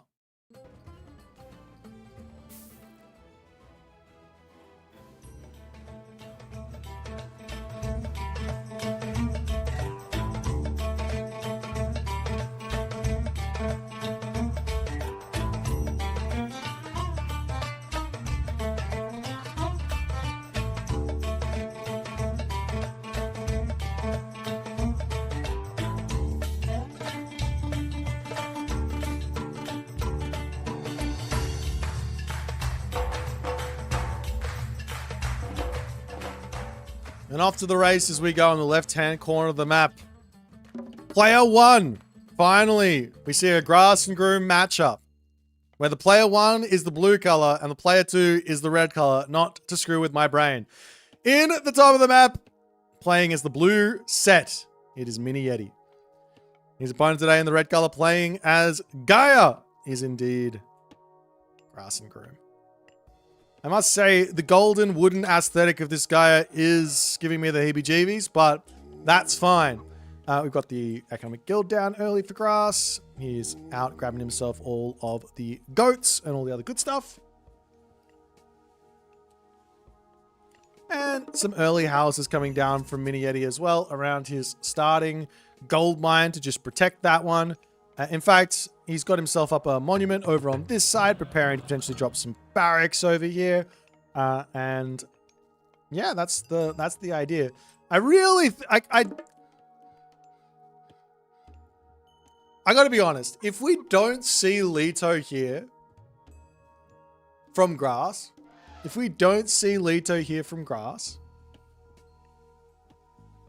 I don't think any manner of buffs will ever make anyone pick Leto.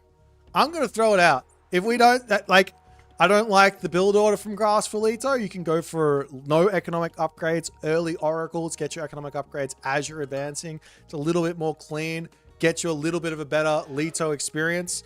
But I'm going to lock it in. If we don't see Leto, there's nothing that can save that god in for these guys in competitive to pick it.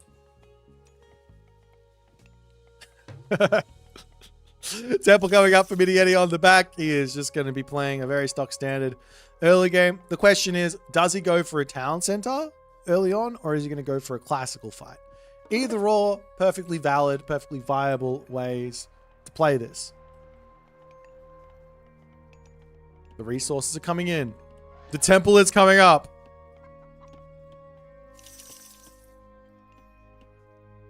Get wrecked. Everybody in Twitch chat who did not believe needs to apologize. Apologize. It's Leto. Like I said, I've never been wrong on this. I'm always right. Leto is coming in. I'm going to again say I don't like the build from Grass.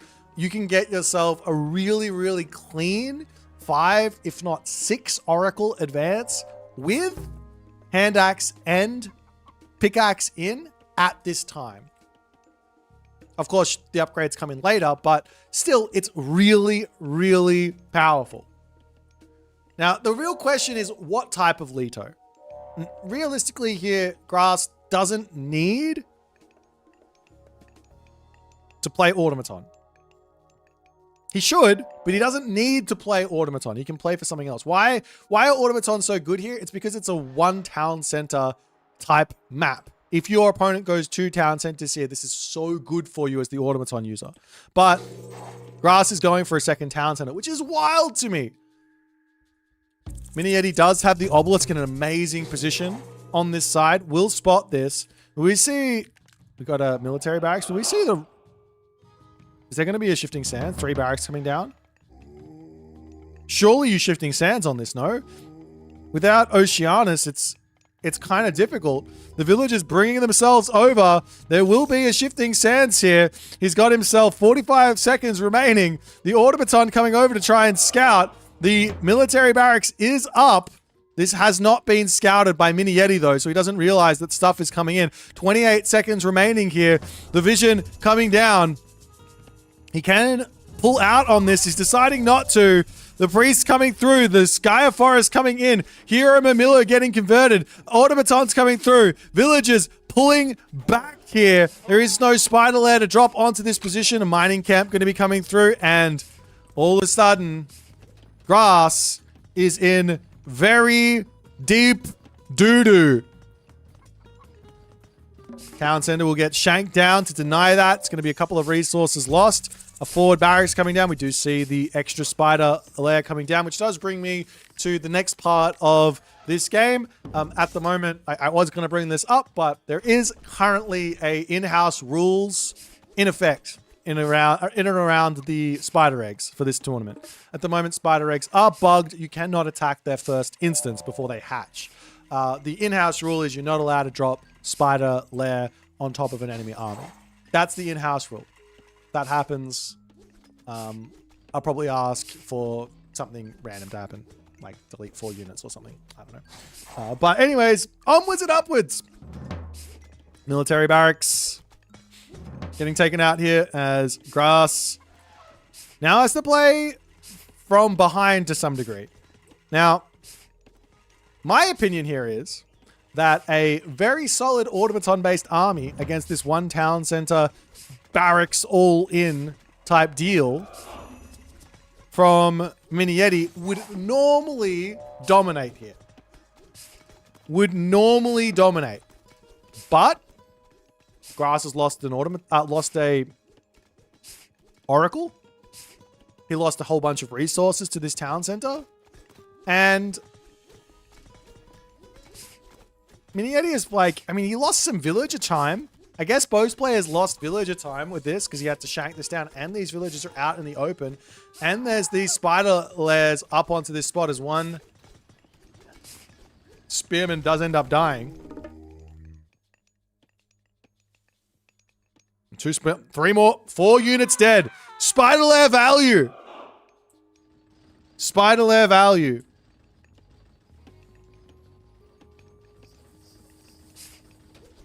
As now Mini-Yeti says, not Mini-Yeti, Grass says it's time to fight here. The priest on the back and the Pharaoh in this fight should be a big help here, but these automatons are just staying alive. No micro from Grass to try and take out the priest, though, from those Murmillos. That's going to be hurting here. Villagers going down, however, is a massive move for Grass as he pulls back. There is this position here as well, and you can grab. Not the best micro from Grass. He needed to take out the priest there with his Murmillos and allow the automatons to deal with the infantry units. He had it sort of opposite there, unfortunately. And generally speaking, the big strength of the automatons is that if you win the fight, you get to rebuild those automatons back up.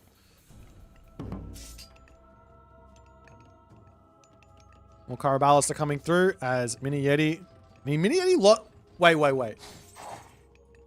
It's 18 villages to 34. I could be wrong here. But I think Mini Yeti's shifting sands attack actually hurt him more than not. Did he have idle time or something on the town center? I think he did. Like that's, I mean, yes, he lost a handful of villages on the attack, but this does not account for this amount of a difference this early on. He just forgot to make villages. A classic maneuver.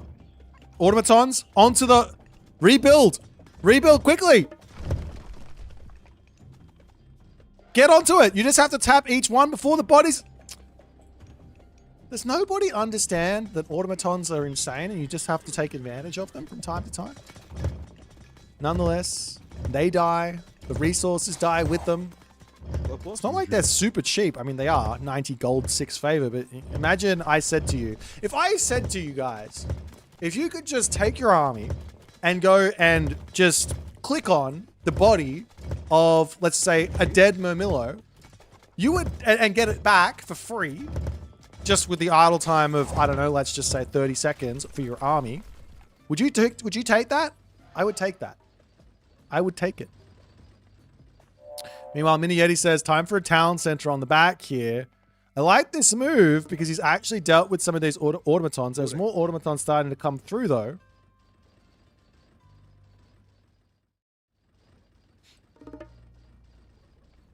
Grass has just got such a ridiculous advantage. He sees the town center. I mean, realistically, Grass can just drop his own second town center if he wants. Or, as we are seeing some oracles going down. I didn't notice that oracle, but Grass is down to 1. Or Grass can just mass out 6 oracles right now. And that's what he's probably going to be thinking about doing. Mass oracles. We do see the spearmans. 2 dual spearmen searching for some stuff.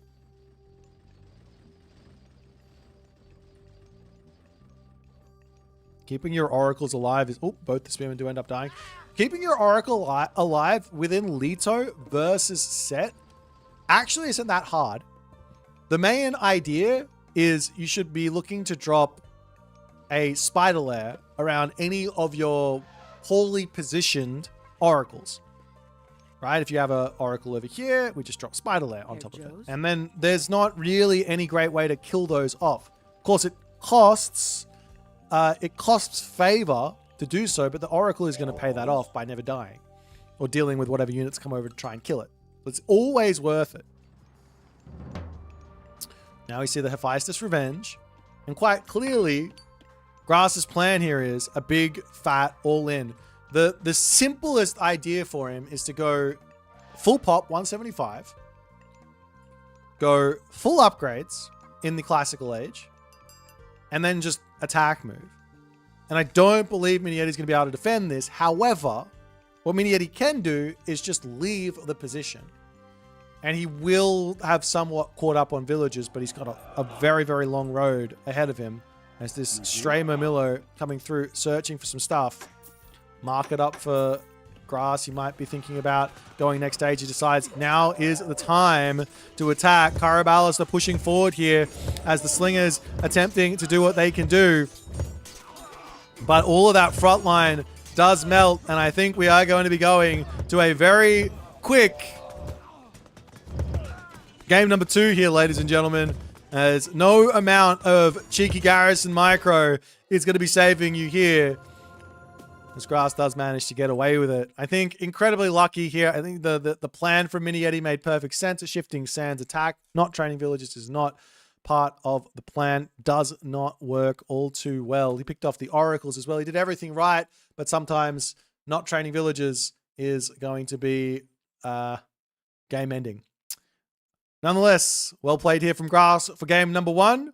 Mini Yeti will have to shake that one off. That's one of his big gods here. Playing set.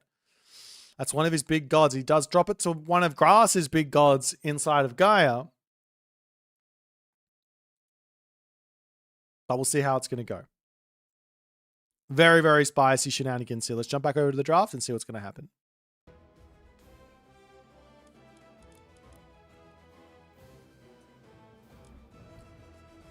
Looks like we're going in onto the map Frozen Continent, as it's going to be a Fushi versus Ra affair. And this is wild because we're seeing Fushi again.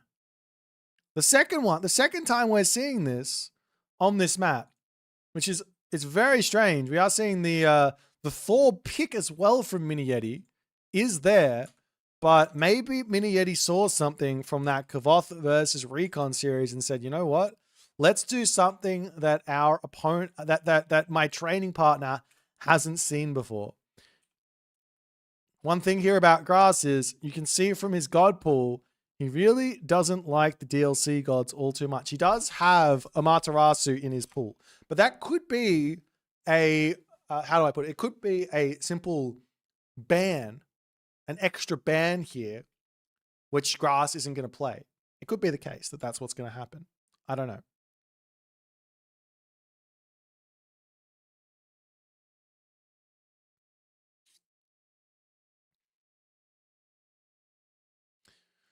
Nonetheless, let's jump into game number 2. Mini Yeti versus Grass on the map Frozen Continent. Off we go.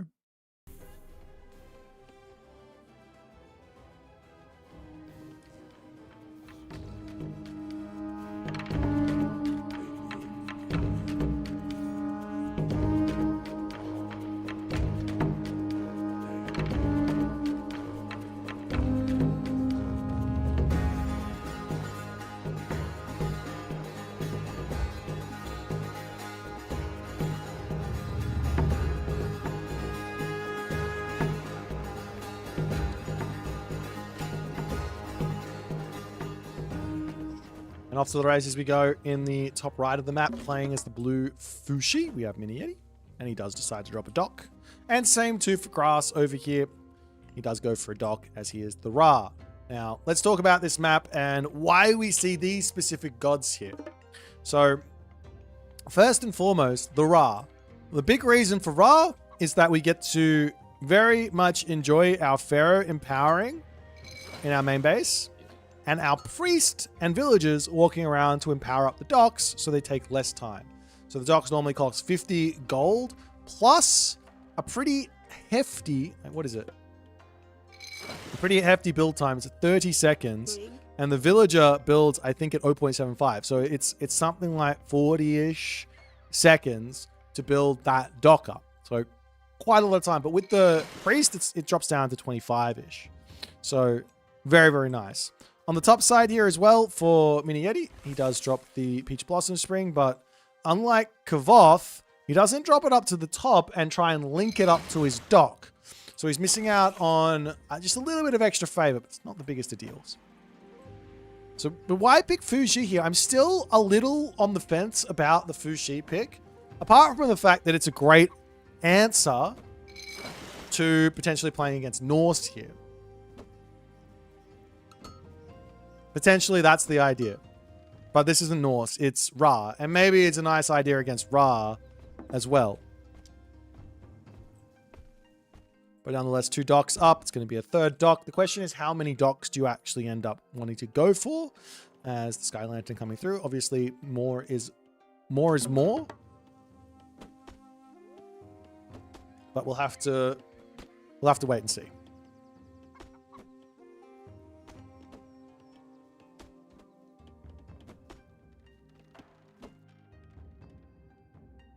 Take a look at the relics. We have ourselves the Eye of Ornlu. This is going to be Hypaspis, Axeman, and Samurai, plus 5% of base there for their damage. Up onto this side, we have the Arrows of Heracles, which is, again, plus 5% of damage for ranged soldiers and heroes. Over here, we have the Fur of Boit, which is going to be regeneration rate of 0.25 per second for healable heroes. On the top side, we have Pygmalion's Statue, which is going to be hit points plus 40% there for the villagers. Over onto this side, there's the Scarab Pendant, which is plus 20% crush damage for all siege weapons and siege myth units. So that's like the Oni, the Mountain Giant, the Behemoth. And finally, Text of Imhotep to make the building time go down by 10%. Always nice. So, a very respectful opening from both players. They both say, let's just boom. Mini Yeti's already got himself 400 food in the bank without a temple started. Grass is now putting his temple up. He wants to look to advance. It is important to get a respectable classical age in, because if your opponent gets there quicker, they get themselves per scene. That's going to net them more resources than you. So it is important. Now, let's think about some of the more crazy things, because Mini Yeti, he is a man who very much enjoys playing the more wild side of Age of Mythology. We've seen him fast heroic for Nubar. We've seen him play absolutely stock standard. We've seen him just do everything under the sun, a tower rush. We've seen him do everything under the sun with these gods. So what's the choice? Doc check. 5 to 7. There's 7 docks already for Grass. He is pulling ahead. This villager over here will be looking to get his final dock down onto this side. One little cool idea here is you can drop the tree, and I think if you put the dock down, he will drop off this 13 wood into the dock. I could be wrong on this. I don't think I am. I think he drops off that 13 wood into the dock. Meanwhile, Ptar coming in for Grass. No real surprises here. This makes sense versus Fushi. You don't really want to go Bast versus Fushi and all of the crazy heroes. We see Barracks coming through for Grass. He does want to do some sort of a classical fight. As we don't even get to see the wood getting dropped off. Villager comes in to get some shanks through, but... Whoa. How? Someone explain to me how this villager is catching up. I mean, he does slow down. That's wild. He does slow down when he gets shanked, but he should be able to get away from that, no? Yes, there is a snare, but once the villager goes back up to 38 HP, he should get out of there. Have you guys ever seen a villager chasing another villager? They get out of the snare. Okay, you guys can spam snare all you want. You're just wrong.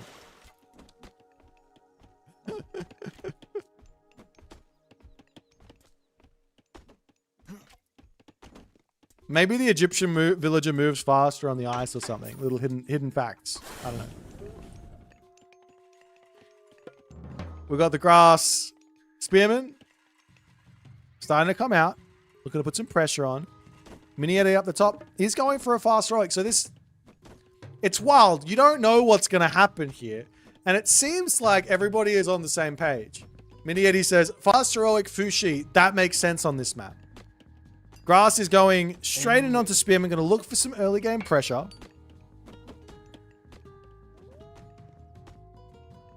As per scene, also going to come through for Grass.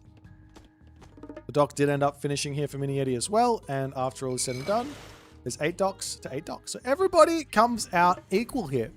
Oh, never mind. Ouch. 9 docks for Grass.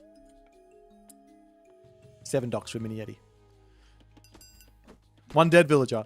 Gormang on the way, and we will be seeing Sekhmet coming through here for Grass to follow this up.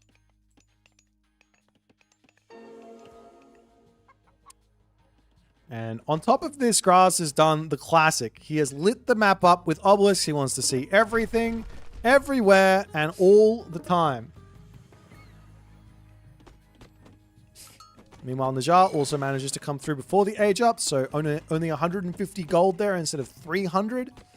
And he will immediately turn into... Actually leaves him in the Imperial Academy for some reason. He will turn into the teenager upon popping out when Gorge does come through. Raro Fushi for the late game? I don't actually know. I think that's probably pretty close. Raro's got Horus, which is really scary for what... Actually, probably Fushi, actually. Wait, you don't have... No. You have... Hang on. You have Gong Gong, right? If you have Gong Gong, I think Fushi's got the stronger late game. And I don't think it's close.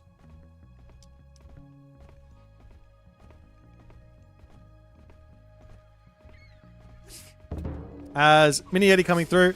Basically, the reason why Fushi's got the better late game is because you can make... If you can get to it, you get yourself 5+ Qinglong. As we do have the Mid Ballet coming in. 5+ Qinglong and a whole bunch of... Tiger Cav, it's incredibly tough to deal with those with the very slow Priest. 3.6. And it's very tough to deal with the Tiger Cav by building Spearmen. You want to build Spearmen versus them, but the Qinglong will deal with them.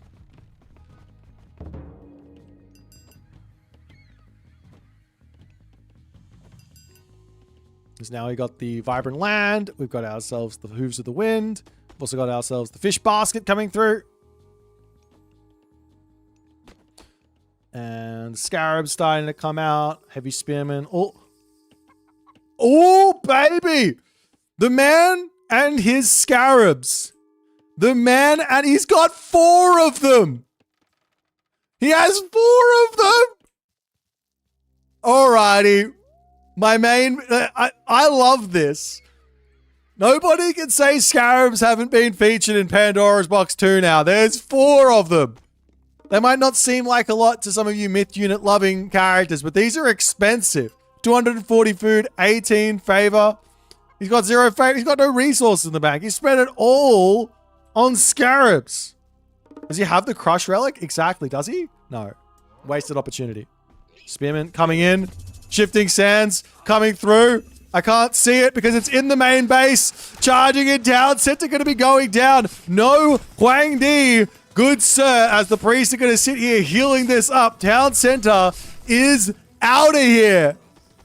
A huge move from Grass. Absolutely gigantic. Denies any potential upgrade. Up onto this side, though, we are seeing the White Horse Cavalry raids. There's no fire archers out to deal with all of the spearmen. The Scarabs charging over here, but Najjar is on the case, doing tons of damage. This other Scarab says, I'll stay in the main base and deal with that temple there. There's no way Grass is breaking through this. With double ballet and no siege. Where is the siege tower? Over onto this side, the White Horse Cavalry raids while this is all going on. Love to see it. Great awareness from Mini Yeti. We'll take out the Pharaoh, but the Spearmen do come over, and those White Horse Cavalry do need to bail. Units do fall for Mini Yeti, as Najjar needs to get built right back out here. Spearman will turn, take out the White Horse Cav. We do have on the back here for Mini Yeti, he's making himself those fire archers. He could grab himself his technology to get the cheaper upgrades in and get divine books. Sorry, get divine books, get the cheaper upgrades in, and make the fire archers a little bit quicker. After all is said and done, 35 villages to 33 seems like a very equal position. Temple goes down on the back. Market also going to be going down. These spearmen here probably need to make a bail for it to get back to their main base nice and fast, as the Scarab here will end up dying. But if you die right next to all these units, look at the damage. It's not that big, but it is kind of big, as they're never mind. Not that big. All the spearmen do end up dying. I think Mini Yeti in that last little moment there might have got the better end of the trade, but Mini Yeti is now somewhat... He's not stuck in the... He's not stuck, is he? He's not stuck at all. He's not stuck in the classical heroic age. He can still go mythic age. He's got himself the Peach Blossom Spring. Just jump onto that. Silo, jump onto that, and you can get there very quickly. Over onto this side. Spearman going after a dock. We are starting to see some siege towers. Camel riders coming through. Look, Scarabs deal I need to get this up. Scarabs deal a pretty nice amount of divine damage on death. It's 60. So the reason it doesn't look like a lot is because 60 divine damage takes these guys down to 134 HP. But that's still quite a lot, no?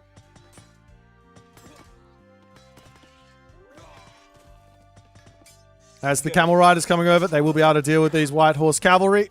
They're just back to work. Game continues along. Another Migdol stronghold onto this position here as more siege towers are going to come through in an attempt to potentially break this position.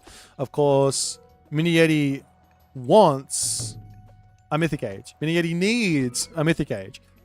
He is on top of his Peach Blossom Spring right now as the Spearmen are continuing to rotate around the map, picking off docks left, right, and center, limiting a little bit of the food income from Mini-Yeti, but he's now advancing through Gong Gong.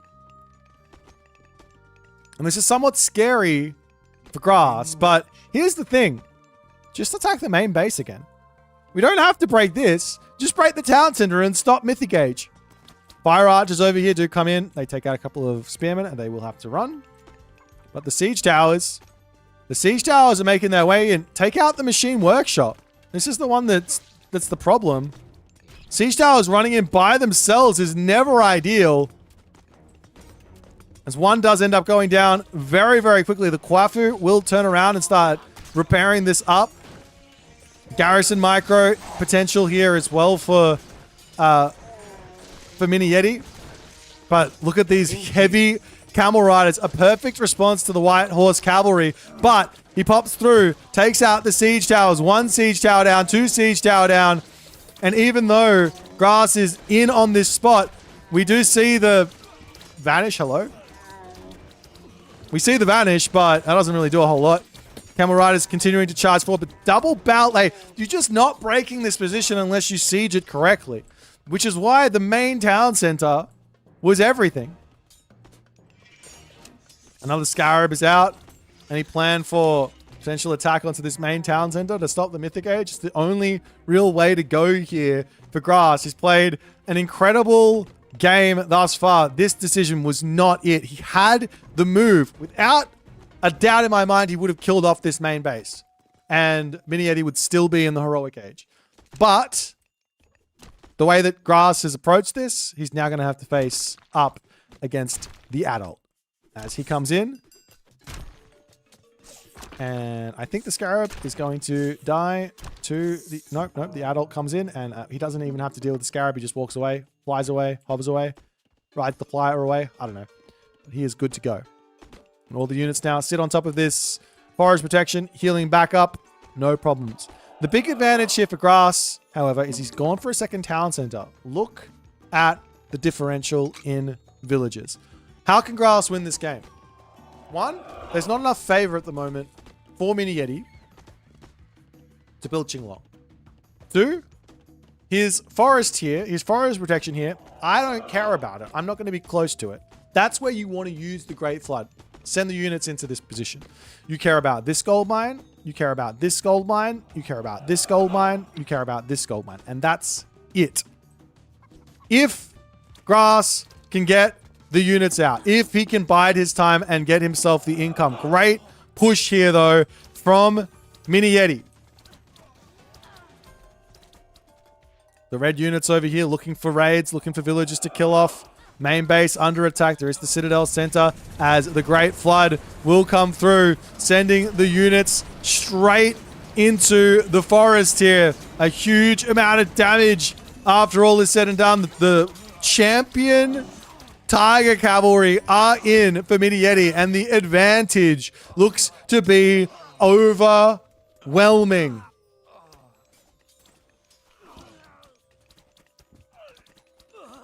And the fact of the matter is, Tiger Cavalry, simply put, beat Heavy Camel Rider. Simply beat Chariot Archer. Simply beat Elephant. You have to make Spearman here.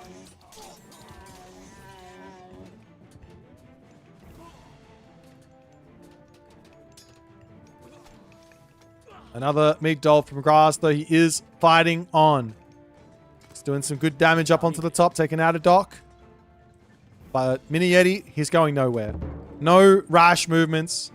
Ballet gold mine. He's got full pop. He doesn't need to really make a whole lot happen here, apart from securing the gold mine, then securing a town center, then securing another town center. As his army charges through here. Camel Rider's pulling back.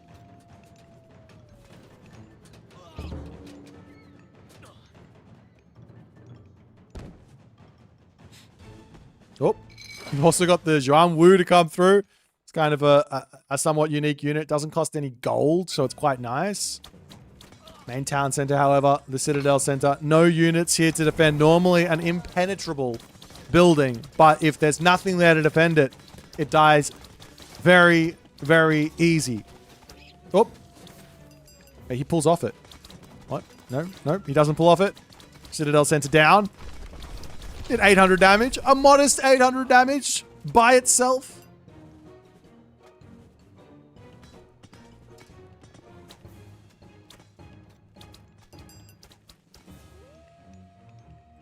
But Grass up to the top. He's still got a villager advantage. He's catching up to some degree here. He is catching up to some degree. Houses dying left, right, and center. Chariot archers in queue. Don't know about the chariot archers versus this army comp, but he's building them.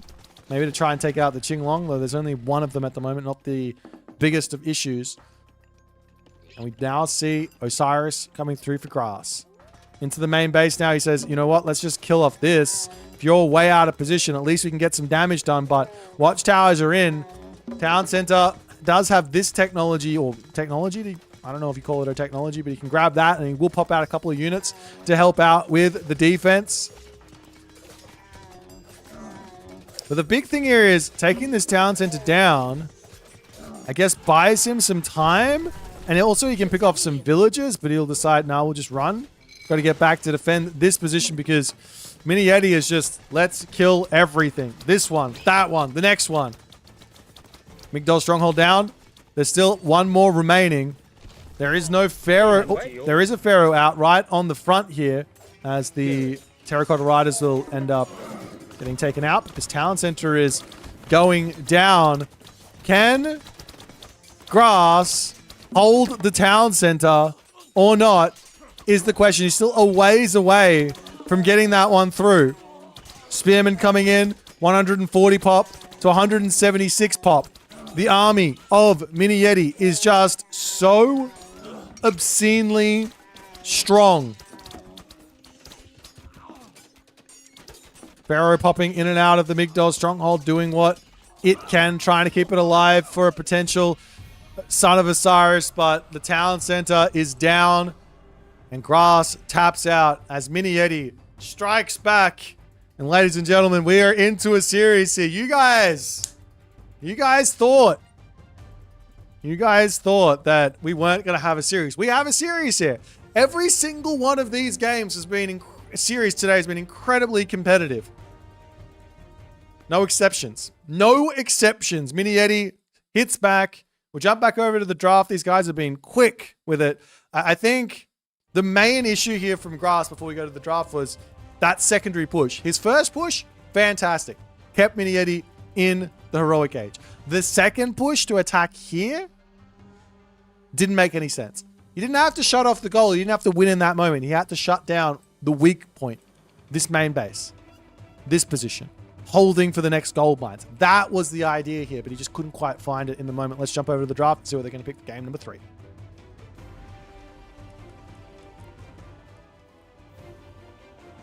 Alrighty.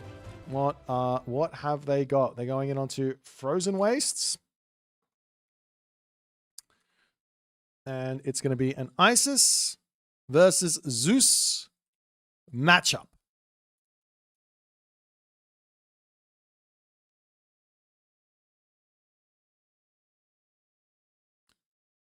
Isis, Frozen Wastes, Zeus. A classic matchup, actually. This is the classic matchup from Age of Mythology history. This goes down in the history books as one of the most played matchups in Legacy for the finals, I think. because we had Mr. as the Zeus main and we had Magic as the Isis main.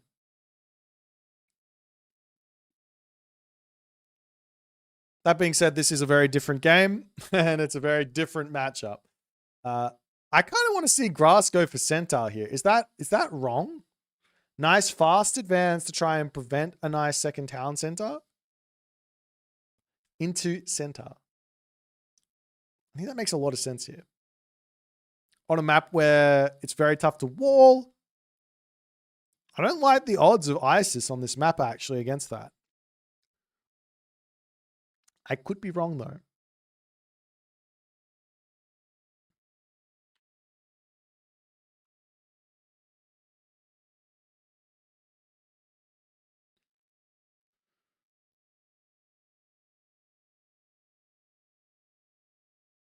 But we'll see.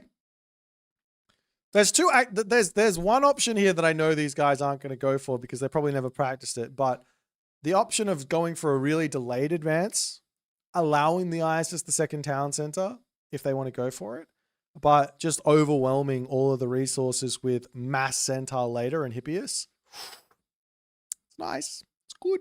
It's strong, especially against Isis. Though Isis does have Sobek, so you can get into those Bitsukos, which can be quite strong too.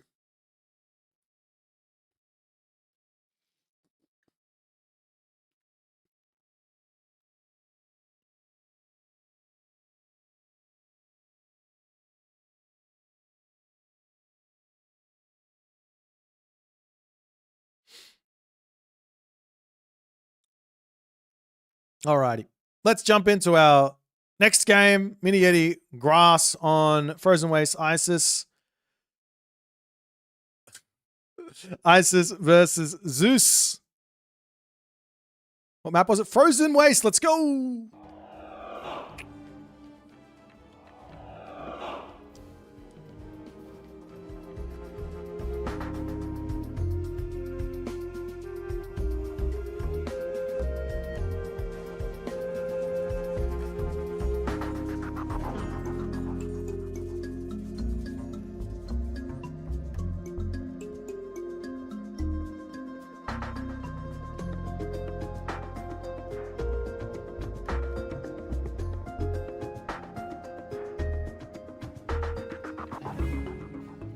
And then we go into game number 3 here as we see Mini Yeti doing what looks to be my build.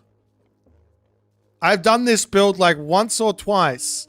How is this one being exposed? The idea of this build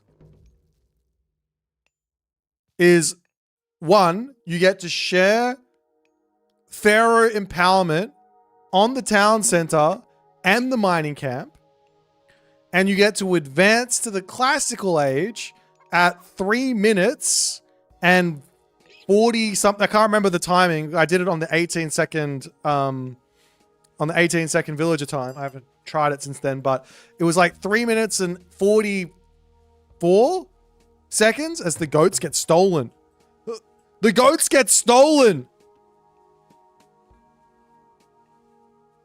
No respect. No conscience. No conscience from one Grass and Groom the Young.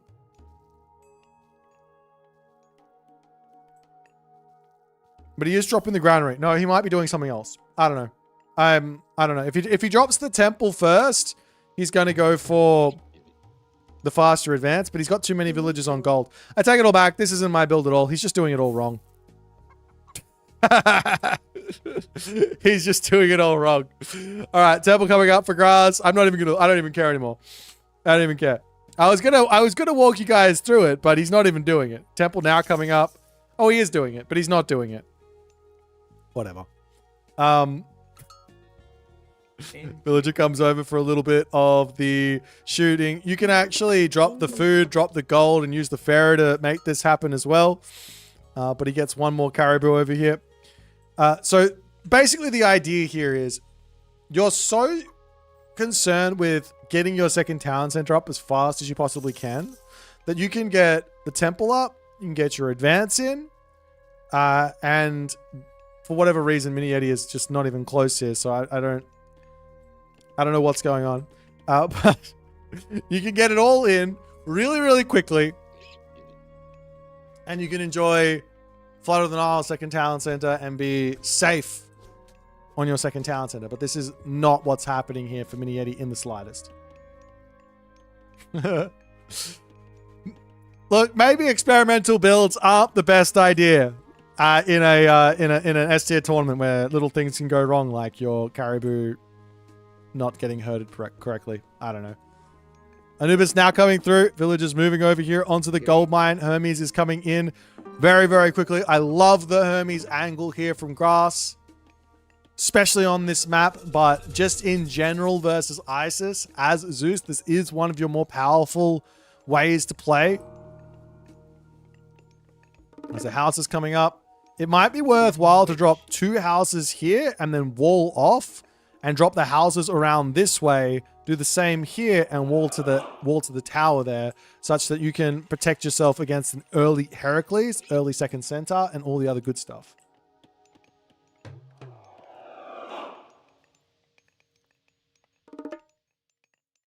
Now, the good thing for Mini Yeti is he's got these 2 caribou underneath his town center, so relatively safe. We do have ourselves the obelisk coming through. One really easy way to defend against just Heracles is to have your priests in position to just heal your villagers. No problems where that's concerned. As now, Hands of the Pharaoh are going to come through. And a barracks for Mini Yeti is needed. Mini Yeti... Oh, he pulled off... He pulled off of the gold. For what? I think he's planning to go over here, but he just wants to get as many spearmen out as he possibly can to allow him to get this talent center up with the usage of Plague of Serpents. Grass now getting himself his Hippias in. No Spirited Charge just yet. In fact, he's not even going for... Whoa, big mismovement there from Grass. He's not going... Bolt the Pharaoh, right? There it is. He's not going for any more centaur. He's actually going for his own second town center, it looks like. Putting pressure in over here. No Anubis just yet. One villager, very, very low HP. Town center looks like it's almost going to get denied as the centaur can pop through. We've got the Heracles coming in here as well, late to the party, but as Gandalf says... A wizard is never late. He arrives precisely when he means to. Another villager going down. The Hippias starting to come in. One centaur goes down, though. That is huge. As an Anubite up onto the top, going to be looking to potentially hit the villagers on the town center to get some type of revenge damage in here. The centaur almost goes down. Not going after the town center seems like a really, really big mistake here. He doesn't know that it's there, though, does he? Yes, he does. He's seen it going up. He absolutely knows it's there, but he says, I'm not even going to go and try and stop that. Villagers turning around. Bit of a shank. As the Heracles is going to be getting brought back in here. A little bit of micro here from Grass to go a long way, but he's not going to go for it. Just gets the shanks in. Anubite down to 10 HP. Town center. Up for Grass. A huge... advantage now for Grass in this game. He picked off villagers. He lost centaur, though. He lost one. Really not needing to have lost one there. As the villagers will move over onto this granary. The Pharaoh is back out. He can try for the town center again. With Grass going for a second town center, the chances of him denying this town center do kind of evaporate. I have to imagine Mini Yeti is going to go that angle, though, right?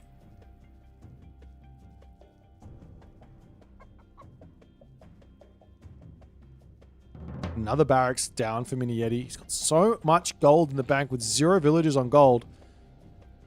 A heroic age? A heroic age. There is ceasefire. How do you defend a heroic age here? Because your opponent is going to be making spearmen. The spearmen ancestors kind of all in to revenge attack and catch you out in this position is the idea for Mini Yeti. Incredibly all in, but solid. Makes sense. Grass knows this though. He's not going to sit back and just wait. He's attacking. Can he win this army? Can he beat this army or not? Is the question. The Spearman taking out the Hippias. The heals to come through. Healing up the Spearman here. He's got to micro that a little bit. Not doing so. Another Hippias does end up going down. Not healing those Spearmen is really hurting. More Spearmen starting to come through. Losing this position is going to be brutal for Mini Yeti. Grass coming in, taking out the priest quickly. The Spearman will take out the Hippias over here as well. Barracks coming down for Mini Yeti as well. As the Spearman will pick off one hoplite. Going after the next hoplite. Next Hippias. No. Villagers are going to pop back into the town center. Doing what they can. More Spearmen to start coming through here. But Grass has dealt so much damage to Mini Yeti. Any type of all-in for Mini Yeti now seems utterly hopeless.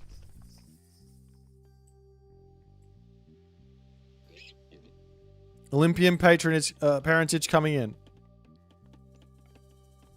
Market is up.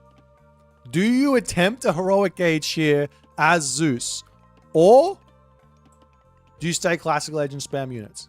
Heroic gauge is the option for Grass. He's got 2 villagers on favor, potentially for Manticore. And Mini Yeti is on the hunt. Villagers very aggressively placed. Forward milk doesn't even care. He goes, hey, I'm building a Migdol here. Right next to your military academy. Try and stop me. Bruh. Hoplite around onto the side here. Going to attempt to take out the Pharaoh as the Scorpion men to come back down. Priest there to heal up the Pharaoh. Really big play here from Mini Yeti. Completely catching Grass going to the heroic age with this one. If Grass was spamming units, there's no way this works. A siege works as well to boot. As Camel Riders queuing out. There's 300 wood in the bank. Not a whole lot of gold, but there is a gold mine over here. Grass moves his villagers over onto this side because over here is scary. Medium cab to come through for potentially a whole bunch of Prodromus. This is very, very scary. I was thinking this all-in was completely dead, but a Migdol in your face is scary regardless of what situation you're in. Heavy cav also now coming through as Grass might want to pop some buildings into his main base because he is going to be losing these. And one way you can get into trouble against these types of all-ins is just not having enough production.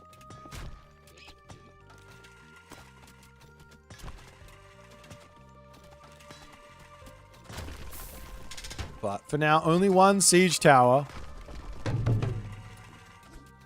Does Mini Yeti? He doesn't see anything over here. He's searching for any villagers anywhere, but they're just nowhere for the moment. Scorpion Man comes in, big amount of damage onto those cavalry units. One idea here for Grass is to get himself the Temple of Healing. Maybe pop a temple over here. But he is waiting, spamming, searching. He's got Underworld as well, so if he finds something to hit, he can go for it. He could also save his villagers if he really wants to. No problems where that's concerned. As the Mini Yeti Camel Rider Chariot Archer composition is starting to cook up here. Spearman into the main base. We'll be able to pick off a villager or two. As Grass needs to pull back. Maybe 3 if he's lucky. 2? Just 2. Loses 2 spearmen for it though, so not the best of trades, but a trade nonetheless. Heavy Hippias in. I'm surprised you didn't see Bronze here, considering the fact he wants to go into cavalry. As Mini Yeti now going to get himself his second siege works, a siege tower. Still no Plague of Serpents being cast. Takes a while for this technology or god power to actually come out. It's like 18 seconds to get your Deuterinos in, as we do see the Monument to the Soldiers coming through to block a God Power, but there's not really any God Powers here that are super scary to deal with. The Siege Towers do get spotted, Ancestors, as well as Plague of the Serpents. Plague of Serpents coming through. 3 Siege Towers to pop out here. No ceasefire from Grass. Now he clicks it as the Ancestors is down to 40 seconds. So there will be about 15 seconds remaining on these minions after all is said and done, which will be enough for him to continue his attack. But look at the difference in population. Militarily speaking, it's equal. And these minions, I believe, do add to that total at 50 gold, 5 favor apiece. The Grass pulls back, waiting it out. Siege Towers turning in onto this side. For some reason, Mini Eddie taking his time with the Siege Tower attack. Charges in onto this spot. Villagers pulling in. Going to try and take out these Siege Towers. The healing from the Pharaoh on the back there with that Monument is a tiny little addition here, but there's just so much stuff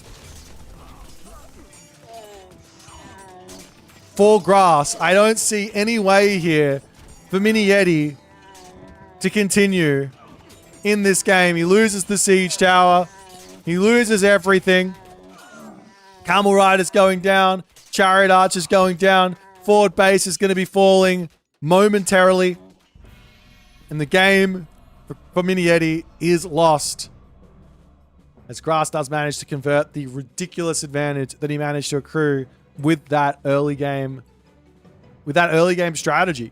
Simple. He goes, get me just enough favor for 2 center, which is basically 16 favor, I think, total. So you guys start with 10, so get yourself 6 extra favor. Gives you enough for a Heracles, gives you enough for a centaur. Then put everyone onto wood and gold. Not everyone, enough on wood and gold to get you that second town center up while building a Hippias or 2. And that's enough to deny a naked second town center there, especially with the way Mini Eddie played. I think if Mini Eddie got his advance time in how he wanted to, he would have had his priest, he would have had the town center probably finished, and he would have been fine against this, but messed up that build order, and life was very tough from then on out. Nonetheless, 2 wins for Grass, 1 win away from staying alive and showing up tomorrow. Mini Yeti, however, he's got to win the next one. Tournament life on the line here. What's he going to be able to show us? Let's check out the draft and see what he's going to pick.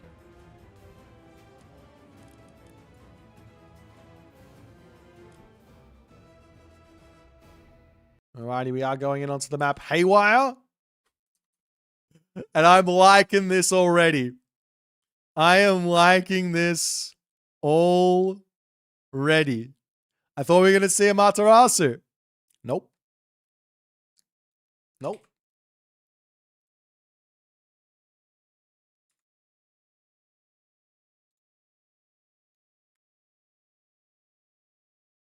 It is Nuwa versus Odin. Nuwa versus Odin. Let's jump into it. Let's go. Haywire, the map of choice.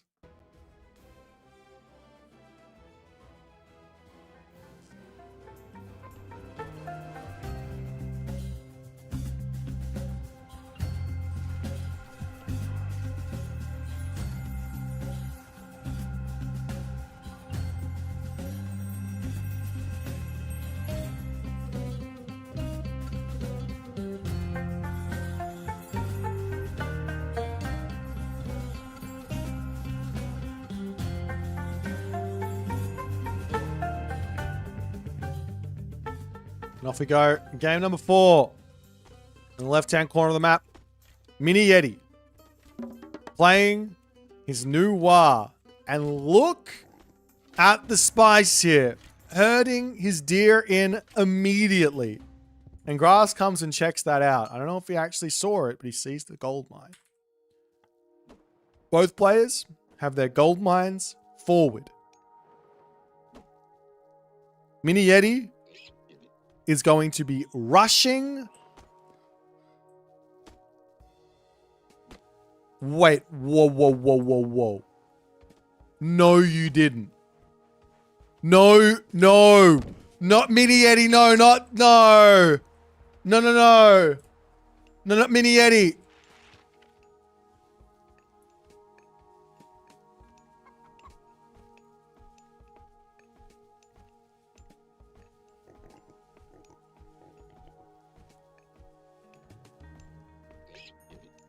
Ladies and gentlemen, Mini Yeti is a mastermind of all things cheese and not fair. And right now, you are watching a big boy throwing some rocks at this gold mine. He can also decide to walk forward here and simply put, just grab this gold mine. Grass doesn't have the gold at the moment to drop a temple. He doesn't have the gold to drop a temple. Tower, look at the damage the Quafu does. This tower is basically dead. Are you kidding me? The villagers for Mini Yeti now wandering forward. He knows if he denies this, it's basically game over. Walls. He's trying to block the villagers from getting back home. Are you kidding me? The gatherers come forward though, back onto the gold mine. Lots of idle time caused. And the Quafu will be back over here to say hello to these villagers and they must leave. Meanwhile, the temple will come up. Now, remember, Grass has an out here. He does have an out. He has forest fire. He can get out of this problem. He has forest fire. He can get out of this problem. The Quafu is back to his dirty business here. I'm going to throw his stones. And Grass is desperately trying to get as much as he possibly can on that spot, but it's just not going to happen.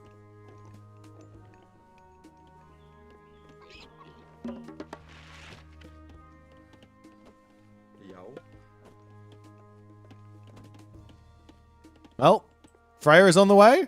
0 gold for Grass. Mini Yeti, on the other hand, is only now just building a temple.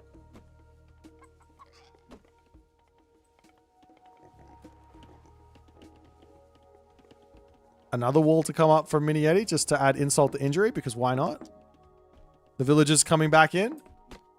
Mini Yeti sees this, right? Like he sees the villagers here. He finishes his wall and he will wander forward and start flinging his stones back at Grass's dwarves.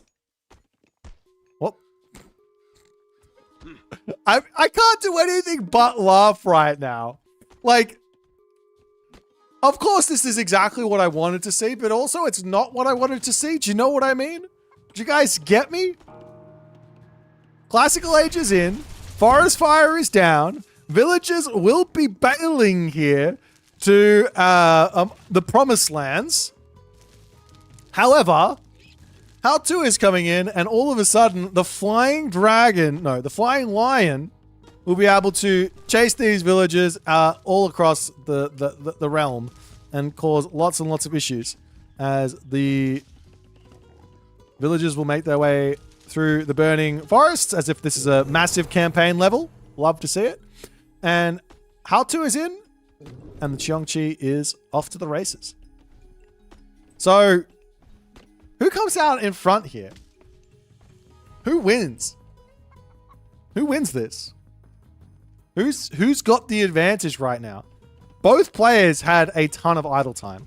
Mini Yeti invested 150 wood, 150 gold, and 10 favor into this Mountainous Might upgrade. He did. That's just simply put the case. He hasn't picked off a villager yet. However, there are 2 dwarves here that are 1 chomp away from dying, and they will both end up dying as the Cheongchi will slowly go down here. And Grass is now down to 17 villagers. Cheongchi decides to take flight and leave. And there you go. Valkyrie was too late to get over here and heal up. Bit of a mistake there from Grass, to tell the truth, but nonetheless, over onto this side now, villagers going to start getting chomped down on as the Valkyrie in hot pursuit. Little bits of damage here, slowly taking it out. Does have that cooldown here. Ridiculously short cooldown, but cooldown nonetheless. And I think it's dead regardless if it does decide to take off, but it already picked off the 2 villagers. So that's value. That is game value. Serious value. Hoplites. There's hoplites in this game for some reason. Berserk's coming through now for grass. There's a great haul also going to be coming through.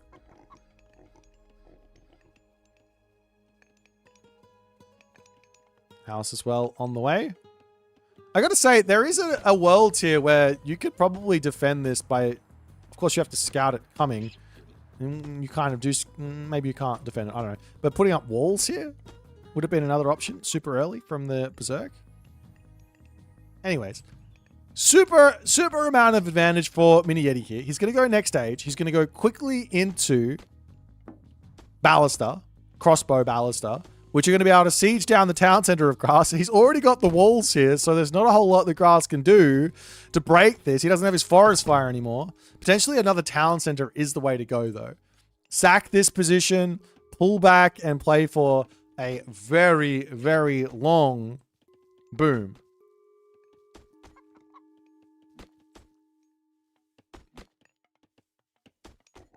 Walls up over onto this side to prevent Mini Yeti from leaving the insides of this haywire map.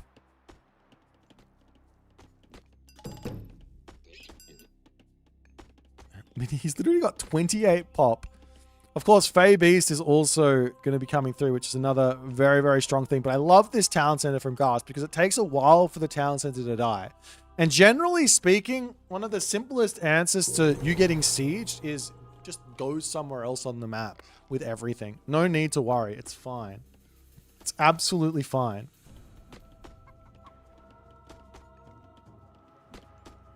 There's now a siege crossbow coming in. We've also got abundance on the way.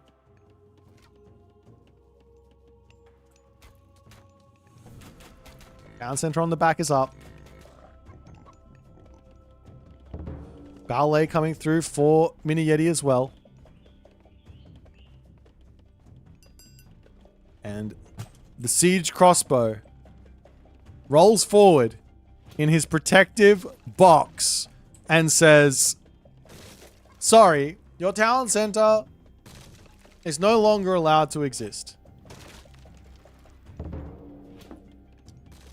Your town center is no longer allowed to exist. That's what we're talking about. The walls coming up on the back. Of course, these can get broken down easily with a crossbow siege weapon. But it does buy him some time. And at the moment, all Grass wants is time. Grass wants a heroic age through Frost, through Scardy, so he can have access to Frost, so he can deal with Fey Beasts. Those are the things he's trying to get past here.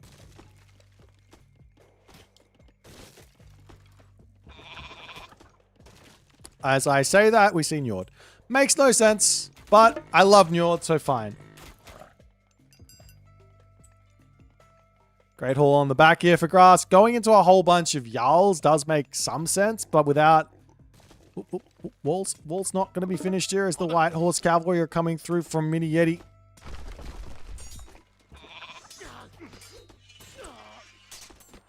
The micro here from Grass to keep everyone alive. Can he somehow deal with this is the big question.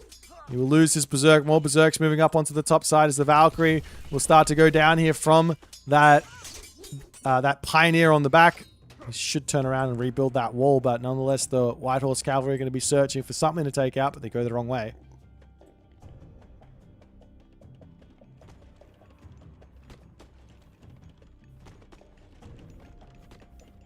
Farms on the way now for Mini Yeti is going to cut into his lead a little bit because Grass has got all the food. He's got berries, he's got water buffalo, he's got boars to go and eat. Up onto this time, up onto this side, going to block off those, take out those walls there as well as Njord does hit. And the White Horse Cav say, hello there, villagers. I will drop my Fey Beasts and we will take out as many of these bad boys as we possibly can. As the villagers up to the top side, these White Horse Cavalry are inches away from death, but 1 HP is all they need to take out these villagers as they make a break for the wooden gate. as he does manage to get there, keeps himself alive. Fey Beast over here will expire. And the villagers, well, oh, no, they're still having some issues. More White Horse Cavalry coming over here as Grass needs to get up and deal with this. The 4 White Horse Cavalry coming in. Can he pick them off? Yes, 1 down. Villagers turn around. Shanks keeps himself going. The White Horse Cavalry going to try and get even more Vil picks here. Not able to do so. And this White Horse Cavalry will be out of there. Up onto the top side. This has been opened up. And Mini Eddie can move over here if he likes to. But after all is said and done, Mini Eddie does have a slight villager lead. But Ring Giver coming through for these Jarls will make them incredibly tanky. 257 HP, 20% of their base HP going up.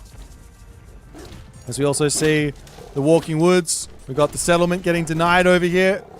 And a big push from Grass to try and cause some problems here.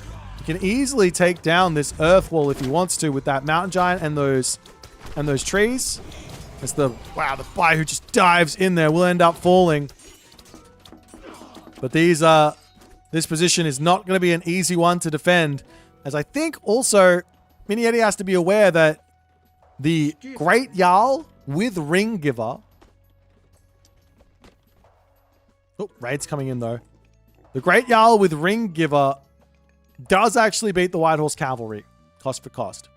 And per pop, I believe, as well, right? They're both 3 pop. Yeah. So he's going to have to start making Halberdier or get to the Mythic Age for Tiger Cav. But he's getting some really good raids off, and this is hurting so much. As the Fire Archers in the back here, just going to sit back there and wait and watch. There's Grass up onto the top side. He needs to get some walls in here and actually protect these villages because he's falling behind economically, and that's going to be a tough thing for him to sort of deal with. Walls up onto the top side is a nice idea there as well, though.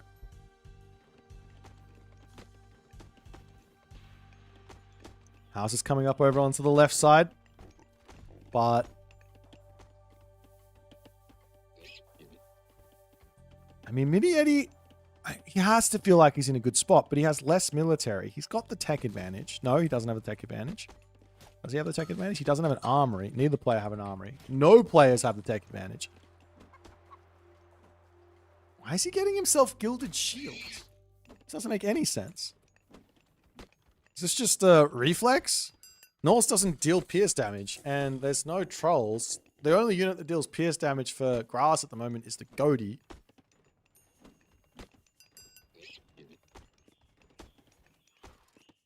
I'm confused. As the Jarls chasing down these White Horse Cavalry, they're going to pull in here. I would have thought going for this tech for the 1 divine damage on your infantry makes perfect sense. The other one doesn't.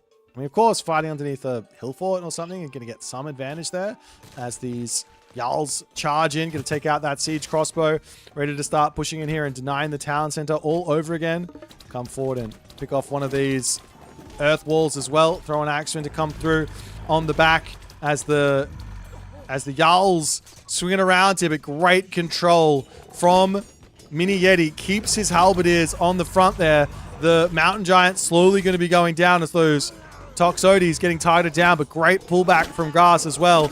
Does he have enough stuff to break through this or not is the big question. These Jarls are so insanely strong. Town Center does end up getting up there as the Coiffure Hero will turn around. He's got that Mountainous Might as well, and he is dealing some real damage to the Mountain Giant, but these Jarls aren't dying. These Jarls are not dying in the slightest, and we see Jotuns coming through for more Mountain Giants. I love to see it. More Mountain Giants. Can I get some more Mountain Giants in the chat? Grass trying to pull this game back from the brink. The problem for Mini Yeti is just a lack of resources. He's got no food. He needs so much food here to get these halberdiers out to deal with these great Jarls. And The amount of mountain giants that are going to be coming through for grass is insane.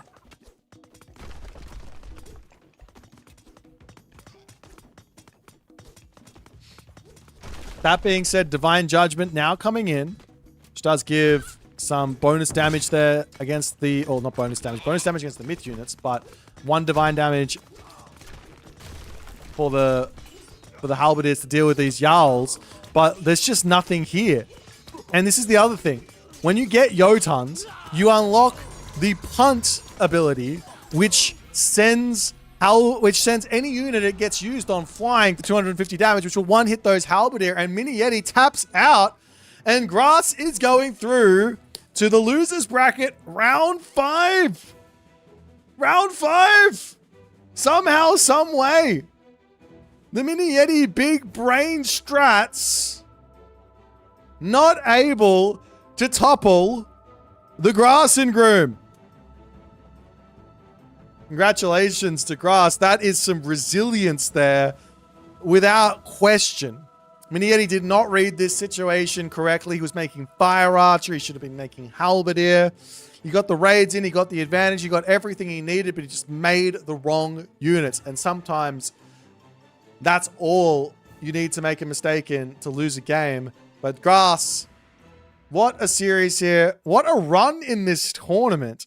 What an absolute run in this tournament he's having. I think this is arguably one of his best in recent memory.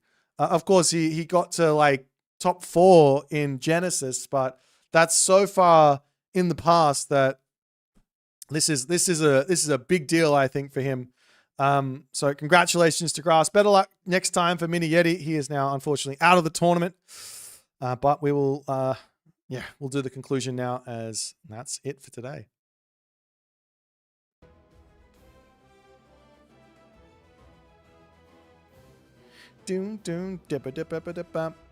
Alrighty, ladies and gentlemen, tomorrow, let's talk tomorrow. Tomorrow is the same time, starting at 1400 GMT. Be there, or be square, or be rectangle, or just be there. Also, tell your mum, tell your nan, the games are amazing. We saw a literal villager rush with a Kwafu today. And if that's not enough to get you guys to watch some Age of Mythology, I don't know what is. What games are we going to be seeing tomorrow? Well, let's check it out. We got ourselves Recon versus Mosca. That is going to be a classic matchup. It's going to be huge. We've got Soup versus Grass. Another really crazy one is Grass has had to deal with a lot of cheese. He had to deal with Mini Yeti's cheese. He had to deal with, well, Matrius didn't really cheese. He didn't have to deal with B's cheese, but he had to deal with Mini Yeti's cheese. Now he has to deal with Soup's cheese. Recon versus Mosca. And then we've got the losers round 6, which is the losers semi-final tomorrow as well. So the winner of Recon Mosca plays against the winner of Soup Grass. For those of you wanting to see how these guys have gone throughout the days as well, Recon Mosca. Let's show off their head-to-head if I possibly can. I don't know if I can or not. Is there an Uros? We'll just see what happens. What if I just click it? I don't know what will happen. We do see it. We have a Recon Mosca, and Mosca does actually have the advantage versus Recon here. Wild. And also Mr. Husk Super versus the Grass and Groom the Great for the other matchup as well is going to be the Soup has the advantage, but that was way back in the quarterfinals of Wrath of the Gods. They've only played one game against each other. Absolutely wild. So thanks everyone for watching, hanging out with me, and experiencing the good times of Age of Mythology. We will be heading off for now. I'm going to look to raid someone. Not sure exactly who to raid at this point. we will, I guess we'll raid Sat Fat. I don't see anyone else that I know here. I'll see you guys later. Thanks for watching. See you tomorrow, 1400 GMT. Be there or be squared. Love you all. Bye for now.